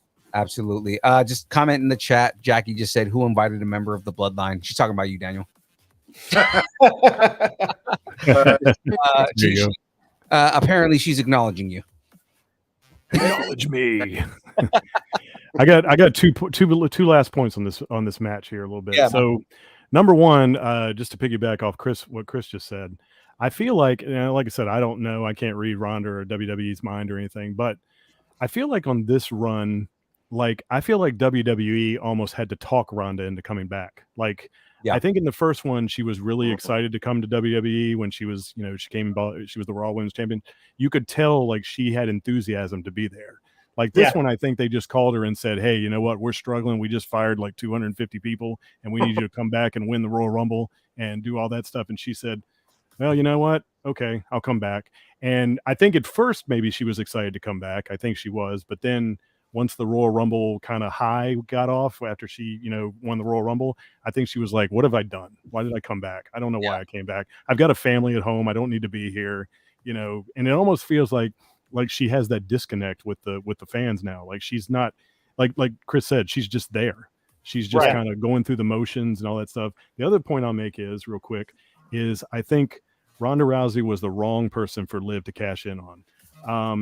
I feel like I do feel like Liv deserves a title run. I do. I feel like she deserves it. She's worked hard for it, but I feel like realistically, I think Ronda was the wrong person for her to cash in on. As soon as she cashed in on Ronda, I was like, all right, how are they going to make this even seem realistic? I mean, Ronda is an MMA person, MMA fighter, and Liv, all respect to her. She's a great wrestler, but like I said, it's two different worlds. So I think she would have been better off, maybe, I hate to say this, but it was almost better if Natalya got a fluke win over Ronda at the last pay-per-view, and then Liv cashed in on Natalya. That would have been actually more realistic. Then at least you would have had Natalya in there a little bit, because Natalya is a great worker. She can get people over too. And I just think it would have made it more realistic. For you to straight up go after Ronda, I don't know of a lot of women in the WWE that can do that and make it look realistic outside of maybe a couple, maybe. Yeah, so, and I mean that's just the way I feel. That's just the way I feel about it. I mean, yeah, and I mean, they could have done a much better storyline with that, given the history that they have and their friendship, and the fact that Ronda is, Natalya is the one that trained Ronda, taught Ronda everything she knows about wrestling, right? So it's just there's there's a better match there, there's a better storyline there, and they didn't go with it. They just kind of went into this. Now they have a sudden rivalry, and they have this there was no relevancy to the match, and it's there's a way better buildup that they could have done that they didn't do. And again, I blame Bruce Pritchard. You know what I mean? There's so much there that they didn't use that they could have used and made that so much more compelling of a story that they didn't do. So I mean, again, Bruce Pritchard and Vince McMahon, thank you for leaving. Yeah, I mean, and don't get me wrong, I was as excited as anybody else to see Liv get that money in the bank and cash in and everything. But at the same time, now that the dust is settled, I'm like, you know what? You guys robbed Liv. You guys robbed her, and you guys have made her like Daniel said. You've made her look like a weak champion already, and she isn't even a month in. Yep. She's not even a month in. She already looks like a weak champion already. Now, hopefully that changes. Maybe if Ronda that's why I think they need to give Ronda the suspension for attacking the referee, sort of get her out of the picture a little bit and bring her back later, or start a story with Becky and stuff like that. But give Liv, because that will benefit Liv if you get Ronda out of the picture. That'll benefit Liv, can go through some other opponents, sort of build herself back up, take the weak champion stigma away from her. Yeah. So, yep. Right. So Chris, I got you already on this, right? Yes, sir. Okay, I'm just making sure. I had a blank moment for a minute there. So moving on to the next event, and we're going to be real quick on this one, right? Yep. Glenn Jacobs announces attendance at 48,449. Were we excited to see Glenn Jacobs, the mayor of Knoxville, aka Kane? And they called him Mayor Kane at that, right? It's like, oh, you're not going to call him Glenn Jacobs because we don't know that he was the dentist. Okay, so it's all good. You know, man. but I mean, Devil's favorite demon. you're the devil's favorite demon. How did we feel about Glenn Jacobs being able to or coming in and announcing that large number in the crowd? I mean, it was an okay sentimental moment. You know, he's a mayor in Tennessee and all that stuff. It was okay, but beyond that, I mean, it was a nice little, you know, feel good moment for about 5 seconds, and that was probably it. And I think that's what they were going for, is hometown boy kind of thing, right? Yep. And the same thing that they went when they talked about how Bianca's from Knoxville and everything like that. You know, they kind of made a big deal about them being hometown hero kind of thing, even though they're like 3 hours away. But I mean, still. I was okay with him doing the fire thing at the end too. That was okay. Yes, I was actually, all right. It was an added touch. Nice touch. What's funny is when he did it, Jackie goes, "Oh, is that Kane?" And I was like, "Yeah." And she goes, "Is he gonna do it? Is he gonna do it?" And then he does it. And she goes, "He did it!" Yeah, you gotta let him do that. Yeah. Right. Daniel, how'd you feel, man? It was kind of like the whole Jeff Jarrett thing. You know, he was there because, you know, Tennessee. I was making breakfast during it, so I wasn't really paying attention. But I saw him do his Kane thing, which I thought was really cool. So it was just I could have done without.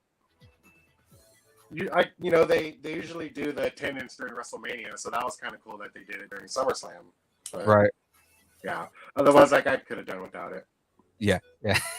You're what you mean. Chris, how'd you feel about Glenn Jacobs showing up?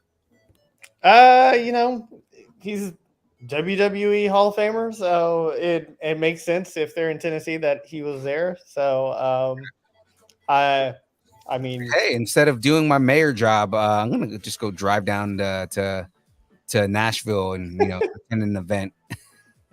I mean, I don't have anything think, important in Knoxville to do.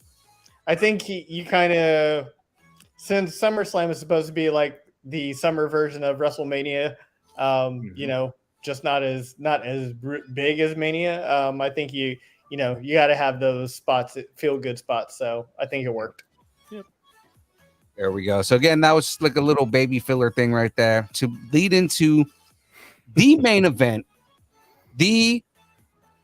I'm pretty sure this is what everybody is talking about right now, because it was the most over the top match we've had in at least 20 years. We have not had a match this insane since Steve Austin was driving in on beer trucks. All right, ladies and gentlemen, last man standing match, Roman Reigns versus Brock Lesnar. Whew. All right, Jester G Man, your thoughts, man. I got to be honest with you. The way this match was going down and all the moving parts and everything, man, I was having anxiety attacks a little bit, because I was just like, wow, this stuff is like going in every which dick. I mean, they're throwing everything out there literally except the kitchen sink. I mean, they're doing everything. What I'll say, I didn't know what he was going to do with that tractor, although I had a strange feeling he was going to do something that we were going to remember. Mm-hmm. And he tipped over the ring. That is... I thought I'd seen it all when Big Show and Mark Henry like actually collapsed the ring, or even somebody even did it before that, even before Mark Henry and Big Show. I think it was Big Show and Brock Lesnar actually were the first to collapse the ring back in 2002. Mm-hmm. I thought that was going to top it. Seeing him taking that tractor and like almost flipping the ring. Yeah, and Roman falls hoppling out of the ring. I mean, that was just crazy, over the top, and yes, had very Stone Cold vibes to it. Yeah. I will say the crowd was completely invested in this whole match. I mean, I'd be surprised if anybody got up to go to the bathroom during that match. I mean, even if they were about to pee down their leg, they probably didn't even get up. So, this is where I think WWE had some good strategy here. So, you know, how they handled the whole Theory angle, right? Now, personally, I think Theory came out too soon. That's what I think happened. I think he should have just waited till everybody destroyed everybody, but evidently that wasn't the angle that WWE was going for. But I will say that I did like how they handled it. You know, he still stood up, you know, he still kept his word. He came down and tried to cash in, but he didn't have a failed cash in, which I think was a good, important thing in this. And he literally got destroyed. I'm not gonna lie. I mean, he literally, I forgot who destroyed him. Was it Roman or was it Brock? I can't remember who actually destroyed him, but he got destroyed. He got totally. Well, I mean, it might have been both. By both. Yeah, I think both of them got a hold of him. I want to say Brock is the one that took him out, but then Roman, after he couldn't take down Brock, he went back and picked up the Money in the Bank. I think Roman beat him with his own case. Yeah, I think Roman beat him with his own case. before going and hitting Brock Lesnar with it. And it was just kind of funny. It was almost comedic relief to see Austin Theory get his ass kicked before he even got a chance to cash in. Like he was relevant in the match, but he wasn't. Like it was like he went from being relevant to not being relevant real quick, which I think that's what they were going for. And I think A+ to WWE. I think they played that off pretty well. Yeah. Now, Brock Lesnar, if you didn't believe he was a beast before, this was the match that. First of all, one stat that I don't know if you guys heard the announcer. Did you know this was Brock Lesnar's very first last standing match? Man standing match. Yeah. He's never been in a last man standing match. I couldn't believe that. I was actually in disbelief. But the fact that Roman couldn't beat him, and Roman was hitting him with everything. I mean, he hit him with the briefcase. He hit him with he hit him with both titles. He hit him with 3 spears, one after another. Yeah, I think he threw both the Usos at him. I think he did that. Double super kick. And then it took throwing almost everything at ringside. I mean, I was surprised he didn't actually throw the ring on him. Like he didn't go get in the tractor and like tip the ring over on him and stuff. So I'm sure the only reason they didn't do that because I guarantee you they thought of that. Yeah, they probably Triple H was like, no, I'm going to kill Brock. They're probably like, you know what? There's a safety issue with that, and I was just about to say you got to worry about the fans. Yeah, you got to worry. Yeah. Fan safety and superstar safety. But they were probably like, we given they are pretty much acting through the entire thing, right? Yeah. It's like at this point, if we put the ring on top of him, we might actually physically. But you're right. You're right. It probably crossed somebody's mind. Somebody in creative was like, "What if?" Not even that. I bet you Brock was like, "So, what if we just tip the whole ring on top of me?" Right? And they were just like, "We can't do that." Right? I wouldn't be surprised. No, they were like, "Dude, you're right." They're like, "If the post impales you, we can't bring you back, dude." Yeah. So we can't hit the rewind button on that one. Yeah, they were like, we'll just throw everything on ringside on top of you. And he was like, okay, whatever, we can do that. But I will say this match has probably been, I would dare say this probably has been the best match between Roman and Brock. I would say the most exciting, I think everybody was invested in it. I think definitely the most exciting, obviously, because of all the spots it had, all the chaos. I mean, I think honestly, sometimes that's what WWE fans like, if not wrestling fans in general. They like chaos sometimes when it's appropriate. And, a lot of people like to complain. I've heard a lot of people, this is a very controversial subject. Everybody gets tired of seeing Roman versus Brock. Yeah. Well, you know what? I'm okay with rematches as long as it tells a good story. And I'm sorry, what better story out there is Roman and Brock right now? Roman and Brock is a good story. It is. Well, yes, you get tired of seeing them every once in a while, but it's still a good story. Here's the thing: is I am tired of Brock and Roman because they've had this, and it's mainly because they've had the same match. Over and over and over again. They have this is a good finale. This is a good finale. Right? Like their entire everything that they've done, aside from when they were in Jeddah, right? Like when they had the cage match, right? Yeah. Like everything that they've been doing has been the same exact match. Jeddah was the only thing that was different because they had the controversy of who landed first when he speared him through the cage, right? And it's like that's where like, okay, we have something good that's here. This match, if every match was as unique as this match was, I would have loved this rivalry that much more. Right? That's a good point. But the very good point. Right. The whole issue with their rivalry is it's been boring and it's been the same match over and over again, right? They do the same 3 moves between the two of them.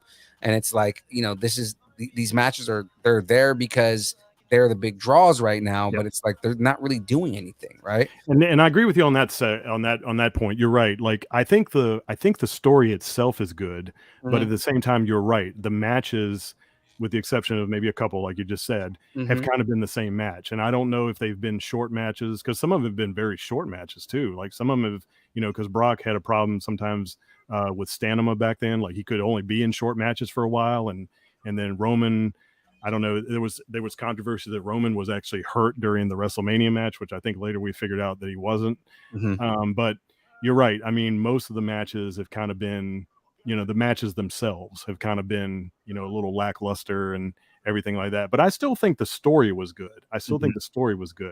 Like Roman's I'll be best honest with you. Roman's best rivalry was Roman and Braun Strowman because there was so much that they did to each other. That's very true. rivalry. You're right. That is very, You they know? had an ambulance match. They had they mixed it up a lot. You're right. Braun The one Strowman where was he probably throws- his best. The one where Braun throws the chair at Roman, like he just throws a straight up chair at him. And then he tipped over the truck Yeah. backstage and everything. Yeah. So what I will say this, like a lot of people are starting to believe, a lot of people are starting to talk. They say, well, do we really believe that this is the last Roman Brock match and everything? I'm like, well, I'm going to let you know a little secret, at least from my point of view. They're not going to top this match. They're not going to top it. I'm sorry. It's not going to top it. So you have to end it on this match. You have to, because any match you do going forward with these two, it's not going to live up to the hype. It's not going to live up. So I think the finale was last night. I think it was. You know, there's no way to live up to the match that they had last night. You cannot top that match. You cannot top it. Yeah. Daniel, what did you think, man? What were your overall thoughts? What was, so much stuff in that, however long that match was, which finally a pay-per-view or a match that Brock Lesnar is in, and he's not in the shortest match of the night. Which right. You're right. Yeah. Yep. Which I thought was great. Like they had a really good amount of time.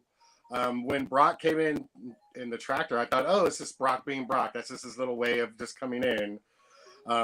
Who I don't think anyone on this earth besides whoever, planned the match knew that was going to happen. Right. It was great. It was like, I'm sitting there with Bethany and like, oh my God. And I was like showing her, I was like, look what the hell is this going on right now? Like, what? Like, this is crazy. But it was great. Like I think the crowd, obviously with the Roman and Lesnar match, the crowd's like, oh, is this going to be another match? Like, blah, blah, blah. Maybe we should go home or whatever. But I think no one expected that. And it was great. Yep. It was great. Yeah, I agree about, I think Theory came in a little too early on that.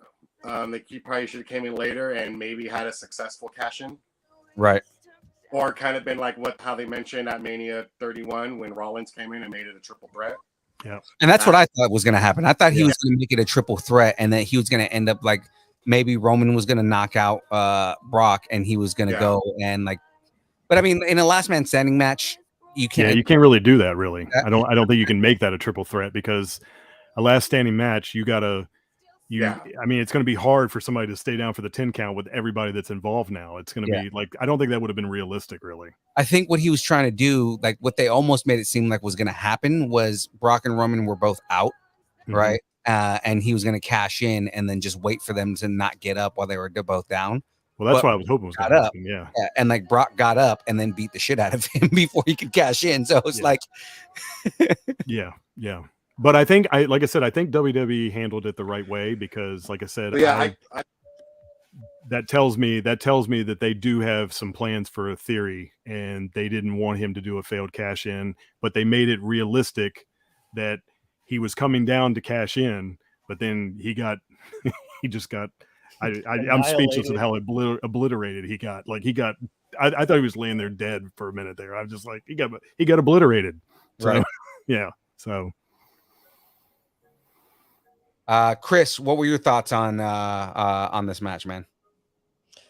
I thought it was definitely the best match they've had in their entire rivalry, and I think that was what was missing was the fact that you when you said it, they were having just same one-on-one, and outside of that one cage match, it's been like, come on, you guys, you have all these different types of matches. If you're going to do it, at least try it in different scenarios. I liked I don't know if you guys have seen floating around Brock Lesnar tossing the mic and Roman catching it like effortlessly. He just like flips it and then Roman catches it. Nobody even sees it, but I've been seeing that going around. I like that, but flipping the ring over, I was like, I don't think I've ever seen anything like that in my life. And I was like, that's cool as shit. Yeah, that was cool. We just lost Daniel, by the way, guys. I saw he froze for a little bit. His camera camera he was frozen. Yeah. I thought it was great. And if it is the last match, I don't think it will be, because I mean, I'm just doing this in my head. Brock has lost 3 in a row now to Roman, and I don't think he's ever done that in his career lost Anybody, 3 right? straight big events. Hmm. So Maybe. that's why I kind of feel like I'm thinking that Brock will take these to get that one back. I don't know when it'll happen, if it'll even happen. Maybe Brock is just happy in this new character where he's like, I don't have to carry the title and defend, and I can just kind of be free. And, you know, his character right now works. Mhm. He's funny. He reminds me of like the 04, 05. Maybe it was earlier than that when Brock, you know, when he had the who came out, was he rivaling with Eddie, and then he had the mariachi band, and he, you know, when he had characters, I when he remember did that. stuff Yep. like that. Yep. So Yep. that's what it kind of his character reminds me of now. Yep. Yeah. So, and I hope they kind of let him stick with that, because it's so good that, you know, he's talking for himself, even though he doesn't have to say much, but, you know, he's getting his point across. He's still being dominant in the ring, but he's a much better character. So Yep. I think these two, like Jester said, there's no other story you're going to tell right now. Mm-mm. At least something that's not built. You got to build from the ground up if you're going to do something else at this point in time, or you bring in a superstar, i.e. The Rock, for WrestleMania Hollywood, if you're going to do that. But, you know, excellent match and best way to end the night. So, I don't know if this was already written by Vince and Bruce or if this was Triple H, but I feel like this is Triple H added, like maybe he took the idea and then just peppered in some more stuff. Like, why don't you flip the ring over with the tractor? I could see Triple H saying something like that. Yeah. But again, you know, the match, it was phenomenal. Yeah. Absolutely. 100% agree, man. That was a great way to end the show. I mean, the only thing that I was sitting there waiting for, and I kept saying it in the chat, is Bray going to show up? Is Bray going to show up? Because, you know, Bray Wyatt hasn't signed a contract with anybody, and we're seeing all these people come back because Triple H is in charge. So it'd be awesome to see Bray Wyatt show up. But as soon as he pulled the ring up and flipped the ring, it's like, well, he's not hiding under there. And the only reason I brought that up to you, Phil, too, last night was, remember the thing I was saying was, does anybody remember how Roman started his reign as Universal Champion? He beat the Fiend for the Universal Championship. So if you've been paying attention to some of the things that Bray Wyatt has either been saying on his Twitter or something like that, he said something Vince McMahon told him, you know, go ahead. What it said, begin again. That's what you do, kid, or something like that. Or I can't remember exactly what the tweet was.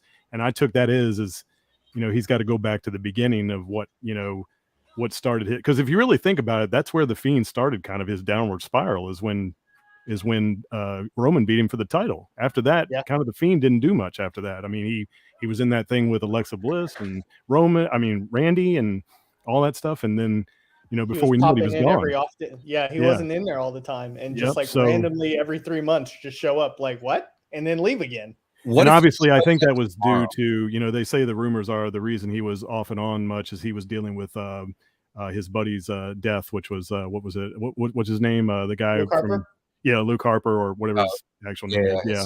And they say, you know, he took that really hard because it was his best friend and all that stuff, which, you know, I totally get. And I know that's probably why he would need some time off and stuff. And I think that's why Alexa kind of filled in for him a little bit when he was dealing with that, which, you know, obviously she's no Fiend, but, you know, she had to kind of, you know, go with that storyline, which I think in the beginning, that storyline, Brody Lee, right. So, and I think, believe it or not, I'll just go off on a little tangent here. I don't think in the beginning, Alexa Bliss was doing too bad of a job with that, but then it got kind of old really quick. Real quick. But I think in the beginning they stopped doing stuff with her for it. Like she just was that Money in the Bank where she just kind of stood at the turnbuckle and not did anything. And like, what are you doing, man? Yeah, it was really strange. And they sort of didn't make her a major player in any of the women's matches or anything like that. Like she was just kind of like, I think she even talks about this to this day. Like she was that supernatural character, but it became that she was just there. She didn't have a story to really go to. Once the Randy thing was over, it was nothing with the character. It was such a good turn Yeah. But because Bray wasn't there was no direction for the character whatsoever. Because I mean, Bray wrote the majority of those stories, so it was just kind of like, Sure. you didn't have Bray Wyatt there, or I mean, you didn't have him there writing those stories, so they didn't know what to do with Alexa Bliss, and it was just like, I mean, you can still achieve a good story with this character if you write it right. They just didn't know how to write it. Yeah, they didn't know how to write it because Bray. Yeah, you're right. Bray's ideas were not there anymore because he was absent for a while. And like I said, when they started the Fiend and her together in the beginning, I thought they were really onto something. They were going to make something pretty good. And then, like I said, once things just happened, it turned into something that was like, I don't know. And then, of course, they unceremoniously took her out of that character and had Charlotte Flair kind of put her on the shelf for a little while. After that match that she had was very forgettable. I don't even remember what pay-per-view it was on. And then she went away for her. I think she took some time off because she was having some kind of surgery or something like that. And she was getting married to Ryan, whatever his name is.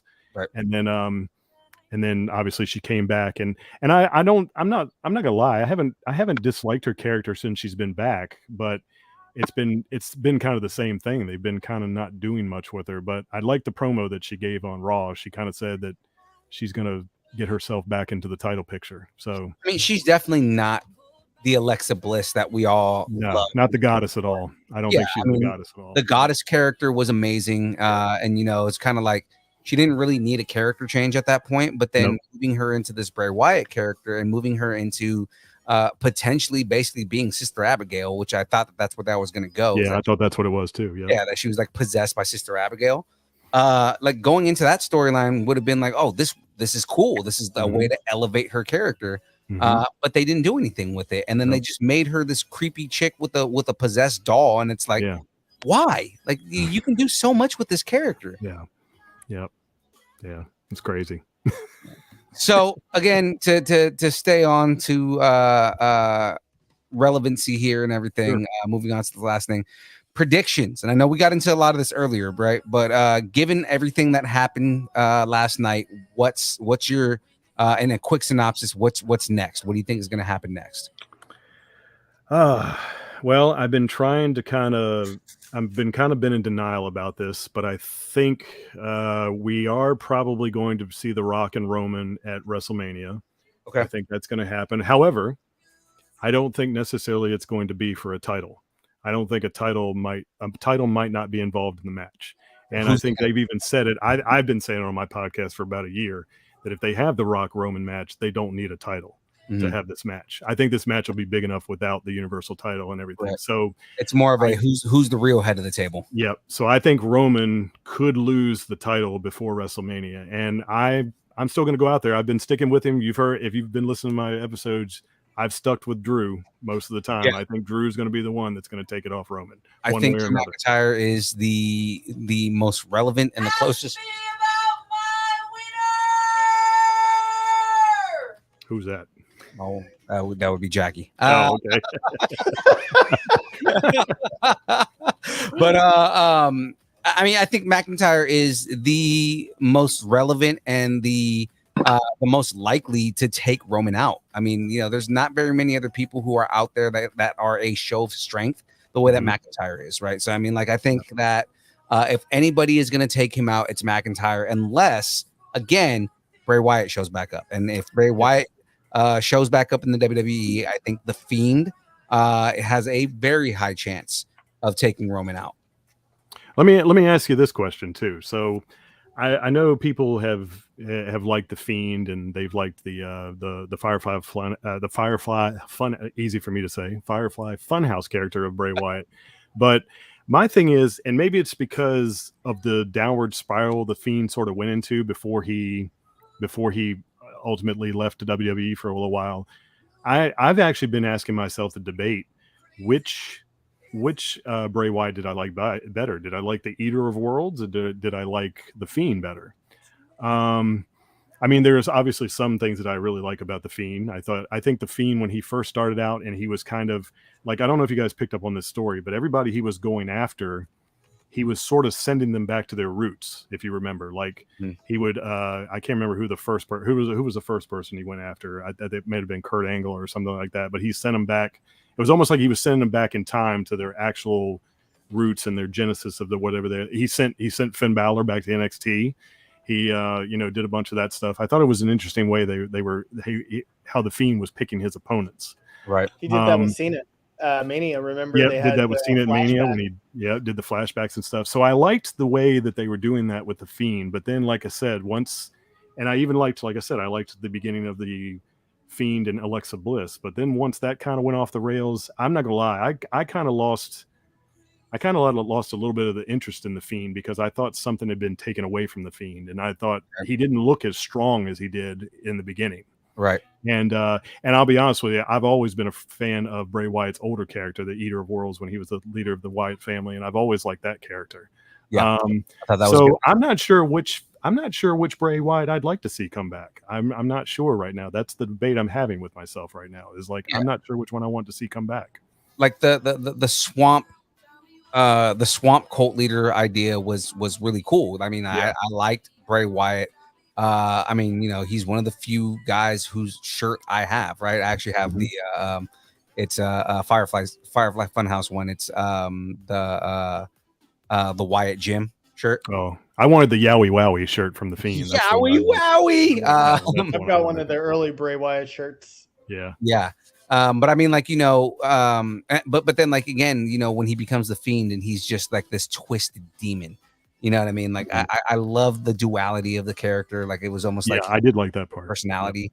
And, it's just I thought it was a really good way to do his character. Mm-hmm. And then like the small references to like the kind of just weird demonic things that would come out of his mouth that it was almost like children playing with blood kind of shit, and it was just it was creepy, but that's what made his character compelling, right? Yeah, so it's kind of like I like that. The Eater of Worlds, I did like the whole cult thing where he had like these just giant beasts following him everywhere. Mm-hmm. And they had like the lamb masks and things like that, and they were just it was scary, I mean, like Bray Wyatt was really good about writing characters that scared the crap out of you, and it was like, and the lantern, when they used to do the intro, the lantern, where he'd say, he'd light the lantern and say, "We are here," and they'd blow the lantern out and come out. That was an awesome intro. That was awesome. Yeah, he had one of the best entrances. Yep. Right, or what he would say, follow the buzzards. Follow the buzzards. Yeah. Right, like like just. There were things that he said that were they made him a compelling character. He was. And can you believe he was Husky Harris? Can you believe that? Oh, I just cannot believe that to this day. He was Husky Harris, right? Because Vince hated him so much. Which again, another issue that he had with Vince McMahon was constantly weight issues, because Vince was always like, "Well, you're too fat. You need to get more muscular, or you need to, drop weight." That's why when he became the Fiend, he dropped so much weight. You know, because Vince gave him an ultimatum that said that. If you don't lose this amount of weight, then I'm cutting your contract. But the funny thing is, he moved so well for a big guy. I mean, he moved really well. He's a Bam Bam Bigelow, basically. Like, to be honest with you, when he came out at WrestleMania, that's when you saw the weight loss. Is when he came out at WrestleMania.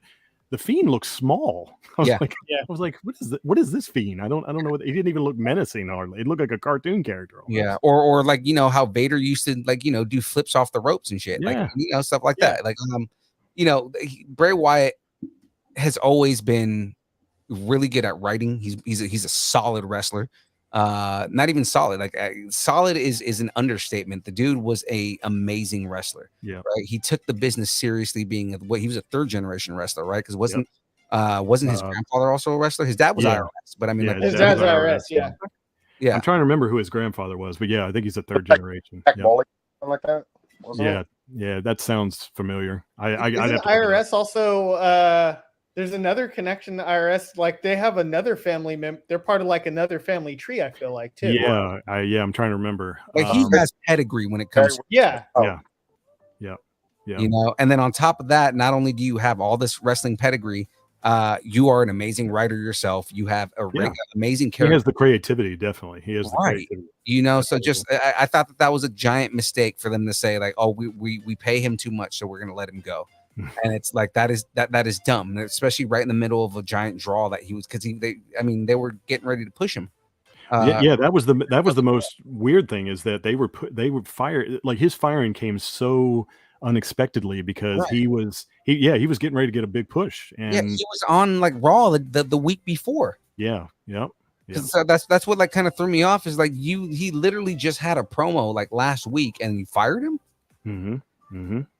You know, so I mean, like it was weird the stuff that happened with that, but it's like, I think again going back into predictions, if not Drew McIntyre, then they settled whatever's happening with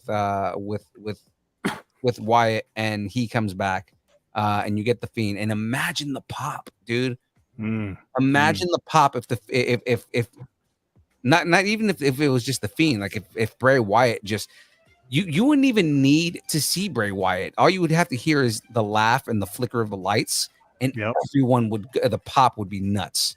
And you know what's interesting about that is if I just had this thought just you listening to you say what you were saying, and to be honest with you, Bray Wyatt versus Roman wouldn't even need a title, to be quite honest. That could be a big draw. Like you could have, whether you have Drew beat him for the title or you even have, you have Theory cash in on him. You can have Bray come back, and like you said, all you need is the pyrotechnics or whatever come off, and maybe the laugh in the background and everything, and it shows, now you've hit rock bottom, Roman. Now I'm coming after you, and that would be powerful too. I think I don't even think you need a title for that. I think that would be a big draw. Even you could even replace Bray Wyatt with, you could place The Rock with Bray Wyatt, and Bray Wyatt and Roman, I think, could take on each other at WrestleMania. I think so. I absolutely agree with that. Yep. Now that they're not paying like $2 million in hush money, they can afford people again. So you watch, they're going to hire everybody back now. I know, right? You're going to get all those superstars back, but not only that, they're going to be relevant. They're not just going to be sitting on the sidelines the way that they were before, right? They're actually going to get good storylines. They're going to be put in factions where they can still stay relevant, even if they're not wrestling that week. Things like that. Yep. So moving on to other predictions, Daniel, what predictions do you have going forward from here? What do you think is going to happen on Raw or even between now and Clash at the Castle? I think Drew might win at Clash at the Castle. I do too. I think he'll probably win. That gives Roman some time to take more time off of what he has been doing. That gets the the little monkey off of his back of having the title but still appearing while still wanting to take some time off. I think Drew will win at Clash of the Castle, and then from there, maybe Bray shows up right there, and then they start something. Right. Or, man, it's really hard to tell. Like especially now with this new Triple H era, it's hard to tell what will happen. Because now I feel like anything can happen, and we all could just be wrong. And Jesus, what if they start collaborating? Like we were talking earlier, you get these collaborations between different promotions. Bray signs to AEW, and we can still get Bray Wyatt and Roman Reigns because you have a cross promotion thing happening. Like, dude, there's so much that can happen, especially with what Triple H has said in the last couple of years. Yep. Yeah. If that happens, that would be amazing. Like people, how people are like, "Oh, I don't watch WWE anymore. I'm a AEW guy." Like maybe that'll get people to start watching WWE again. Yeah. Got to give them a reason to watch. Yeah. Yep. Absolutely. Relevancy to both promotions. It wouldn't be a AEW versus WWE. It's what the hell's going to happen on the next show? Who's going to show up? I got one thing to ask you guys, and maybe we can talk about it after you get Chris's predictions or anything. But what do you guys think about the brand split going forward? What do you guys think about that? And we can earlier, actually. Yeah, we can talk about it once we get through all this if you want to. Let's get Chris's predictions, and then we'll talk brand split. Yep. Chris, what are your predictions, man? What do you think is going to happen going forward?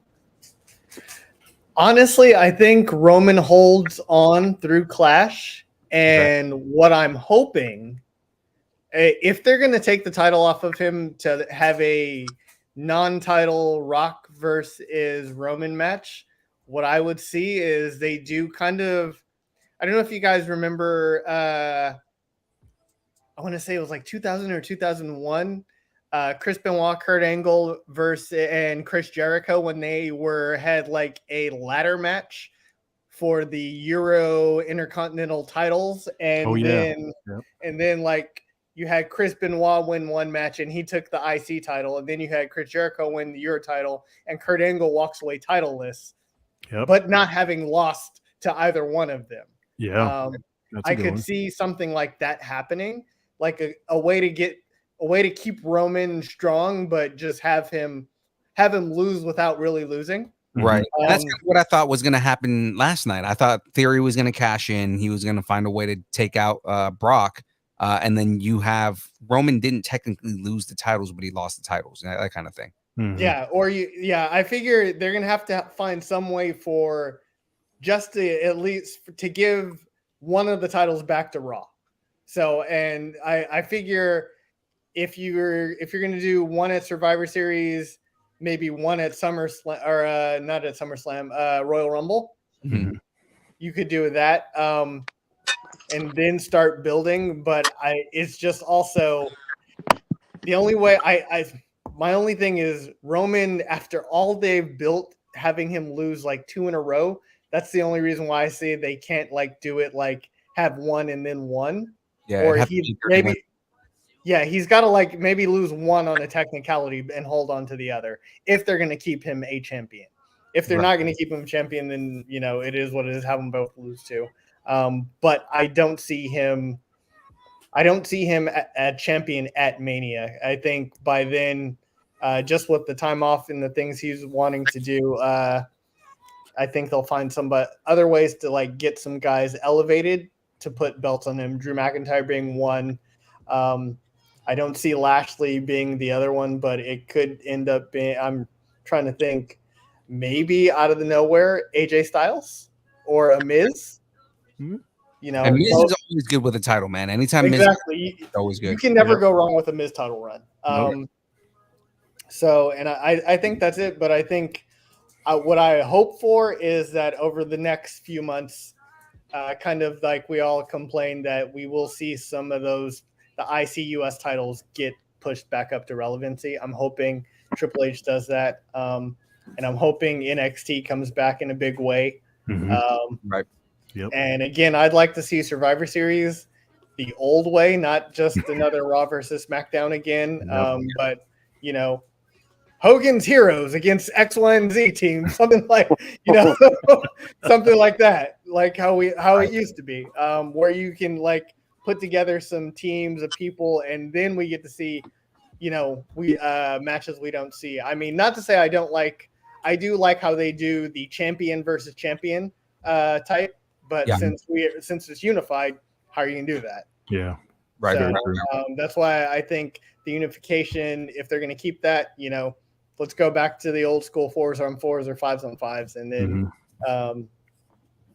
do it from there. And I'd like to see cross promotion stuff. It'd be great to see, the Jericho Appreciation Society against Judgment Day or something like that. Yeah. Or like how Daniel's brother said, imagine Kenny Omega versus Roman Reigns. Yeah. I think the two of them. Omega back yet? I haven't seen him back on TV in a while. I think somebody was teasing that match. I don't know if it was actually being talked about, actually being done, but I saw some things on social media where actually people were teasing that they wanted. I feel like AEW right now is kind of everybody's got hit with the injury bug over there. Yeah, like Daniel Bryan just came back, CM Punk won the title and he's hurt, and MJF is MIA, and so it's like a lot of the pillars or their quote pillars are just like kind of like where are they? So right. I'm hoping WWE right now looks like they're on a good run, so I hope they keep it going. Yep. All right. So as Jester was just mentioning right now, and this is a good topic to bring up real quick, and this will probably be the one that we close out on. Going forward, do you guys think that the brand split should be still around, or should we get rid of the brand split? I'll save mine for last because I've got a little bit to say on that, but Jester, what do you think, man?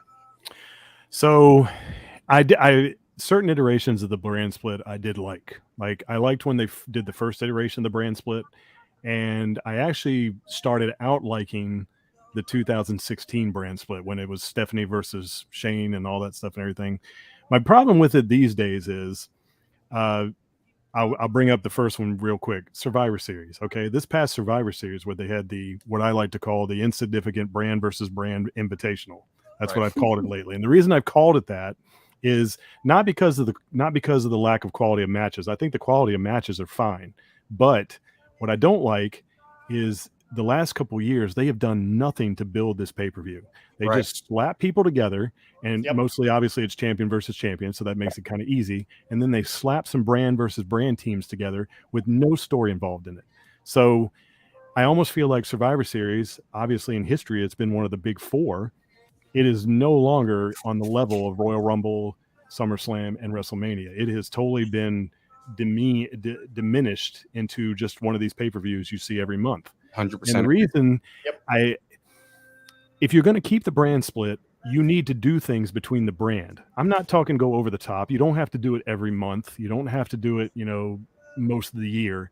But at least if you know you're going into a pay-per-view like Survivor Series, maybe a couple months or maybe a month before, start having the brands kind of get in each other's faces. Have the freaking and the other problem with the brand split now is you don't have somebody at the top. You don't have head people. You don't have, general managers. You don't have the whatever. You don't have somebody running each show. Right. So that also takes a little bit of the luster away from it too. So in my opinion, at this point, I think you should get rid of the brand split because also you've got 12 freaking titles. Why do you need 12 titles? Okay. Number one, you've already proven by this year, you really don't need 2 world titles and you don't need 2 sets of tag team titles. The reason is the Usos and Roman Reigns have held them for most of the year. And really nobody has really batted an eye, really, to be honest with you. I don't think, it really hasn't been. And to be honest with you, at this point, I would be surprised if they separated them again and made them a Raw title and a SmackDown title. The other thing is, yes, I do think you still keep the Intercontinental and the U.S. title because I do think those 2 mid-card titles are important. I do think that is. Women's titles, only because I feel like just like 1 world title, I think you only need 1 women's title. I think you only need an undisputed women's title. And like I said, if you have 1 women's title and you don't have as many people going after 2 women's singles titles at the time, you can build your tag team division. If you only have 1 women's title, guess what? You can spend some time on the tag division. Same with the men. If you only have 1 world champion, you can put some time into the tag division. Right. The other thing is, I'm going to say it right now because I'm sure somebody will bring it up. Drop the 24/7 title. Burn it in a bonfire out back. I don't care what you do with it. Or make it the hardcore title. Like remake the hardcore title. Actually, I'd say make it the TV title because at least the TV title, old school rules, you go 10-minute time limit. And you're guaranteed TV exposure. You get that talent out there so they can make a name for themselves. I mean, if you guys remember when Mick Foley brought the 24/7 title out to the ring on Raw that one night that he brought it out there, he didn't even look like he was excited about the 24/7 title. I mean, he was like castrated. Okay, I guess I got to do it. I got to be a team player. I guess I got to do what I got to do. I got to promote this title. I mean, even the look on his face. I'm sorry, you can't lie with a look on your face. He was like, am I really doing this? I'm a hardcore legend. I'm the Hall of Famer, and I'm introducing a 24/7 title. Yeah, it's a castrated hardcore title. It's never going to hold the same relevancy that when Shane Blackman had it and he was just running around beating the shit out of everybody. You know what I mean? Like, and honestly, and if you're going to have the finish, everybody has to win with a roll up. Like, come on now, seriously, is that what we're doing? And honestly, with last night, you've also proven that they're willing to go back to hardcore rules again. Obviously, with the last match, you could honestly bring back the hardcore title, and it would be more relevant. Yeah, because you could start having, especially with their TV 14 rating that they're going back to and everything. Now, I understand some wrestlers don't want to take shots to the head with the chairs anymore. I totally get that, but you can still make a very good hardcore match without even doing that. You can do a lot of good things for a hardcore match and not have to belt each other in the heads with chairs. You can make it a very good match. So get rid of the 24/7 title because if you really noticed, have you noticed, guys, that it switched? Not that I really have a problem with either gender holding the title, but have you noticed in the last few weeks, it's gone from a men's title to a women's title? It's like all the women are having it now, where it used to be a men's title when it started. And they were kind of mixing it a little bit. And then it predominantly went a men's title. And now it's gone to I think the last 10 champions have been women now. What? So, And then of you know? course they, I mean, you because there's no relevancy to that title anymore. What the hell happened to R-Truth? What the fuck is R-Truth at now? Yeah. Yeah. Right. Yeah. R-Truth, a 57-time 24/7 champion. You know, but I mean, like that's what sucks about that thing is it was like, you know. So what you're saying is that you can get, you know, picked up by a roll up real easily. Nobody tries to kick out of a roll up at all, right? But Not like at all. you get rolled up in an actual match and it's a kick out instantly. Like, you know, like, It's well, the most are you protected so finish caught in off? the business, right? In Yeah. WWE. It's like, And you're so caught off guard that you get a 3-second pin because you weren't paying attention?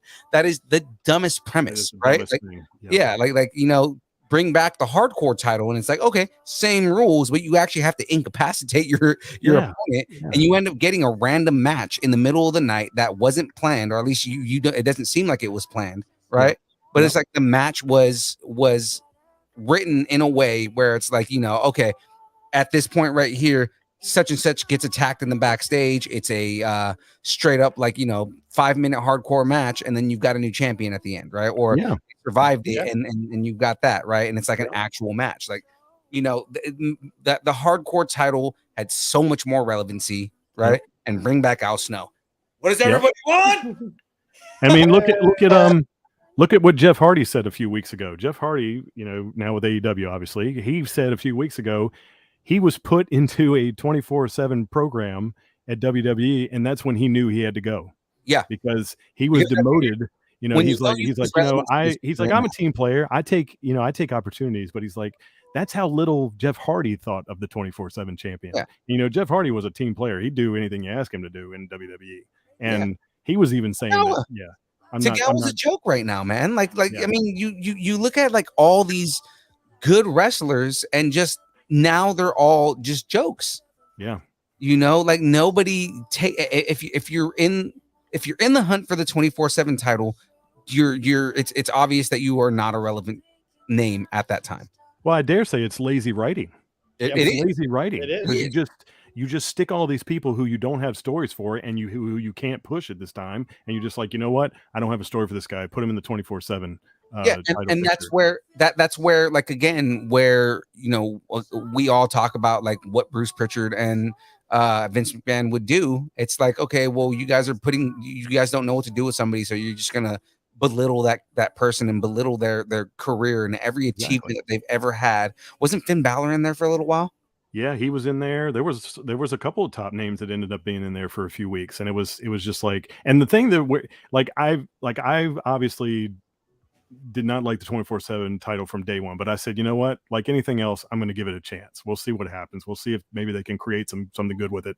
Then you had, not that I necessarily mind this happening every once in a while, but then they had celebrities start winning it, and I was just like, okay. And then it was too many celebrities winning it. Like, what was the guy from he's on the pre-show sometimes, the guy that's in New York, he's on the ESPN station in New York, he won it. And then, although that was kind of funny because R-Truth, you know, chased him to his hotel and stalked him and then pinned him in his hotel room, so that was kind of funny. But at the same time, you see my point. It's not a title to be taken seriously, and I'm not saying necessarily the hardcore title is looked at as a serious title like the world title or a mid-card title, but you're going to get more. I think fans are going to find that to be a relevant title because, first of all, you're going to put on more entertaining matches, and you're not going to destroy somebody's career by having a hardcore match for the hardcore title. In fact, it's going to make that person look better. It's going to make them look stronger instead of you just, like you said, losing with a pinup roll, you know, with a roll up. So, you know, you actually have to get put through a table, or you got to be put through a plate glass window or something like that to lose the title, you know? So, right. Yeah. You know, again, it adds relevancy to the whole thing. There's work that gets put into it, you know? So, I mean, there's a lot that needs to happen.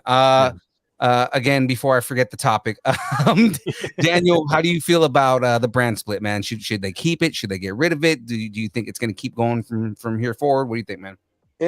If they do what we all kind of want them to do, as in bring back most of the people they released who didn't sign anywhere else, then I think the brand split should stay. So, you know, more people like to shows they can kind of build themselves. But if they bring back a little bit of people, I think the brand split needs to go.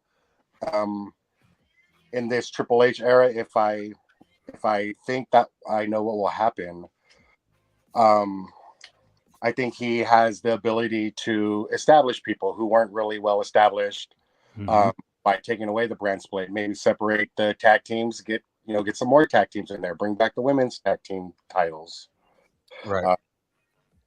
Yeah, I think mainly it should go away. It was fun when it first happened, and Survivor Series is basically based off of the brand split, champion versus champion. But I agree with G Man. I think they should bring back the old school 90s Survivor Series, like the Warrior team versus the Hogan team, and all the winners, at the last match, all the winners face, and you have one ultimate survivor. I forgot about that rule. Yeah. Right. Yeah. But yeah, I think the brand split should probably go if they don't really bring back as many people as we think that they should. Right. Chris, what are your thoughts on the brand split, man? Again, I heard Triple H that somebody played an old interview. If they said what would they do differently if he was running things, he said he'd take away that third hour of Raw because it's impossible to write for. And that kind of feels like he would go away from the brand split. Not that those two kind of correlate, but I kind of feel like it kind of sets the tone, like he would do away with it because, during his time, there was that crossover where the Raw main event, whatever the big storyline on Raw, you saw it on SmackDown too. So it can be done. I originally liked the idea of having two the brand split because it did allow other people to get kind of showcased. True. But I think in this day and age, I think like it's been said, it's been, you only need one set of champions. You don't need all these different title belts or anything like that. If WWE still had all of their network stuff that they used to have, I'd say you could start showing people more on these different shows that they used to have, and showcasing talents that way, or even doing vignettes on the network or something like that. They have platforms where they can showcase people, not just through a wrestling match, but if they want to get names out there. It's not like there's no way to do it except for TV. Obviously, TV is the biggest one, but it can be done. I honestly think it's time for it to go away, and for the same reason Jester said, because I think if you get rid of it, you just have the even if you just do SmackDown and Raw, you can do with so much more if you're not doing the stupid segments in between there. If you're not having the 30-minute promo to open Raw and all this other stuff, you can just go out there, do a cold open with just a match, and also stop freaking advertising who's going to be on and just let it be a surprise. Right. Just go out there and just be like, oh my God, John Cena showed up. And then let somebody else have to actually be able to watch. Don't advertise John Cena's going to be there. Just have it happen. Right. So I'm hoping for that the brand split goes away and that they just start, investing in more time for people's matches in characters. Because I think that's really what has been missing. That Vince and Bruce, they're all about the Gaga and all this the entertainment portion. And the wrestling got left behind. And I think with the talent that they have very, very good wrestlers, the best in the world. And they should be showcased more and not be doing stupid hamburger or hot dog eating contests where they're throwing up on people. Like, come on, dude. We're past that. Yeah. Along with all those themes, and to kind of piggyback on what Chris just said right now, last week they opened with Miz and Logan Paul beating the shit out of each other. Cold. There was no build up. There was no promo. They went on air and they were already beating the crap out of each other. And it's like, that's something that we want. That's what we want to see. We don't want to see like Chris just said, you know, like a 30-minute promo that is not going to lead to anything, or it's just them talking or anything like that. It's a promo of somebody who already has relevancy that's just taking away from somebody who could have a chance to be building their promos up, you know, and things like that, or be building their character up. So I mean, like, you know, there's so much, and I know that Trips understands this, and that these are things that he understands as far as the writing goes. That's why I'm happy he's got creative. Going back to the brand split, it is 100% irrelevant in the way that they are telling their stories right now. They do not have enough people for a brand split to even be something that they need, because they fired so many people out of WWE. Yep. Like, you know, you can't follow.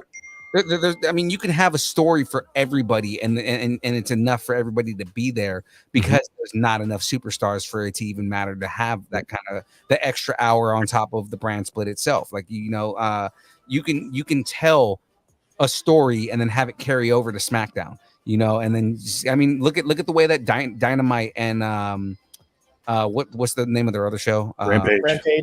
Right? After Dark. Yeah, yeah. Yeah, like look at the way that those two shows mesh together, right? It's like, oh, something happened on Monday. All right, so here's why it's still relevant on Wednesday. You know, I mean, like you can do that with a Monday Friday show and say, here's what happened on Monday. All right, here's the fallout on Friday. Somebody gets called out on Monday, and then they can reply on Friday, and you don't have to wait till next week. You know, and then you again, if you build factions like we were talking about earlier, you can have people who don't necessarily have a promo or a match that week, but stay relevant because they're a part of a group. You know what I mean? Like, and that's also why you don't need a brand split, right? Yeah. You know, you have people at ringside. You know, like again, as much as we didn't like Ciampa and Miz, I mean, now you have Ciampa sitting at ringside, and you have this kind of like side storyline happening, and now Ciampa's relevant when he wasn't doing anything before. You know, so I mean, that's my feeling on the brand split. Like, again, the brand split was cool the first time they did it in the early 2000s, because you had this whole, like, you know, Stephanie versus Shane thing, and it's like, you know, we have our two separate teams and we're fighting over who's better. But then continuing to do it and doing 3 brand splits and drafts and all that. But I get it. You guys are trying to stay to put yourselves in the same league as like the NBA and the NFL with drafts. But who the hell are you drafting? You're drafting already established wrestlers, and then on top of that, like, oh, we're drafting NXT. Oh, okay, so we're just gonna undercut NXT and make it seem like they're not shit. You know, I mean, like, I don't like the way that they treat the brand split at this point. I think it's dumb, stupid, and doesn't need to be there. And you can do way more stories, such as what they did in the Attitude Era. When if you start building factions and you start telling better stories. The only element of surprise I did like during the later brand split was, they could have done away with the draft, because the draft just, first of all, it took the element of excitement out. I mean, it just, you know, because you would be doing the draft and everything. What I did like that they did as an alternative to the draft on sometimes was the superstar shakeup. When all of a sudden somebody would debut on another brand and you didn't see it coming, like somebody would come and switch brands and it wasn't like announced the week before or anything, and they just showed up and everything. I will give that credit. That was a little exciting, like when somebody would switch brands like that. But they can do away with the draft. And like I said, I think the brand split just needs to go away, because I'm sorry, a brand split does not replace bad storytelling. Exactly. It doesn't replace it. Yep. You can tell good stories and just have one blank brand. You can do it. Yep. Yeah. And then on top of that, it was an excuse to break up teams. And it's like, you know, okay, so you guys want to give solo runs to people, but really all you're doing is you're throwing them into obscurity, because when that bad storytelling starts to come in and you guys, you break up a team, but you're not telling a good story with that person. Well, now that person just falls into the mid card, and they fall to the lower card, and now they just disappear. Here's the other thing too. Here's the other thing. If you're doing a brand split and you're doing Raw and SmackDown, and there's different stories on Raw and different stories on SmackDown, I'm sorry, that gets a little hard to keep track of.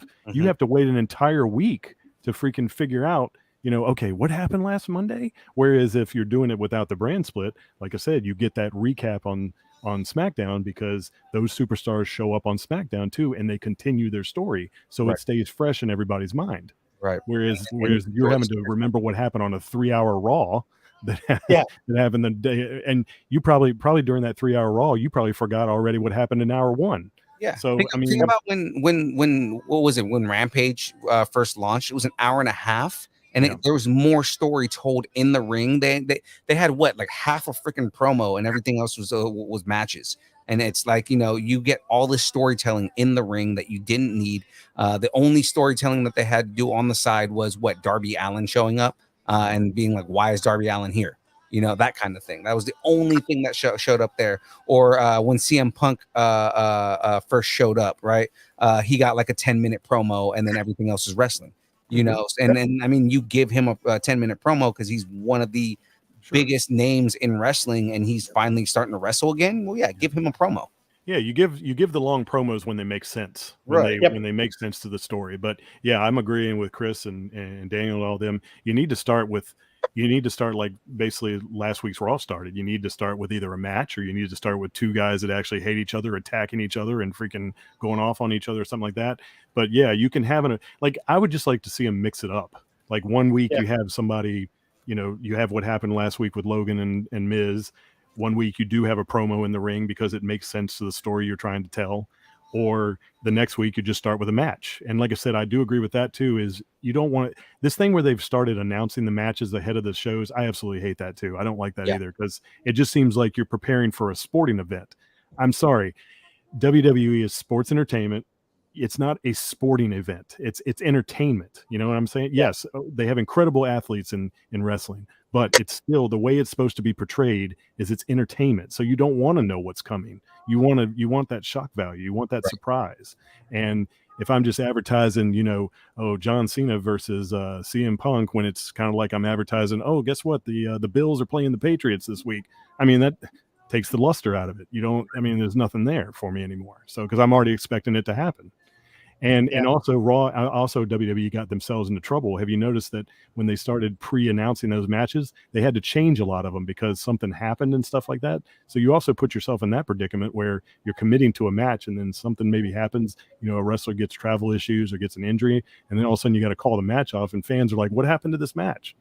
So there's a whole lot of, hangups from it. So I will also say, in the early, when they originally had the brand split, they had separate writing teams. Now it's all one writing team. So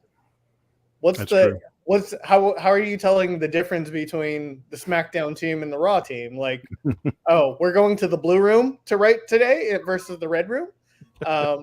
Like, if it's the same group of people writing for the same two shows, there's no difference really. Right. So, I mean, unless you've got one team that's, like it was in the old when SmackDown was killing Raw when they had a separate writing team, unless you're going to do something like that, there's no point in having a brand split. Right. So, if Bruce is writing both shows, like what's to say, why are his ideas on SmackDown going to be any better than they were are going to work for Raw? Yeah. Right.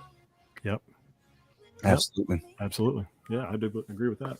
Well, guys, we are pulling up on 4 hours right now. Yeah, that's crazy. We're longer than the event last night. Yeah, I know. Right? So this whole thing has been ridiculous amounts of fun. Again, it wasn't. Yeah, this has been real fun. Yeah, it wasn't just SummerSlam. We also talked about kind of our thoughts on wrestling and all of our just everything that we've got on our mind. This is obviously something that everybody's been wanting to do for a while, is just talk wrestling and get it in. So I'm happy that we did this.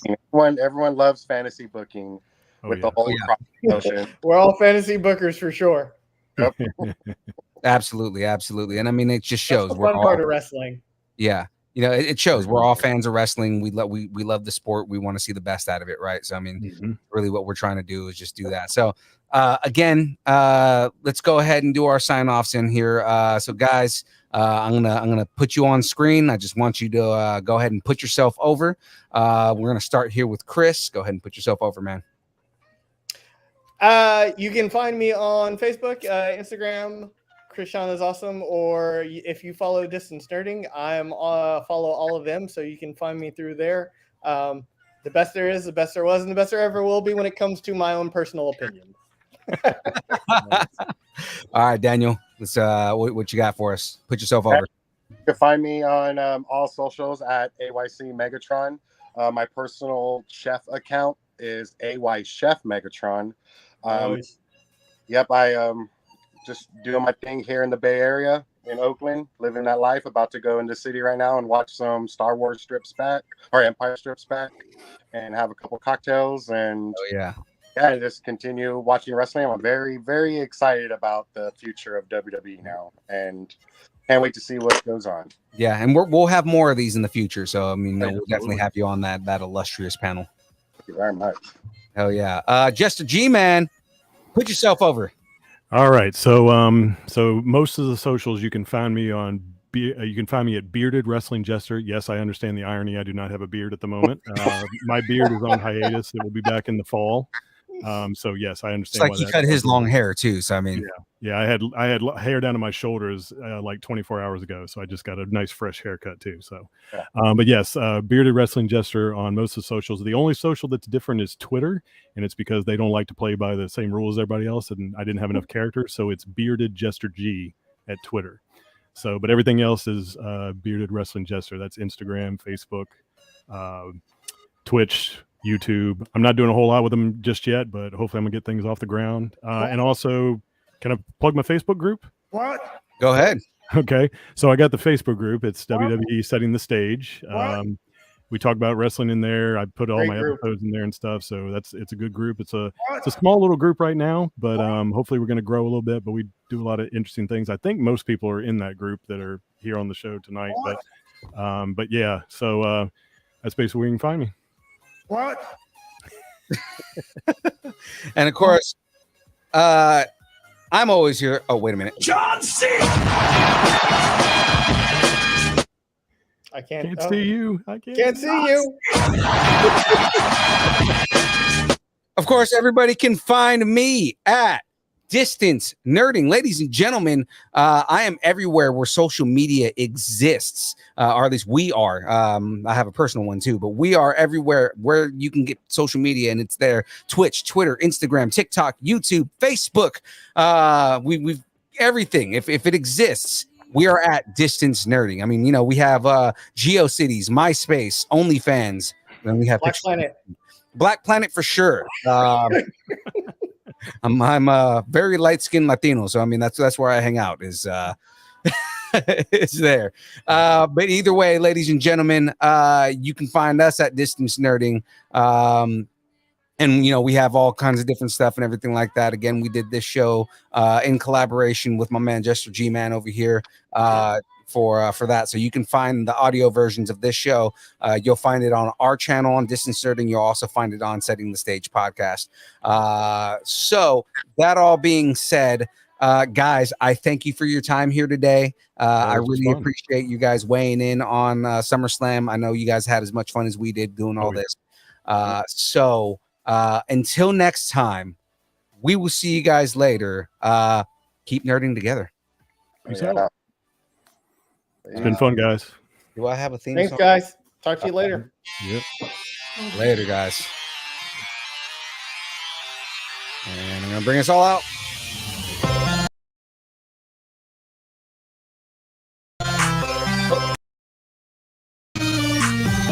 My music is still here. Hold on. I guess all of these are weird. Two of us are here. Distance Nerding.